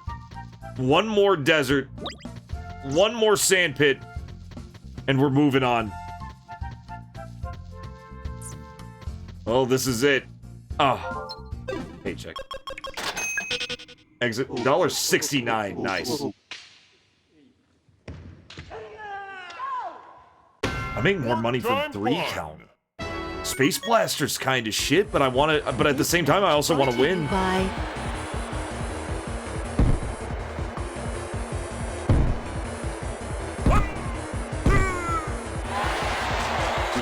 I could go a little later.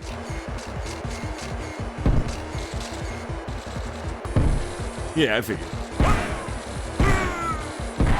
Oh, that was too close. That was too close. That's an instant loss and no money if you fail it. 296. That was good. That was very good. Spin kick. End the fight. $4, baby. More than what we got. We would have gotten less playing Space Blaster. We would have gotten less. I wonder how much the grand prize is for Space Blaster, though. I wonder how much the grand prize for this. Like, what if we get, like, 999? What if we get 199 of these?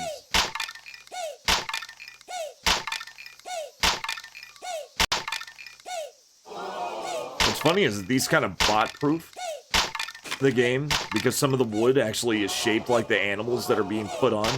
They knew that like that's a way you can prevent bots from cheating this game out. How many animals do you have in that box, old woman, you psycho?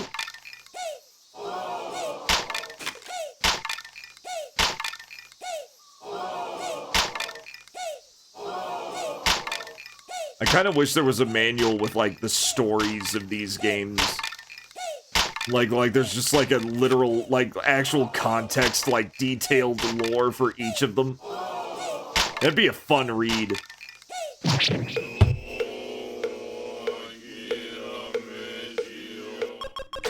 be a fun read. Oh, run like heck, here we go. This is the one. Yeah, yeah. I want lore dumps now. Every game should have extensive lore dumps.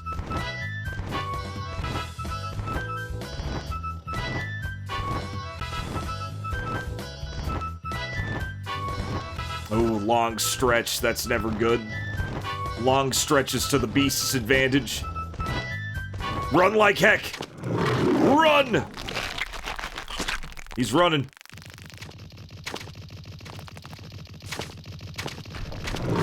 It's getting closer, I could hear him. That's not good! Fuck, I missed the jump. If I didn't miss the jump, I could have made it. If I didn't miss the jump, I could have made it. That sucked.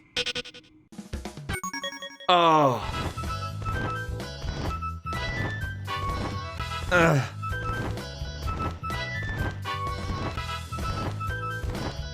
No, it's fucked. It's fucked. It's fucked. That one was fucked. Could not win it. Not gonna waste your time with unwinnable runs. We are here to make money.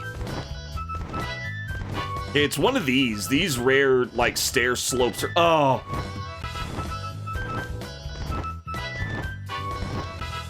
That mushroom may save us, but we have to hit it.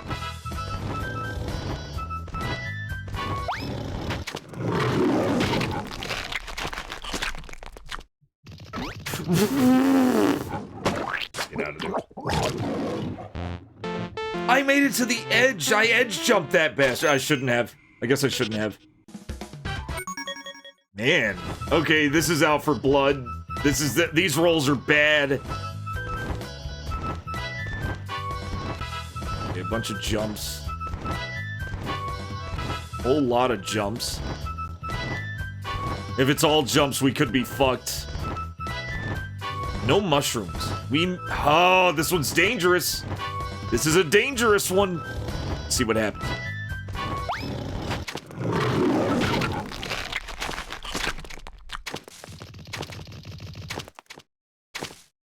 This sucks.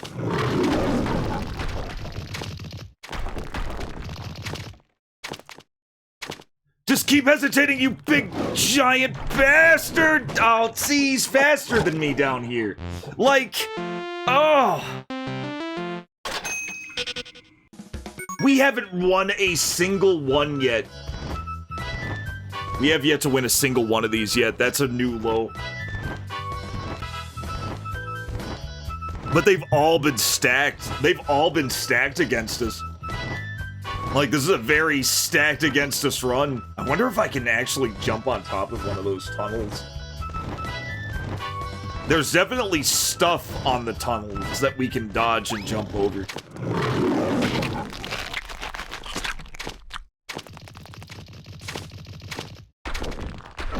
Ho ho ho ho ho! That was fucking pixel perfect. We cannot waste it. Just go, just go. We did it.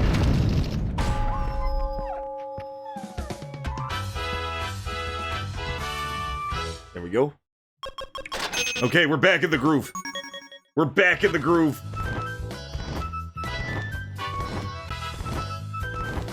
The groove has returned. Yeah, we were just in really shit situations. It was just one bad luck pull after another. I guess this counts as a roguelike, but it's so... The money is so good, and it's so short that I don't care. It's fun. This is, like, probably one of the only roguelikes I like. Or roguelites. Roguelikes are a much different animal that are really awesome, but I'd never have time to sink my entire life into them. That was... Dude, this one's always close. You can fuck up a little bit. Like, this one actually feels more skill-based than your average roguelike. Or at least from my experience. Like, I'd never feel too lucky doing this. Sometimes I do. I think the only other roguelite that I liked was Spelunky. I think Spelunky did an amazing job with it. In fact, everything else just feels like a low-tier version of Spelunky. Here we go. Balatro is good. Balatro's also good. That has everything I hate, but it's so honest about it. It is just gambling and it knows it. And I like that about it. I admire its purity. I admire Balatro's purity.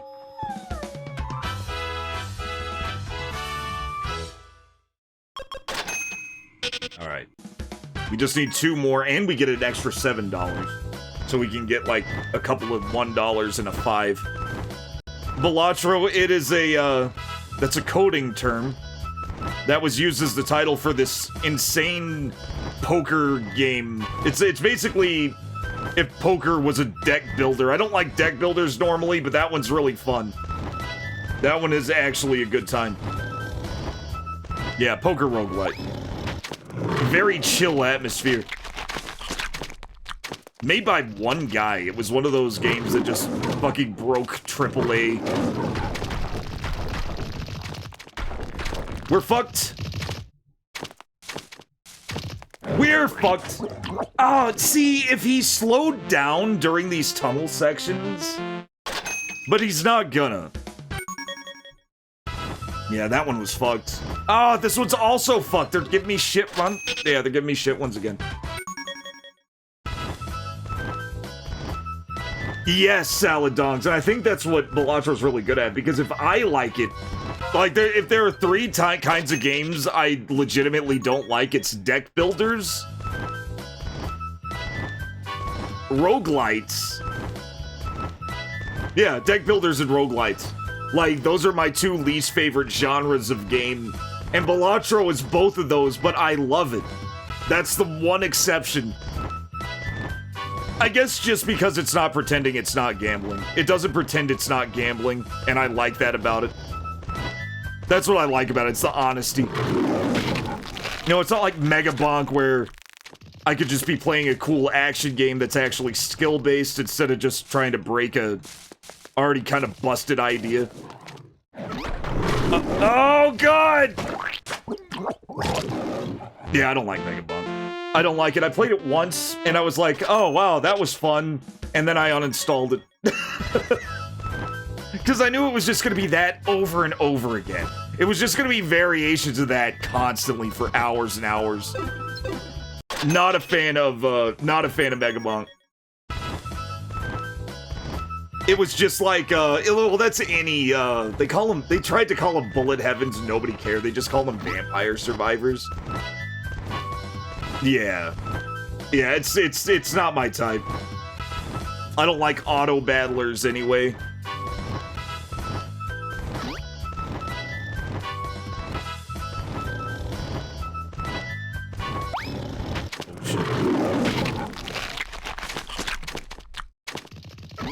Oh, fuck! I did a very desperate slowdown there, and it worked. We made it. We made it. This is nothing. This was nothing. We got it.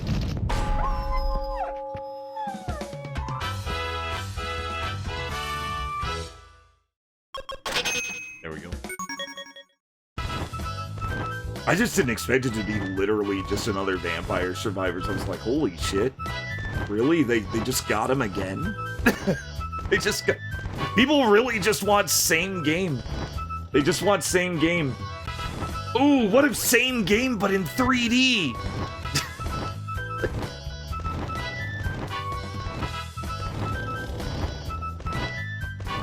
Okay, there we go. Oh, fuck. I'm not fucked. I'm not fucked. I'm not fucked. I'm not fucked. I'm not fucked. I'm not fucked. I'm not fucked. We did it. Yeah, but they're ultimately the same game. The only difference is one is 2D. One is 2D, the other's 3D.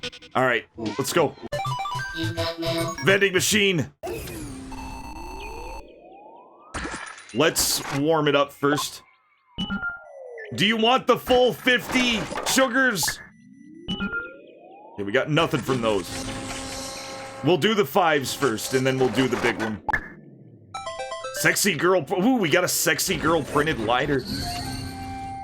Okay, what would you like? Oh god, I wonder if Angry Sugars is here. Okay, you want it all? You want to go for gold? Let's go for gold.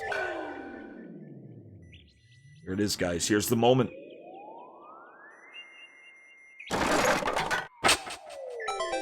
We got a bus. We got a sightseeing bus. We got a bus! We got a bus. Fuck. We also got a sexy lighter. I want to see my sexy lighter. This new bus has video games installed in all seats. But it isn't used much since it makes most people car sick. Oh, nothing like fucking getting car sick. Playing video games in the car. Lighter with a blonde swimsuit babe printed on it. Swimsuit won't come off by any means. Very irritating. Alright, let's look at our mail. Isn't it amazing? Said Lai. Oh, it's this kid again. Oh, I can reply. Holy shit. The other day I jumped 29 feet in the long jump. Have you ever tried pole vaulting? No. Use a firm approach. Don't forget the rhythm.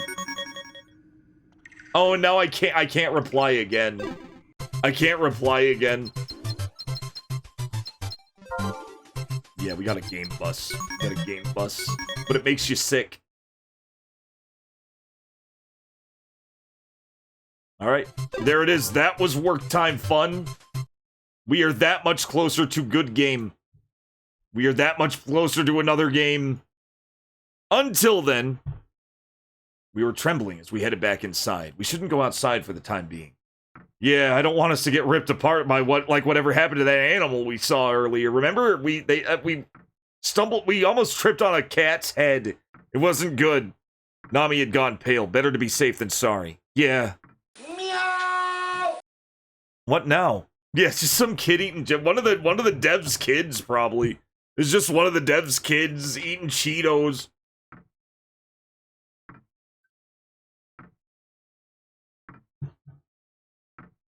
What now? We could stay here being scared? Or we could try to find out who's behind this. I can't stand not knowing what's going on. We're gonna figure out what's happening here. Alright, we stood up. Where should we start looking? Wait, there's something else we have to do first. I started looking all around.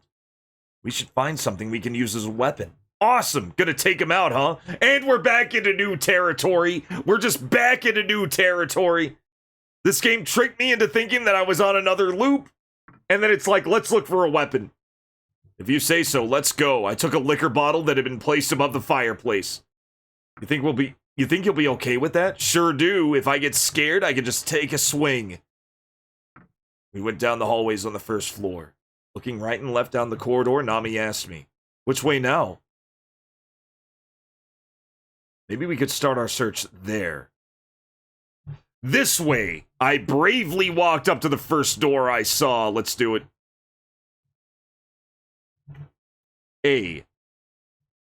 This way.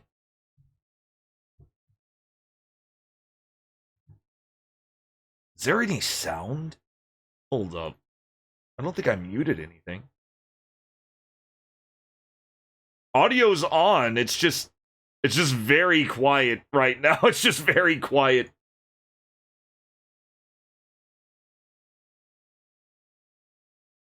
Should be fun. I opened the door. It was a spacious dining room. Wow. Look at this huge table. You see this kind of table in foreign films all the time, with people popping open bottles of champagne. There was a counter on the right side, and beyond what was what appeared to be a kitchen. I thought I heard a sound. Ugh. I felt like I was going to throw up. What? Don't look. I couldn't let Nami see it. There was a headless toad, the head of a pigeon, and bat wings, all lined up on the cutting board. Let's just get out of here. When I looked back, Nami was gone. Nami? Nami! Here we go. Nami was crouched down by my feet. I guess Nami saw it too. You don't have to say anything. Let's just go back. We headed back to the hall. It just like Voltron. They're trying to make an animal mech. We headed back to the hall where I let Nami rest on the sofa. A lot of dead animals in this one. I noticed something in the shadow of the sofa. A phone. I pulled it over, only to be disappointed. Oh, the cord's been cut. Cord looked more like it had been chewed through with wires sticking out of it. Mice, huh? It had to be mice. Nami sounded scared as she said it. Sheesh. And then suddenly Nami squatted down. Something's here. Something's here, Kumbot. At that moment, a huge black shadow cut through my line of sight and vanished. That fish. Huh? Nami looked at me wide-eyed. I mean, I saw it. I saw its fins. You saw its fins. It was giant. It was a giant fish. We finally got the giant fish, guys. Giant fish attack. It was a giant fish, bigger than any person I've seen. Don't be stupid. As if fish can walk around. I saw what I saw, and then the phone rang. Okay. Oh, no, wait. That was earlier. That was... I think we actually read that before.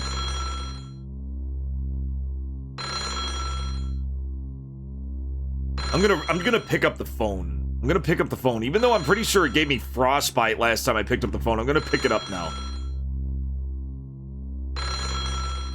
Because this is a different run. I took the phone and put it up to my ear. Can you hear anything? I nodded. The suit of armor. Huh? I can hear... Oh, the suit of armor. Huh? I can hear the suit of armor walking. Wait, what was that? That was the second floor. Maybe it's the suit of armor. Nami's face went deathly pale. Or maybe it was the mummy. Or the walking fish monster? I stood up, feeling desperate. You're gonna face it? I don't care if it's a suit of armor or a fish. If I find it, I'm gonna give it a piece of my mind. Once I made it up the stairs, Nami asked me, which room could it be in? So now we're hunting monsters. We're monster hunting now. I opened the most suspicious door, which smelled fishy. Thinking it might be a trap, I decided to open the door beside. Nah, we're gonna go for the fish door. We're going for the fish door, fishy door. We're gonna go for the fishy door. I opened the most suspicious door, which smelled fishy. The room was dark. At the center was a pedestal covered by a black cloth. It held an array of items that I could only guess were used to cast some sort of hex. What is all of this stuff? Tools for some kind of ritual. How's it going, Brokebacula? Welcome in. Looks like stuff you'd use to cast a curse. Maybe this has something to do with the mummy and the suit of armor. Who's there? Whoever dropped that glass vase is in there. It was that cat. Here, kitty kitty. Nami squatted down and picked up the black cat. I could smell blood, and there was something about the cat I didn't like. How was Nami able to pick that cat up without any hesitation? This must be the one who was making that noise earlier. A flower had fallen out of the broken glass flower vase, and Nami picked it up. A hypericum. Nami threw the flower aside. What kind of person would decorate a room with a flower like this? I remember now. You remember what? What a hypericum means. Is revenge. Revenge. Nami looked at me disturbed. I don't know who put it here, but do you think they knew the meaning of the flower when they did? Don't be stupid. What would they do that for? The black cat ran off. Oh, wait. And that's what I said to Nami. Maybe that cat was trying to tell us something. Maybe the cat, the suit of armor, and the mummy are all that's in here. Maybe that cat was trying to tell us something, because the fish monster's also here. There's gotta be a fish monster. It chewed up the thing, the stick that I put in it in the last playthrough.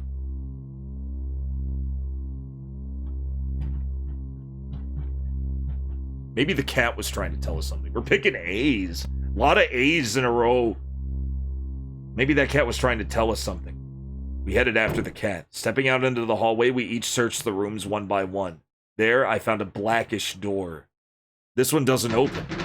The door had been securely locked. This area is off limits, I guess. Stop it. You're scaring me. Well, I mean, see for yourself. The door had been spiked into place. Probably nailed. It probably got nailed into place. And then we heard a cat meow from behind the door we couldn't open. It's inside.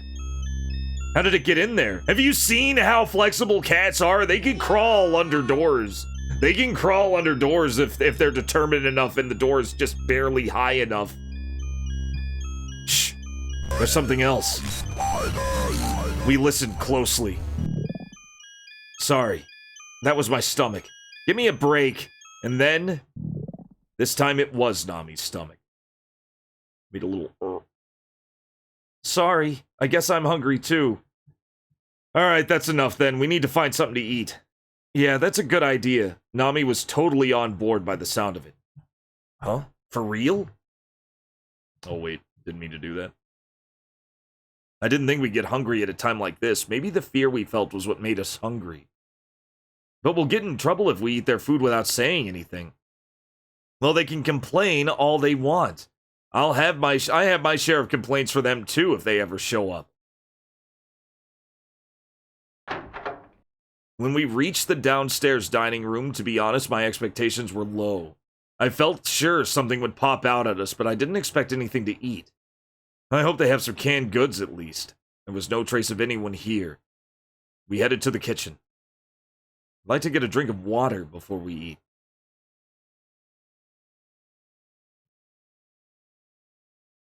Then I walked over to the faucet, wondering if water would even come out.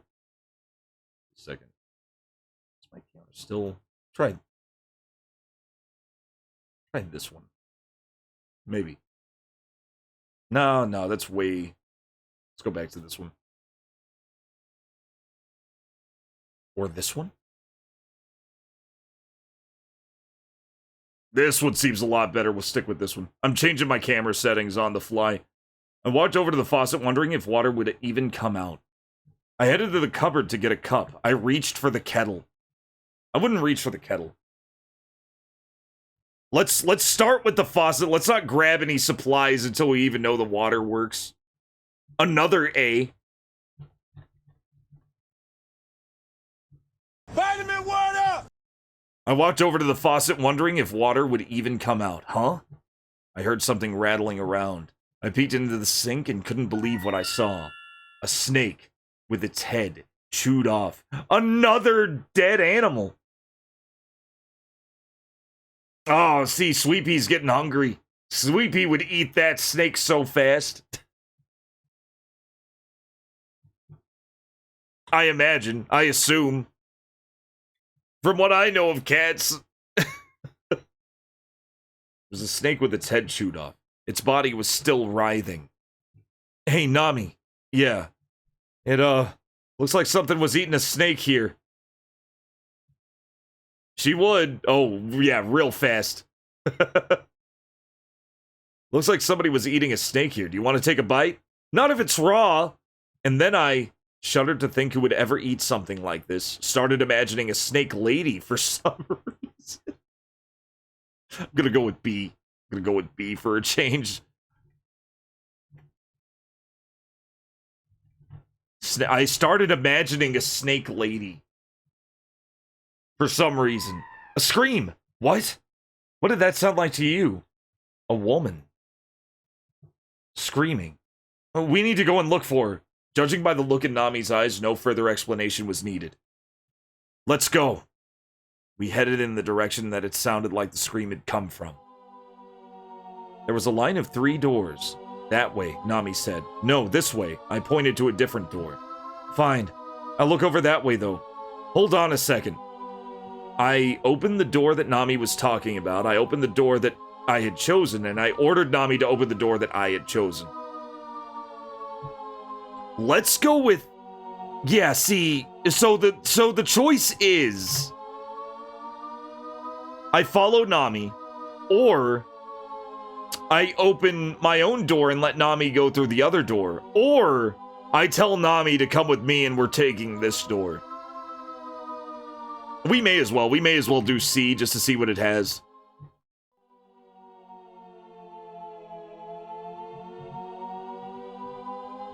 We'll do that one. We'll do this one.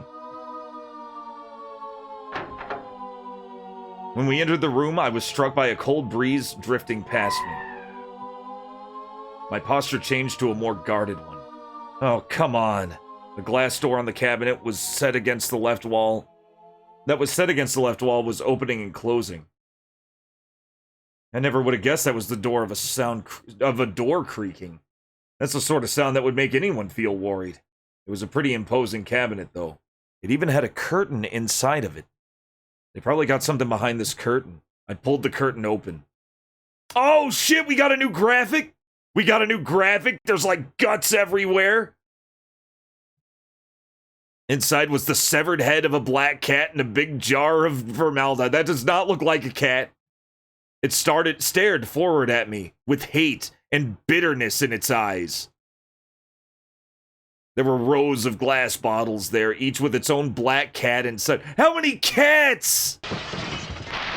Suddenly a crack appeared in the glass and it shattered all at once, covering us in formaldehyde.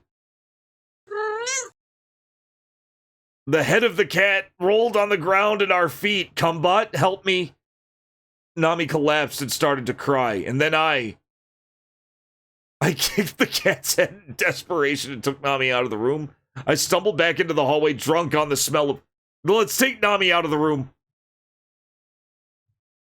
I'm gonna assume that's a reflex.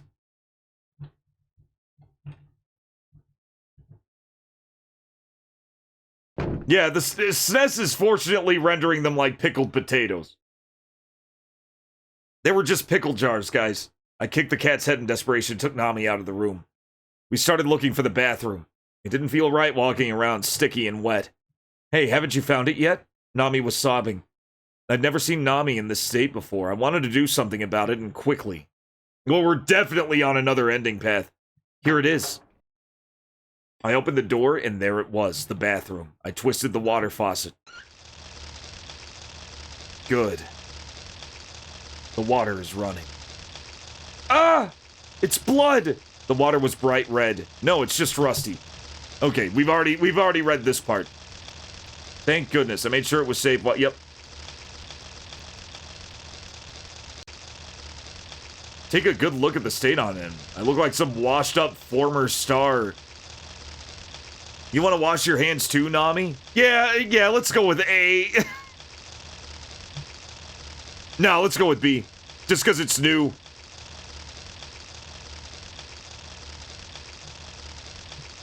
A good look at the state I'm in, like some washed up former star. I want to get washed up too. Seeing Nami come up from behind me made the hair on the back of my neck stand up.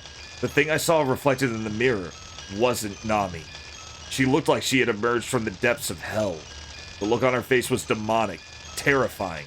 I gasped and turned around to face her, but there was Nami, cute as ever, giving me a bewildered look. What's wrong? What are you looking at me like that for? Maybe I just imagined it because I'm tired? Let's take a look at the shower there, too. I opened the door to the shower room. Partly because I just wanted to get out of there. Well, what's funny is that, yeah, that was probably Naomi. But, interestingly, there was a choice that I made in the last playthrough. It was spacious, but not decorated with anything at all. It didn't feel lived in. It's surprisingly clean in here. I think we should be able to use this. I let Nami go first. I wasn't about to let... Yeah, I did that last time and she just objected.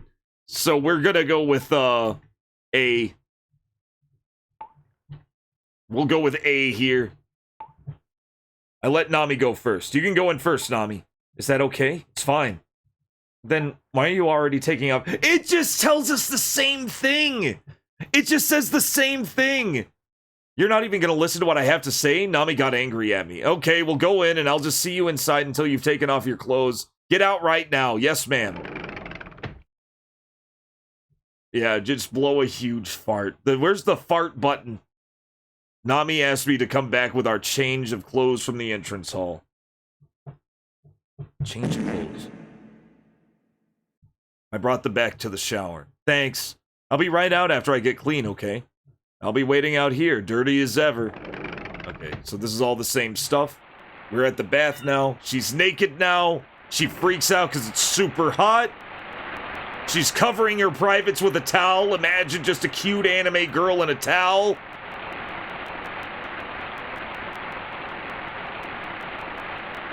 We're going to the boiler room. I knew exactly where it was because we've been here 4 times now. 5 times now. No, 4 times. The knob was set too high. This is a constant in the game. There are some constants and many variables in this game. Okay, it doesn't seem to matter what we say here. It's just variations of the same thing, but we'll put Nami's okay. 161 A. Nami's okay. Just in case it does change something. Yep, Nami's okay. She's drying her hair. A dangerous boiler tank if we stay. Yeah, we're gonna get killed. I couldn't go in there and leave Nami alone. We've done both of these and they both lead to the same thing. They both lead to me going in. Scary going alone, so we better make it quick. Well, we'll go with that one. We'll go with that one.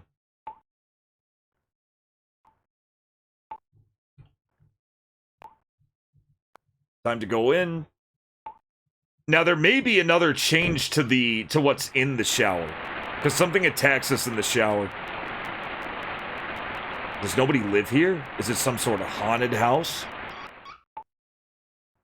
The bathtub had been filmed. Okay, so this is the same thing. Body of a black cat was floating in the tub. The expressions... Yeah, she has strange expressions. Bought myself on the head for considering... Yeah, she didn't kill it because she was all upset over the other ones. I trembled imagining the worst case scenario. I've never done this one. 163. I did keep myself together last time. So let's do this one now. I trembled, imagining the worst-case scenario. I reached over to the sliding door to open it, figuring I could just leave. It wouldn't open. The door was locked from the outside. Nami? Hey, Nami! Handle just popped right off. At that moment, the bathtub faucet and the shower both started spraying out water at full blast. Water was even coming up from the drain, and the whole shower was filling up. Nami! Nami! No matter how much I shouted, she wasn't coming. The water reached my ankles, and then my shins, and then my knees, and then my ankles, and then my dick, and then my tummy, and then my arms and hands and legs, and then my neck. The water reached my ankles, then my shins, and my knees. It was still rising. Whoa! I'm gonna drown in here! I forgot to mention this earlier, but I never learned how to swim. Look, that would matter. I started banging on the wall. Uh-oh. I think I caused an earthquake. The house rumbled and cracks started to run through the tiled ceiling and walls. The glass sliding doors shattered. Holes appeared all over the walls. The water sank and drained out all at once. I passed through the hole in the wall to make it out to the bathroom. So this time it tried to drown me. Then the earthquake stopped right on cue. It was odd. It was like everything up until this point had never happened. I put on my clothes in a hurry and rushed out of the bathroom. Nami wasn't there. I had no idea what she could be up to. That wasn't true. I had an idea. She could have been taken by someone. Nami! Nami! I screamed.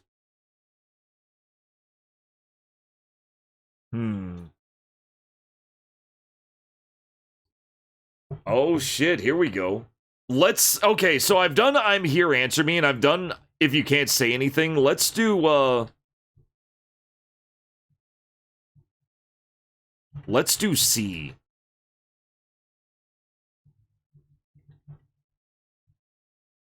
We'll do C.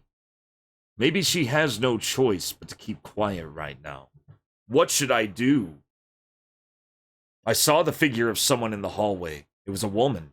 She was wearing a white dress fluttering in the wind. It was Nami. When did she put on that dress? Nami? I ran after her, but she started to float. She continued to stare straight at me as she floated up, until she seemed to get swallowed by the ceiling and vanished. I just stood there in a daze. Was I imagining that, or was it a ghost that happened to look exactly like Nami? Good little eyeball jump scare. A pair of eyes flashed at me in the darkness, and I could hear laughter echoing around me. After that, only the wind was blowing. It's scary. I'm sorry. I'm not sorry. It's Halloween. It's Halloween spooky game. What in the world is going on with Nami? I'm not sure why, but I was afraid to start looking for Nami. I have to find her no matter what, I thought to myself. I thought I could just wait right here. I have to find her no matter what. I'm not sure why, but I was afraid to start looking for Nami. I thought I'd just wait here and wait right where I was for Nami to return. I have to find her no matter what. I've never seen this one, so this one is a new choice. We'll do B. We'll do B. I'll try the most heroic responses unless I've already done them. I have to find her no matter what, I thought to myself. I relied on my intuition. Where was Nami? This was the room. I was sure of it. Nami was sitting in the corner of the room holding her knees. Nami? Cumbot. She was crying. What happened, Nami? I told you not to go anywhere. Don't run off like that. Cumbot, how did I get here? Why are you asking me? I don't know. Nami gulped like a child. I was drying my hair when suddenly I felt a man's arms around me. Okay, we've definitely got this. She was cold. She was shivering. And someone else is here. Just as I thought. This is one that we didn't do. We didn't make this choice. We may have made the I have to find her choice and I forgot. But we definitely didn't say this.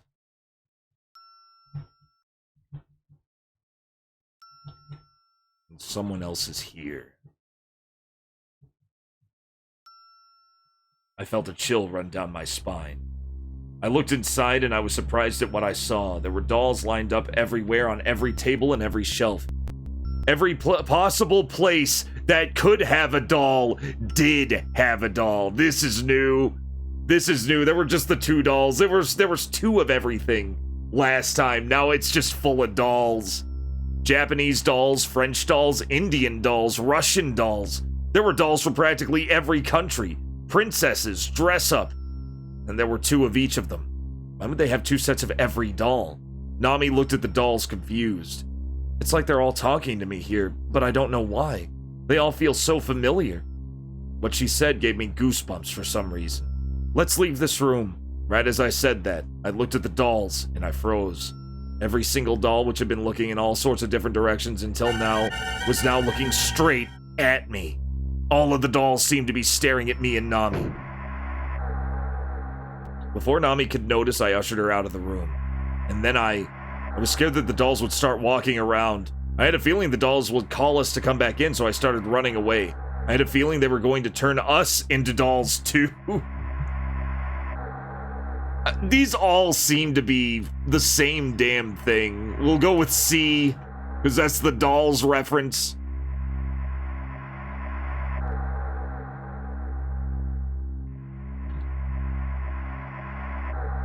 There's this movie by the guy who did Reanimator. It's not that great. I feel like it was a case of bad casting. I didn't like the guy who it was the asshole cop from RoboCop 2 was like this man-child in the movie, and he was like one of the main characters, and he just sucked. He just sucked. Dolls was good and scary in places, but one of the main characters of the damn movie was just shit. I had a feeling they were gonna turn us into dolls too. Huh? There were strange marks carved in the wall. Were these here before? It looks like they were comparing heights. Okay, we're back to the height comparison. This is my name. On the wall, someone I assume was their mother carved Nami and Naomi in girlish letters. What a coincidence. A couple of girls named Nami and Naomi used to live here. Nami stared intently at the wall. Something seemed off. What's wrong, Nami? Nothing. Judging by the look on her face, it wasn't nothing. Yeah, we definitely heard this. I figured it was more important that we just get out of here anyway. I figure if she says it's nothing, then so be it. We've definitely not done this one. We've definitely not done this one. Let's do this one. C.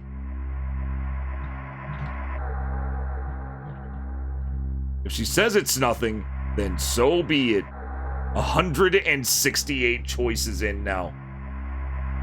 I figured if she says it's nothing, then so be it. The face of Nami was made her look like she was dead inside. Cumbot, I was a twin. It's true. I was a twin. I had a sister named Naomi. Quit fooling yourself. We lived here with Mom. Hey, listen to me. I could hear a piano suddenly. Nami's head jerked up. That piano! She broke into a run like she had just snapped. I chased after her. I love how it always changes.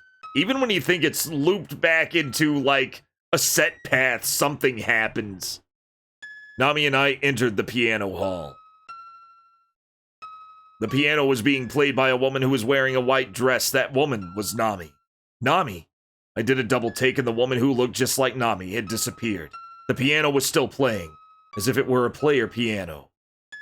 I was a twin, Nami said it loud and clear. My sister and I lived here together with our mom.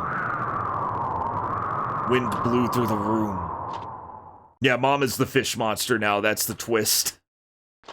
Sounded unreal to me, but Nami didn't react to it at all. I'm very curious about Fish Monster, and it always goes away. There was a man. Mom was very nice to him, I liked him. Okay, here we go. He seemed like a dad to me, or maybe a brother. May have just been one of Mom's guests. Get it together, okay. So she's doing the I doubt myself stuff again. Yeah, she was born and she figured it out. Nami shouted, my real mom was here. I had a twin sister. So we may have looped back. Okay. I tried to calm her down. Let's do this. We always picked A on these. Let's pick B. You're an only child. This music is sick. When the music kicks off, it really kicks off. You're an only child. That's enough. Just stop. Nami screamed and screamed. I might even kill you because I care about you so much. Nami, that's crazy. Don't even start with that. I always played with my sister out in the garden. Mom would always be laughing at us. You should have been there too. Nami sounded like she'd gone delirious. Okay, Nami, I get it. I understand completely. There's no need to explain anything else.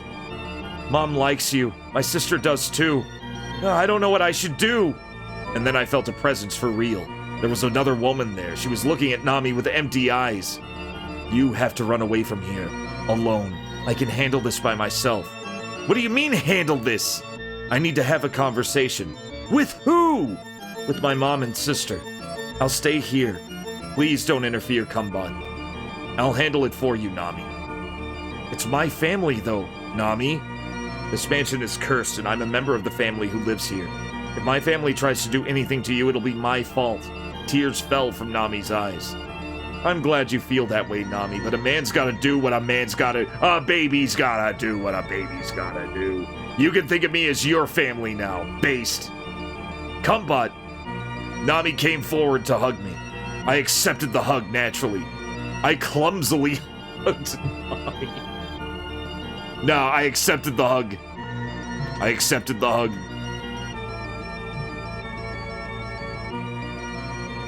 It's funny that there's like a less confident answer there. I accepted the hug naturally. I understand, Nami. I led her over to the window.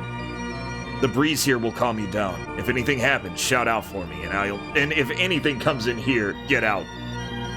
I guess we're Nami's dad now. Daddy Kumbat. What are you gonna do, Kumbat? I'm gonna investigate. We know at the very least there was a mummy in this mansion. There was a suit of armor, and there's somebody who made it disappear. I'm gonna find out who that person is. No, Kumbat, I'm going with you. You can't. Please let me go. Nami shook me off and left the room. I ran after Nami as fast as I could, shouting. Okay, this is all the same. Pizza time. I shouted pizza time, but it didn't blur back. I'm the only one you can trust right now, the least trustworthy thing a man can say, or anyone can say. I'm the only one you can trust right now. So I haven't picked this one yet. Nami was shivering in the corner of the room like a cowardly kitten. Thank you for the pizza time, sugars.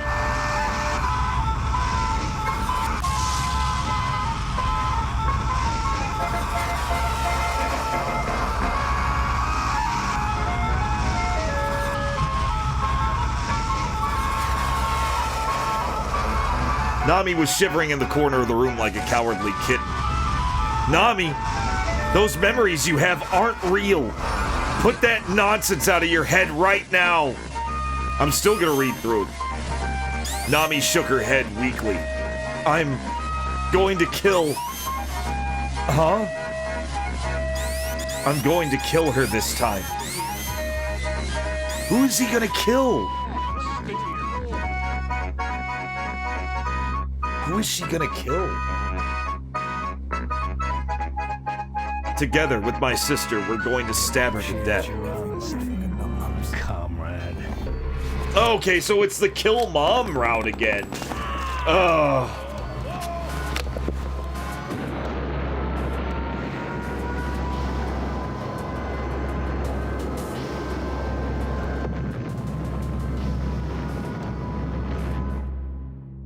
Wait, Sugars did say there were a couple that we needed to, that there was like one or two that we needed to do more than one. So even if we get the same ending again, that shouldn't be a bad thing either.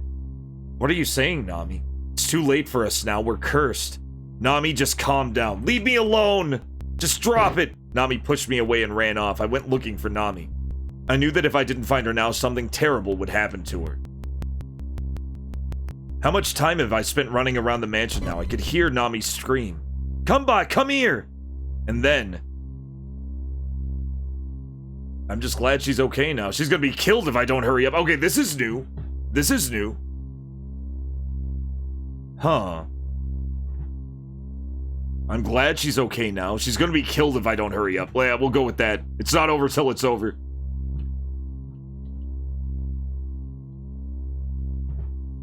She's gonna be killed if I don't hurry up. That's what I thought to myself as I ran. Nami! Nami was just standing there in a daze. Kumbot, look. Okay, it was the diaries. It was the diaries. So all these... Yeah, we're still getting these. It had her date of birth on it. It had her blood type. So now we know.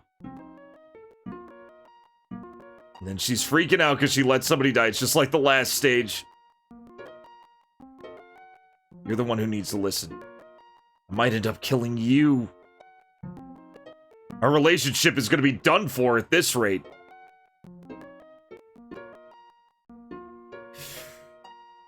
Let's do C. Maybe Nami was the one behind all of this.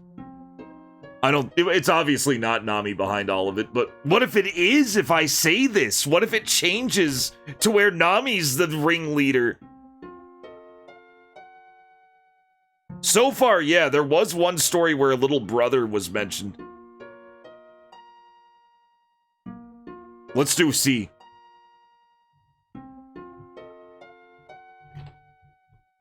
We're doing C. We're doing C. Maybe Nami was the one behind all of this. I found Nami crouched down in the piano hall. Nami?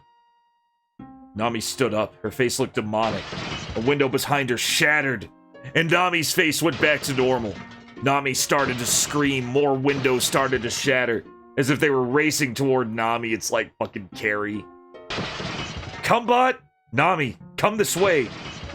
It was like we were being followed. Even the glass cabinet doors and mirrors were shattering. We dashed out of the room. Shut the door, Nami.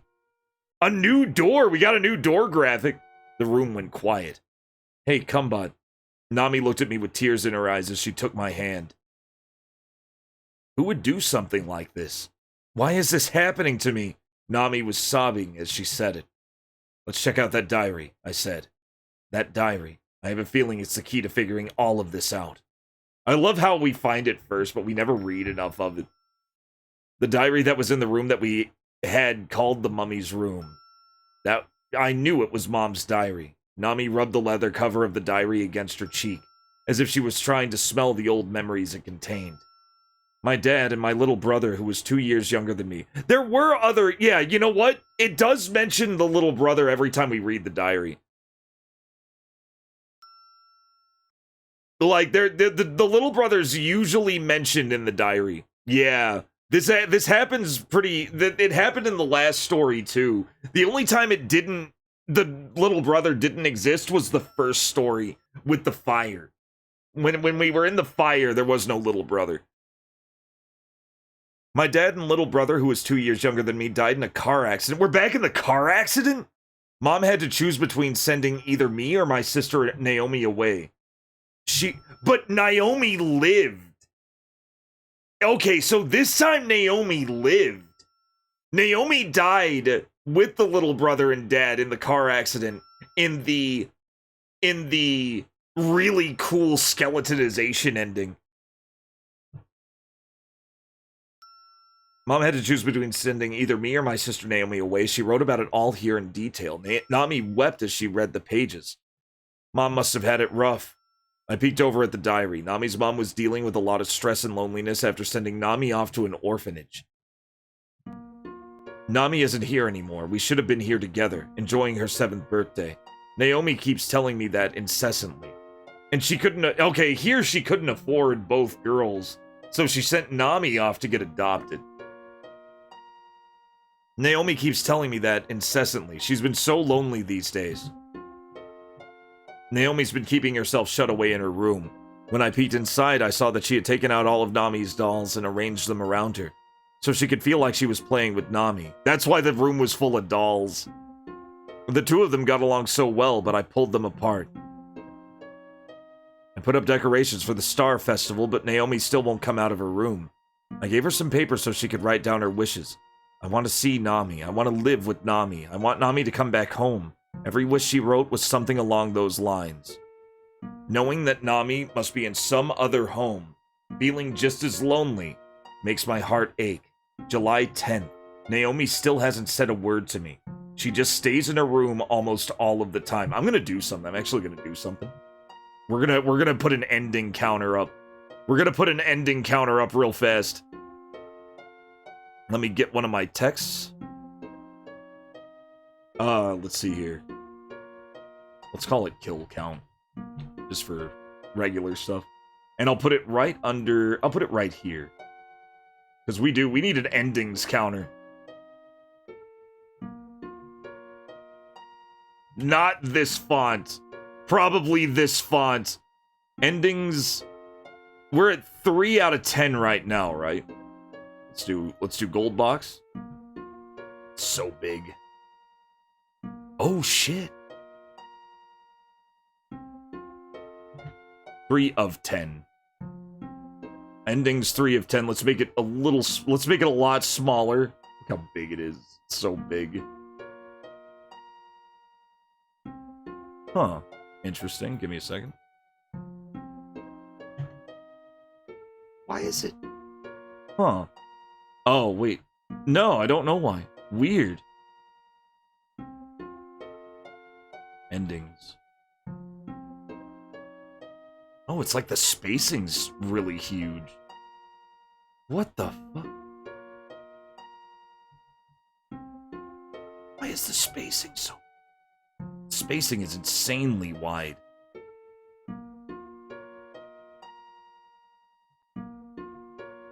No, that doesn't do it. It doesn't matter. It doesn't matter. Okay. Let's make it a little smaller. Space! Let's make it 72. 72 is big enough.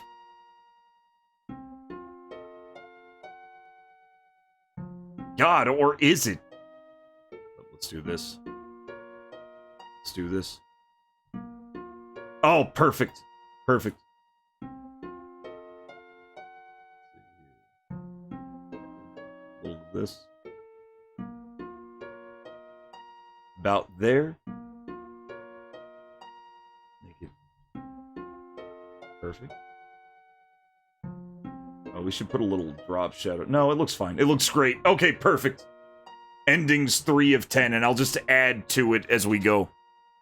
Yeah, this is our 4th go, so we'll get our 4th ending at the end of this. Naomi still hasn't said a word to me. She just stays in her room almost all of the time. At night, I peeked in to look at her while she was asleep, but she was just rolling around laughing. Actually, we could go a little further with it. I think we can actually change the color of the text too. We can pick screen color. Give it one of those. Okay. And then pick another screen color. Get one of these darker, right? Like that. There we go.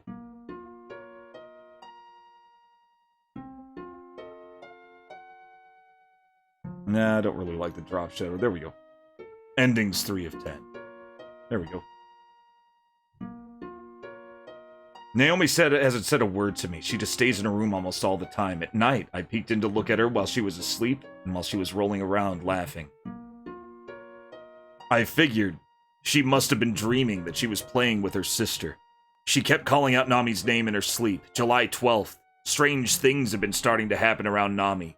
Things fall. Oh no, your controller stick died. Yeah, get you one of these. Get a black one too. Apparently the black ones have better sticks, from what I've heard, than the white ones. Things fall when nobody's around. I think you told me that, actually. Things fall even when nobody's around. Strange things have been starting to happen around Nami. Things fall when no one's around. Things break. When it gets really bad, small bottles even start to move around. Nami and I looked at each other. It's a poltergeist. Maybe Naomi gained that power somehow, in her soul. All sorts of weird things have been happening around this mansion. Year by year, it'll only get worse. July 3rd. It's Naomi's 8th birthday. I took a knife and tried to cut a slice of her birthday cake, but the birthday cake just turned to powder and scattered everywhere. Naomi says she's mad at Nami. I can only wonder why Nami's enjoying a birthday party somewhere today. July 18th. I looked at Naomi's diary. She's only been writing about her sister in it. I'm sorry, Nami. I'm sorry, Nami. I'm sorry, Nami. She wrote that over and over, pages of it. Naomi must think that she's the one who drove Nami out of the house. I took another peek in Naomi's diary, but when I did, it exploded in flames, and it burned to ash. She booby-trapped it. She even started saying that Nami scares her. These supernatural events are getting worse. Along with her autism. Okay.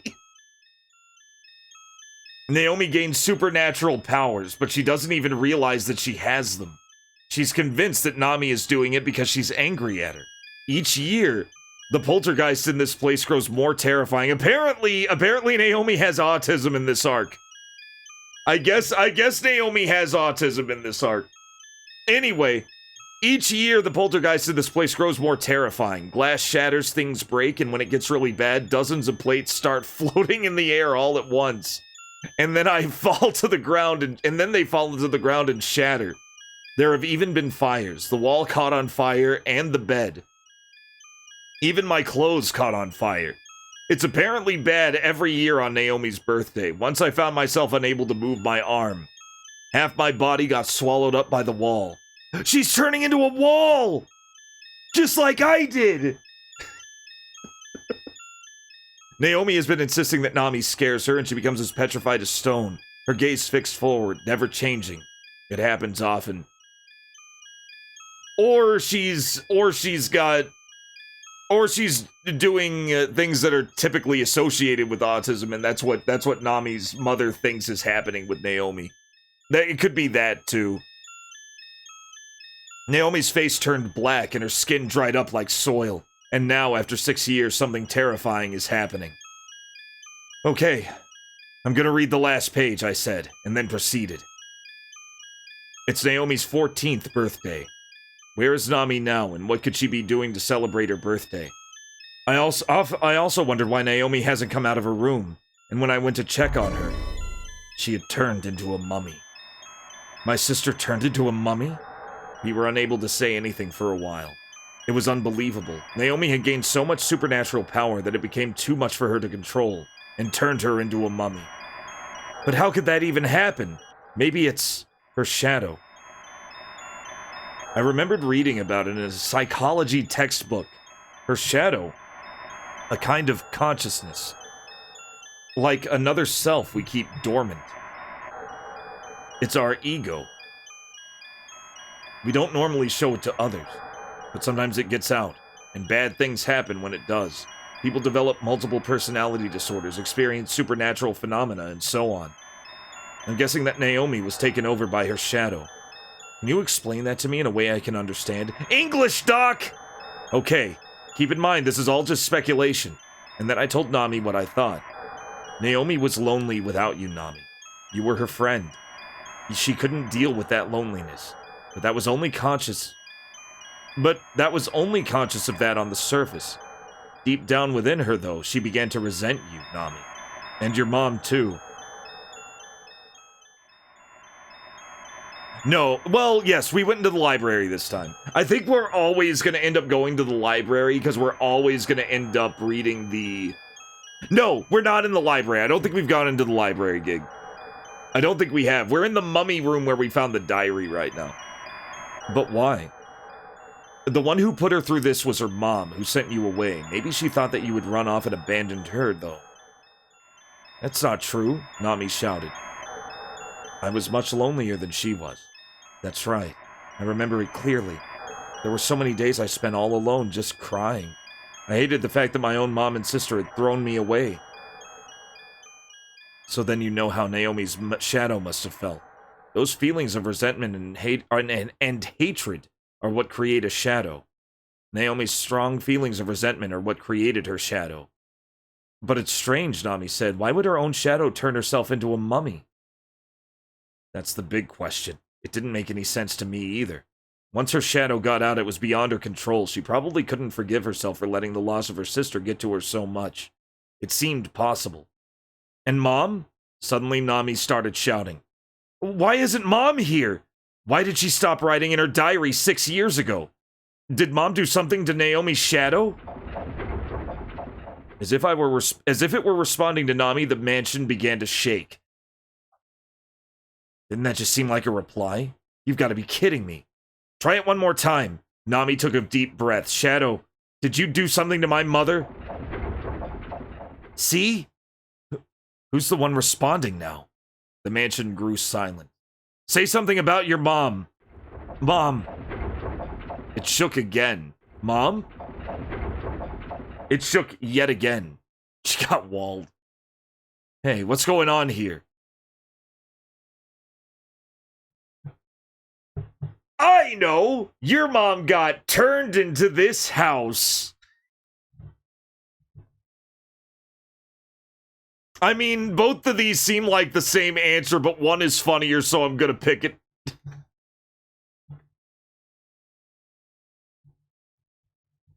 I shouted. There we go.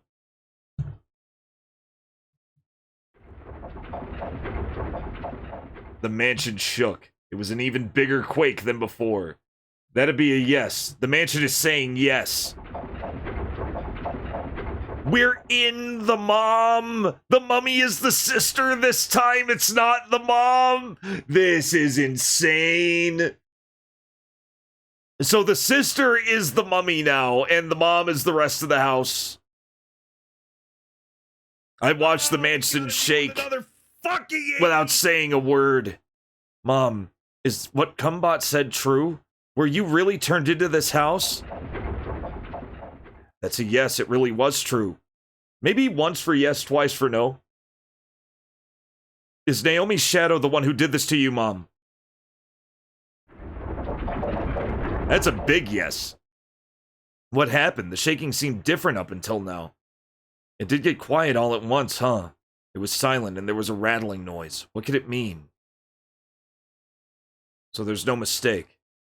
Your mom got turned into this mansion. Hey, TK, welcome in. 2 times, yes, yes. Yeah, once for yes, twice for double yes.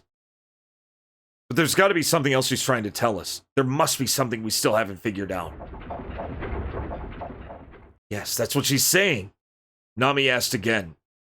You did get turned into this mansion, didn't you, Mom? Yeah, we already asked that, Nami. Judging by the quake, that was a yes. But Naomi's shadow didn't do this to you. When the mansion tried to answer, the diary was set ablaze. Ah! Whoa, put it out! Put it out!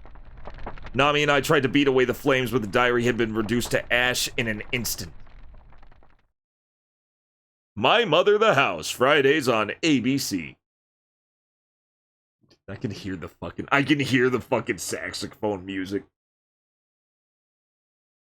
Someone was trying to stop her from replying to us. I'll ask again. Mom, you can still respond, right? The house didn't shake. You can still respond, right, Mom? The mansion remained silent. She must be too afraid of the shadow.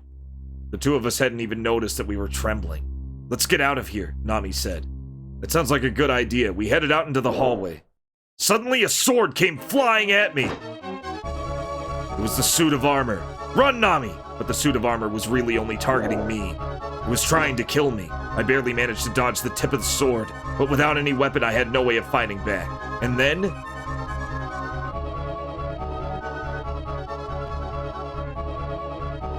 oh man, both of these are good. Come with me, Nami, now! I'm not gonna fight a disembodied suit of armor. I've seen bed knobs and broomsticks.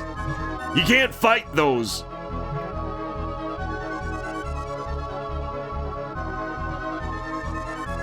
Come with me, Nami. Now! I grabbed Nami's hand and we ran to the staircase. Come, bud! Don't let go of my hand, Nami. The fish! The fish monster! We found the fish monster! It's the fish monster, guys. There it is. Look at the big fish. Can we get a better look at it if I hit triangle? No. Ah! Oh, shit. Don't be afraid, Nami. This is just another puppet that Naomi's shadow made. There it is! Oh, it's got a bit. Look at its twitchy eye. It's animated. The fish monster's animated. It's a Mirelurk. We got a bottle, but I think he set it down. I don't think we have a weapon. Big one. It's a big one. I charged up and headbutted the fish monster. I headbutted the fish monster. Its body felt so slimy. Come, bot. Whoa. My body got blown back, and I went unconscious. I had barely regained consciousness. I tried to move, but I wasn't able to. I was in the dining room, and I had been tied to the table. What? The fish monster and the suit of armor were walking around me. That's when I noticed the smell of incense. Someone had made a wreath of hypericums and placed it under my head. It seemed like they were going to kill me here. It's turned into the fucking Wicker Man. The suit of armor looked at me as it listlessly swung its sword around. Why must human life be so short? The suit of armor's casual gesture seemed to say. Once it plunged that sword down into me, my life would be over, and then... the house began to shake intensely. The quake was so intense that it made it impossible to stand, and it was getting even worse. Both the suit of armor and the fish monster were incapacitated. I see. I figured out what was going on here. It was Nami's mom. She was trying to save me. Suddenly, the fire sprung from the walls, and the floor and curtains were set ablaze. The shadow had made its move. It was trying to keep her mother from moving the mansion. The mansion became quiet, as if it were racked in pain. At that moment, the fire on the walls, the floor, and the curtains disappeared. The suit of armor and the fish monster were moving again. The ritual, it seemed, was about to resume. At long last, Naomi had appeared. Her wheelchair stopped right beside me. Only just now able to move my tied body around a bit, I saw Naomi's mummy looking at me. The suit of armor raised its sword over me, but at that very moment, the wheelchair rammed right into it. Part of the armor got scattered everywhere, and the rope that had been used to tie me down was cut. I slammed down on the floor. Run! It felt like Naomi's mummy had told me that. But why? I had no idea what was going on. Run! This time I heard the mummy's muffled voice clear as a bell. What's going on? I couldn't help but shout. I decided to leave the thinking for later and push my way past the mummy to escape. Yeah, let's do that. She told me to run. We're running. We're running. We'll think later. I decided to leave the thinking for later and push my way past the mummy to escape. That's when I heard Nami's voice. Cumbot? Startled, I stopped dead in my tracks. Cumbot, answer me! Where are you? For some reason, I couldn't bring myself to respond. Suddenly, a door opened on its own right before my eyes. It felt like the mansion itself was inviting me to go inside, so I went in. The door gently closed behind me. Oddly enough, I didn't feel like I'd been trapped in the room. On the contrary, I felt like I was being kept safe. Cumbot. Cumbot, where are you? Nami sounded sad as she drew closer. I held my breath. Cumbot? I could sense Nami's presence just outside the door. I suddenly felt guilty. Nami was searching so hard to find me. She needed me to be there for her. What was I doing here? I'm here, Nami. I wanted to shout out to her, but I held it in. I shouted out to her. Just shout out to her.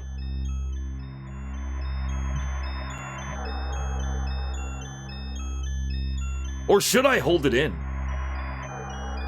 Nami was searching so hard to find me, she needed me to be there for her. Yeah, of course.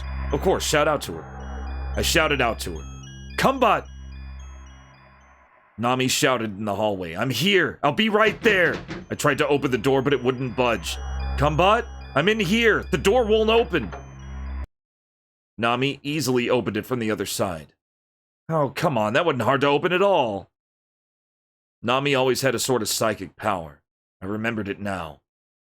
What are you doing here, Kumbot? Come on, let's go. Nami took my hand. This is amazing. This is amazing. Yeah, some breadcrumbs would have got back the fish off. The mansion shook, as if it were warning me not to go. I was playing this one horror game. It could barely run. It was like really unoptimized Unreal 5. But there was this like, this new demo by Chilla's Art. It's a fishing game. And it's like supposed to be like, and you know, it's obviously meant to be like a horror game. And it's like fear of the big ocean and big sea creatures and shit. But because it was a fishing game and I was a spear fisherman, there was like this huge fish that would like come by every now and then and scare you. And all I could think was, big fish! And I'd try to catch it. And it never worked. I could never catch it. The mansion shook, as if it were warning me not to go. Pretty much. I was so disappointed. It wasn't scary. I wanted to catch it. The mansion shook as if it were warning me not to go. Like fisherman's instincts would take over every time I saw it. Nami, let's stay here for a while longer. No, we have to get out. Winding up, Sid. What did he even say there? Nami pulled hard on my hand. The mummy in the wheelchair appeared before us just as we were trying to leave. Both the mansion and the mummy seemed to be doing everything in their power to stop me from leaving with Nami. No! Why are my own mom and sister trying to stop me from leaving? Nami screamed, and at that moment the four walls erupted into flame. The whole area around us had been set ablaze, and Naomi's mummy, still sitting in the wheelchair, rose up to the ceiling with the smoke. At our sides, the glass doors on the cabinets shattered one after another. Naomi, please stop doing this! With tears in her eyes, Nami screamed at the top of her lungs. I saw Nami's reflection in a mirror in the room. I nearly screamed when I did. There, in the mirror, was Nami, with that demonic look in her face. Stop it, Naomi, stop! The real Nami seemed totally oblivious to what was in the mirror. There in the mirror, her eyes started to glow red. The wheelchair, which had been floating in the area, fell down to the ground. Naomi's mummy was thrown out. The demonic girl's eyes were still glowing. Naomi's mummy spit out black smoke and burned down to her white bones before my eyes. Ugh! I fled out of the room, which was now filled with flame. This is so good. I ran into her mother's room. It was the room where we first saw the mummy, where her diary had turned to ash. When I entered, the door closed on its own. I felt the presence of her mother there with me. You're here, aren't you? Nami's mother. Yes. The soul of the mansion answered directly to my inner mind. That wasn't Naomi's shadow, was it? It was Nami's. Yes. Her mother's soul spoke to me. I too once believed that Nami was the one doing everything. But when Naomi got turned into a mummy, that's when I knew that she wasn't the one. It was Nami. Nami's soul was causing all of this. That was the soul of resentment because she was in the fucking orphanage and she was pissed. Her mother's soul continued telling me more of the sad details. Sent out of her home at the age of 7, Nami had been separated from both me and Naomi, who she loved so much. She must have been so lonely. That loneliness turned into resentment. The grudge she bore gave birth to her shadow. I felt sorry for Nami, who had no idea about any of this. What's gonna happen to her now? Her mother's soul answered sadly. A person's shadow grows larger while its creator is unaware, and eventually that person will become taken over by the shadow. Nami's going to get taken over by her own shadow? I shivered. Nami.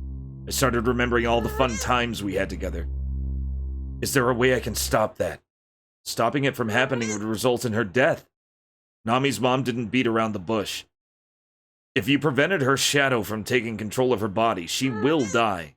The only other option is to have someone kill her before it happens. Felt like I was gonna faint. What if neither of those options work? Her body will live on, but her mind will be consumed by the shadow.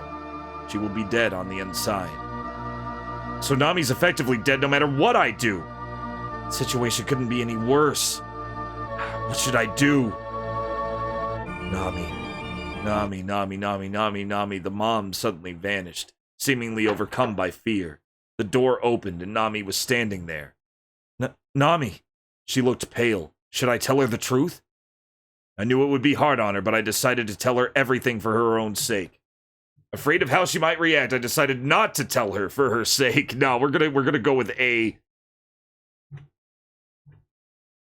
The truth.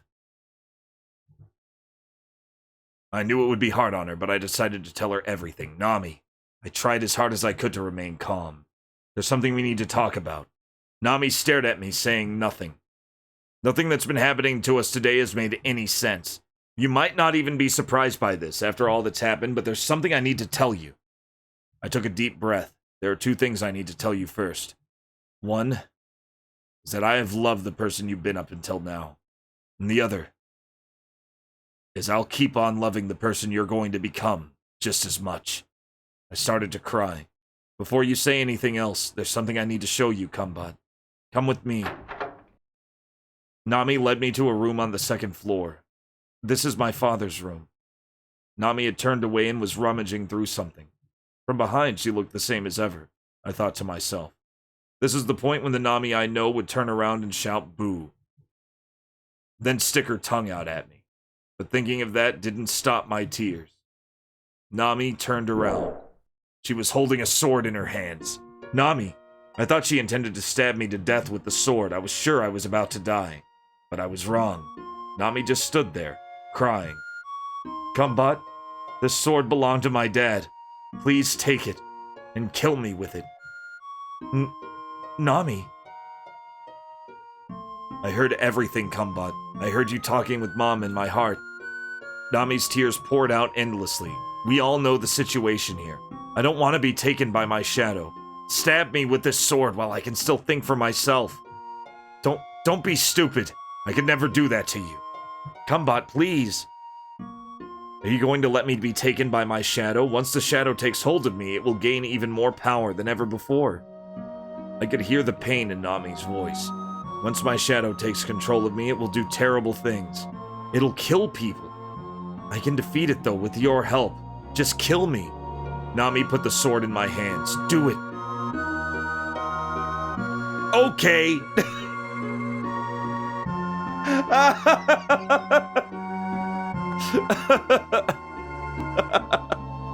I'm not gonna kill her. We may have to for another ending, but we're not gonna kill her right now. This is nonsense. This is nonsense! I tossed the sword aside. The sword vanished out the window into the darkness. Oh, Nami took a few steps back. Kumbot, I'm happy you did that, but still it's no good. The shadow is gonna overtake me. At that moment, Nami's body suddenly went stiff, and then a strange cackle escaped from Nami's mouth.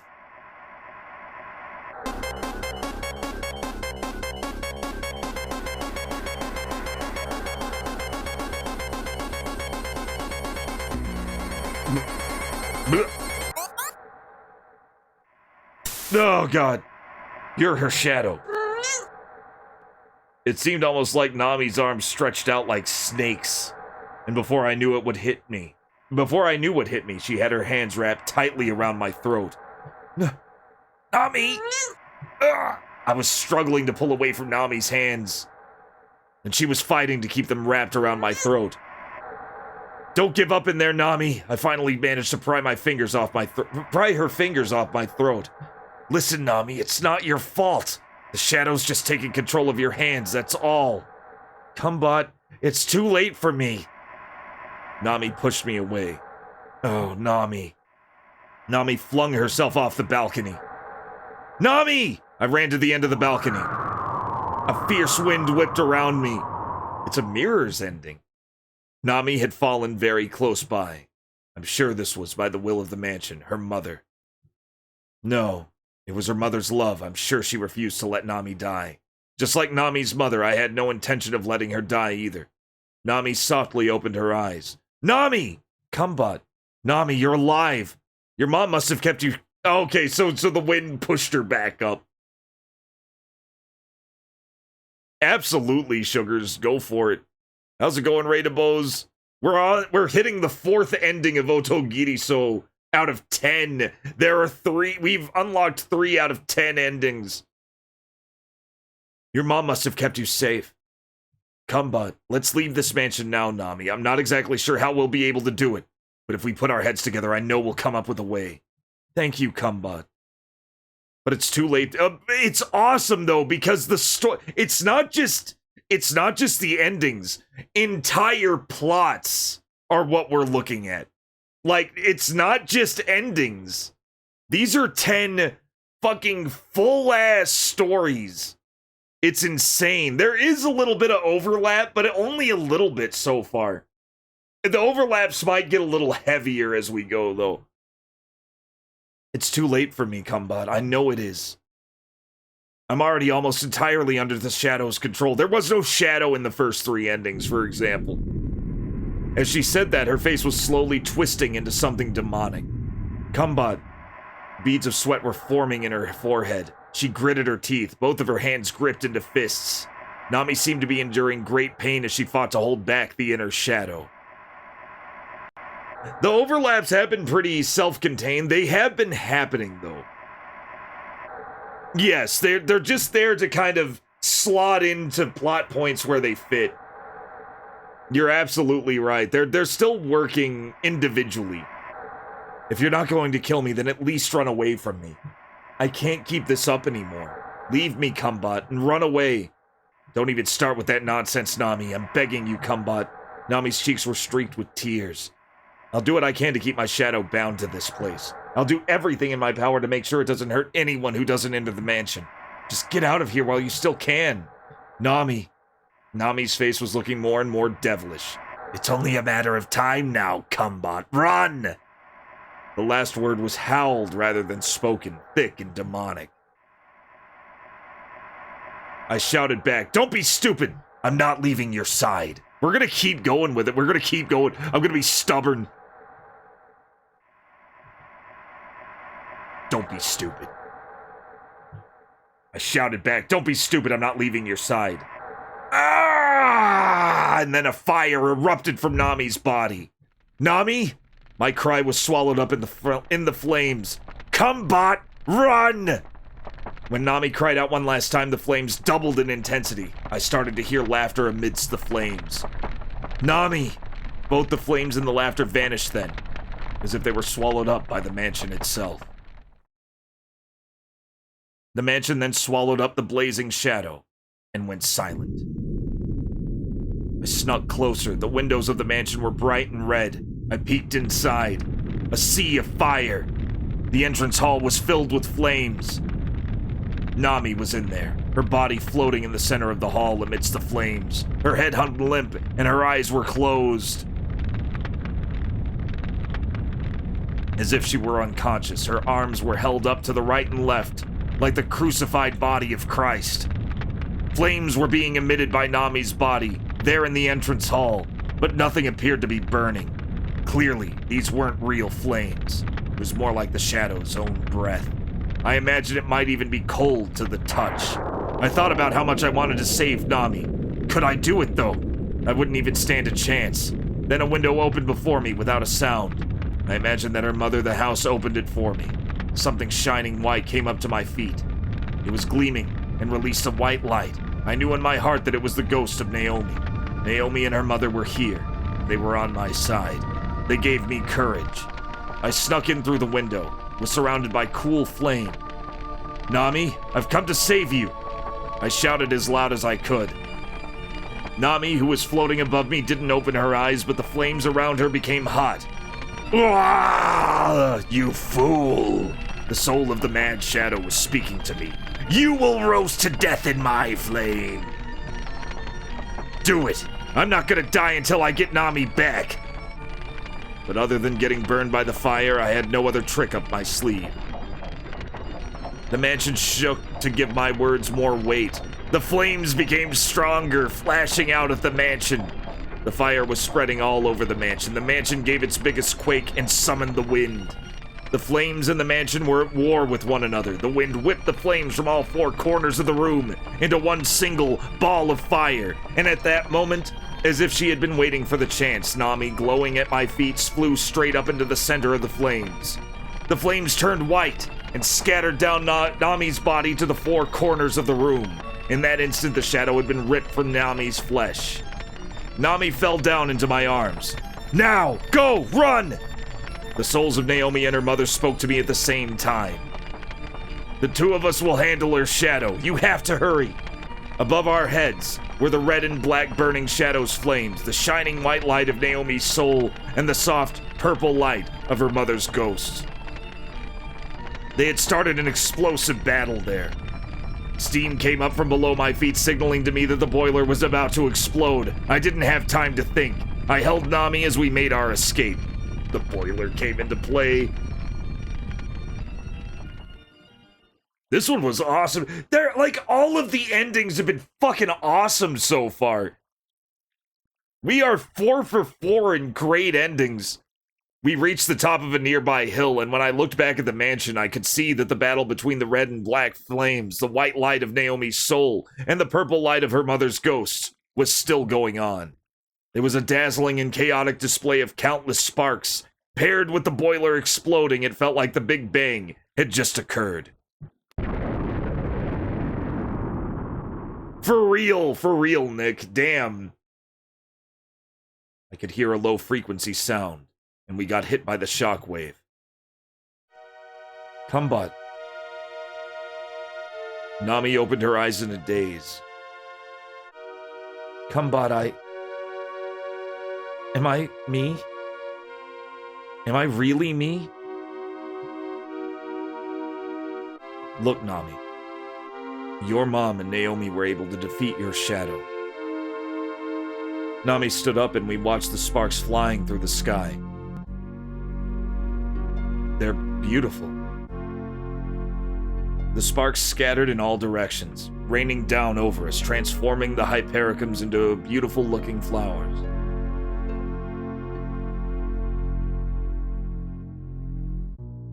Oh, they're white flowers now. Or the sparks made them look white. And there we go. That's another one. I'll let the music play. I'll let the music play. 4 out of 10. We got 4 endings out of 10. I'll be right back. I need to top this off because I feel like we could get another ending tonight. We got time. It's not taking as long. I knew it would get faster and faster as we go. We're almost halfway through the game, guys. I'll be right back.